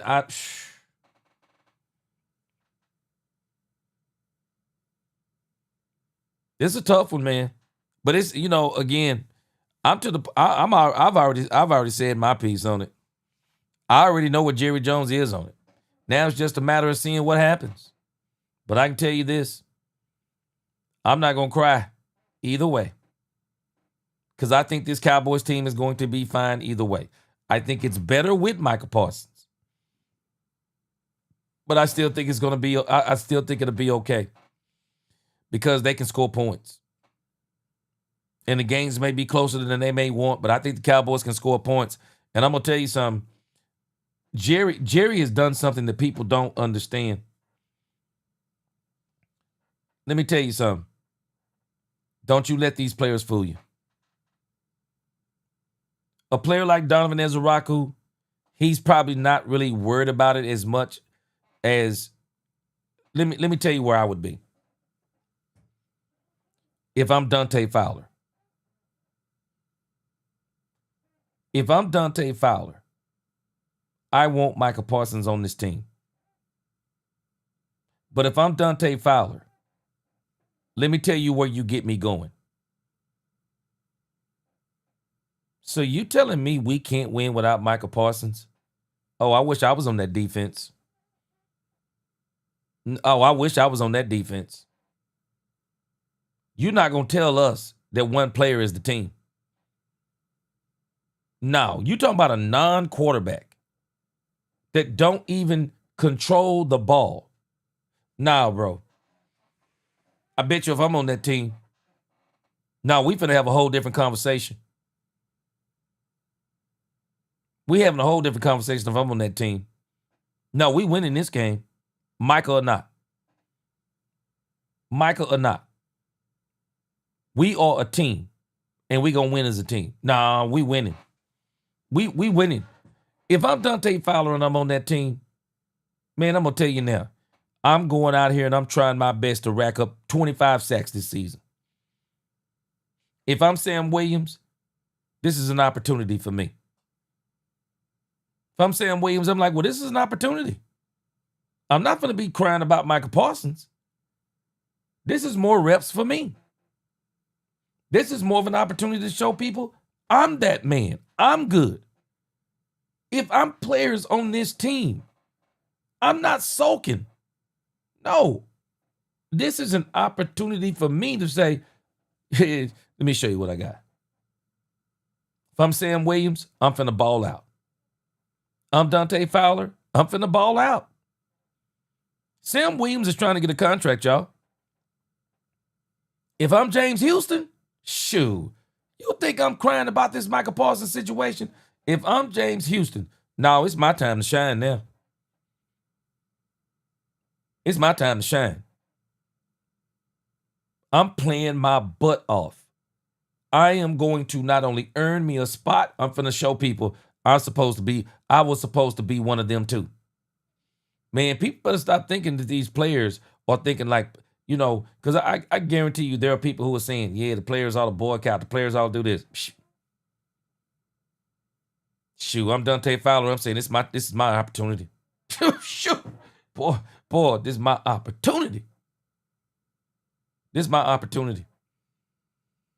If Michael don't play the first game, this is my opportunity.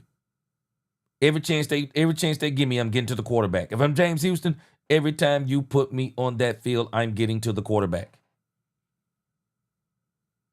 Man, people better stop thinking that people are running around here talking about, yeah, man, Michael ain't on the team. We ain't going to play hard. You keep on thinking these people ain't going to play hard. Shoot, James Houston is playing for a position. James Houston is playing for a contract that he might get outside of the Cowboys. Dante Fowler is playing for a contract he may get next year. Man, these players going to be playing. They are going to be playing. And they are not going to be out here sulking about Michael Parsons not here. Nah, bro, they going to play. And I'm going to tell you, I'd be highly offended if I was on this defense. I'd be highly offended if I was on this defense. Shoot, you remember what Draymond Green told KD? We was winning before you got here, bro. Shoot, we was winning before you got here. You the one that wasn't winning before you got here. We was winning before you got here. And I'm not saying that about Michael because Michael been here, but what I am saying is, shoot, man, this is a business. There are other people who are trying to prove themselves too. They have their own business to be worried about. They have their own contracts they need to be getting. Man, they ain't got time to be watching Michael Parsons' pockets and worried about whether or not he signed. They got a job to do. Shoot, man, we got people, boy, they be talking some crazy stuff out here. Keep on thinking these players can't win without Michael Parsons. Because you got to be wondering what people, backup players are thinking in their minds. Okay, you think Joe Milton is not actually thinking in the back of his mind somewhere? I like Dak Prescott in the front of his mind. I like Dak Prescott. I don't want Dak Prescott to get hurt. You don't think Joe Milton doesn't have in the back of his mind, though? But if Dak Prescott goes down, I get my opportunity. Do you think Joe Milton is thinking we can't win without Dak Prescott? The rest of us are thinking, no, we can't win a lot without Dak Prescott. We might be able to win some games. There's no way we go into the playoffs without Dak Prescott. You think Joe Milton's saying that? Shoot, Joe Milton is saying, shoot, well, Dak Prescott get hurt, I'm going to prove we can go to the playoffs without Dak Prescott. Boy, we better stop thinking that these players are thinking like us. And that's why I couldn't believe that Troy Aikman said the leverage that Michael Parsons has is that the Cowboys can't win without him. What? That's crazy talk. That's crazy talk. But again, this team, I think they're all kind of saying the same thing. We might not realize it. I don't think this team is worried. I don't think they're worried. I don't think they're worried about this Michael Parsons stuff as much as we probably think they are. I don't think they're worried. Nope. I think they're going to move on and they're going to keep playing without him because I'm telling you, Michael's doing some, boy. Whew. Gabe said, is Michael really in football shape? He can claim he's working out and ramping up on his own with a tight back, by the way. But is he really? I think he's accident and injury waiting to happen. Boy, I would not be playing around talking about I'm injured.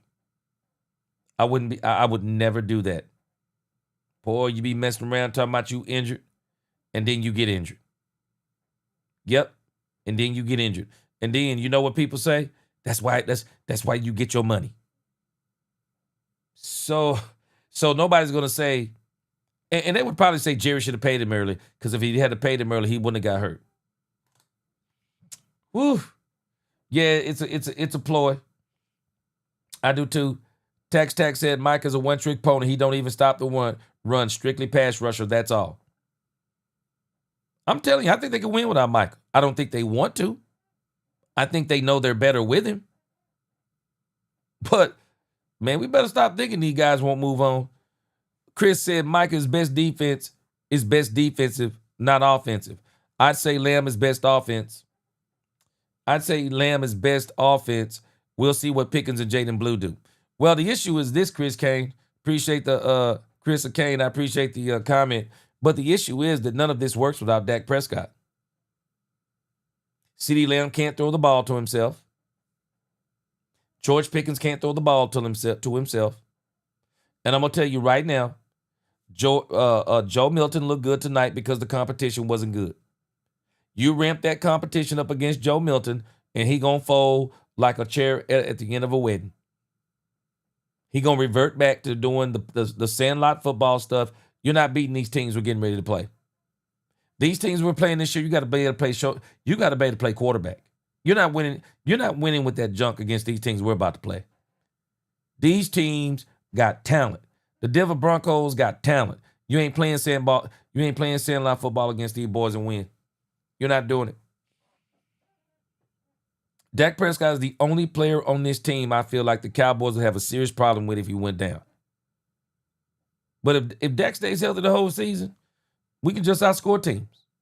And then if we get behind them, and if we get in front of them, our pass rush without Michael Parsons will get to him. Straight up. Straight up. But we're going to see. We're going to see what happens in all of this. Appreciate y'all rocking with me tonight. We're getting ready to get out of here. I'm going to read these last few comments, and I'm going to roll. Let's see.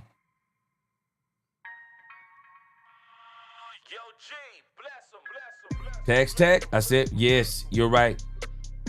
Tax said, Michael talked about Dak like a dog on his podcast. Now he's sad because Dak ain't vouching for him. If I'm Dak, I'm letting Michael leave. And you know the crazy thing is, Dak has vouched for him. Yeah, twice. Twice he's vouched for him, publicly. But I can tell you this.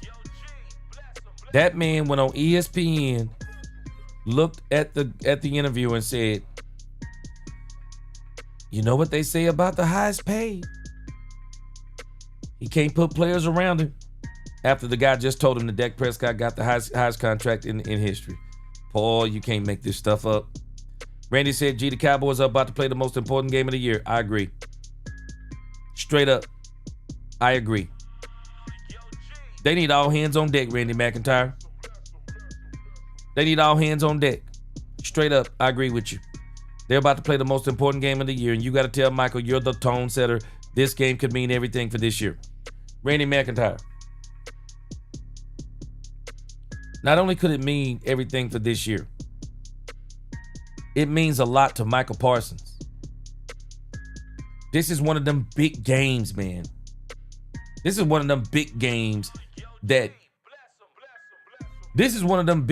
solidifies you as him. Shoot, Dak finna come out and ball out. Dak gonna come out and ball out on Philly. You watch what I tell you. Dak is ready. I think he's gonna ball out. Yeah, I think he's gonna ball out. Dak wants to beat them boys. Especially after coming off winning the Super Bowl. Dak want to beat them. Philly D close years. But Dak Prescott knows he's better than Jalen Hurts. Dak Prescott knows he's better than Jalen Hurts. Straight up. He knows he's better than Jalen Hurts. Dak Prescott said, just give me a team. Just give me a team like Jalen Hurts had last year. And as a matter of fact, you ain't even got to give me as much. Just give me more than you gave me in 2023. We will take this team all the way to the Super Bowl. If this team stays healthy, I'm telling you, I just got a feeling nobody better stop them. I don't. If the Cowboys can stay healthy, I don't think nobody can stop them. I think they'll get better and better as the season go on. And when we get DeMarion Overshown back, Savon Revel Jr., Trayvon Diggs is talking about coming back around. I'm thinking it's probably going to be, he's saying he want to be back by game 3. I think it'll be October. Boy, the Cowboys going to be ready. They going to be ready. And once this team get going, I don't think nobody's going to be able to stop it. Yeah. Yep, Dak vouched for him twice. Sure did. Straight up this year, he vouched for him. And that's wild because Michael been dogging Dak for years on ESPN, Fox, and on his podcast. Straight up, he has. I agree with you. Michael's a good pass rusher, but he and Diggs some snakes for real. Man, I'm going to tell you now, Diggs gone off this team. I don't think Steven and Jerry like that man's energy. I think he gone. I do. All right, Gabe said Dak Prescott kept practicing when he was healthy and even broke his freaking ankle before he got his bag, even though Michael tried to say otherwise. Michael's action proves he's about the money. Yeah. I'm telling you. All right, guys. Appreciate y'all rocking with me. I'm going to go and get me some sleep. Then we're going to get right back at it today. Because it is not tomorrow. It is today. It is Saturday, the 23rd. 2 more weeks. And we will be playing the Philadelphia Eagles. Cannot wait to see Philly D in here after that game. After Dak Prescott comes out and smashes on you boys. Dak Prescott gonna come up and smash on y'all boys, man. Philly D, I'm sorry. Y'all ain't gonna have no answer for CeeDee Lamb and George Pickens, man. And don't feel bad, because I don't think a lot of teams gonna have no answer for them boys. I don't think they gonna have no answer for them boys, man. CeeDee Lamb, George Pickens, and Dak Prescott. Cavante Turpin gonna be crazy this year along with Jalen Tobin. You get ready. All right, guys, I appreciate y'all rocking with me this late night on Cowboys After Dark. I'll see y'all later on the day. Until the next time, DC4L, God bless. Let's talk Cowboys, where we talk facts. Peace. Yo, G.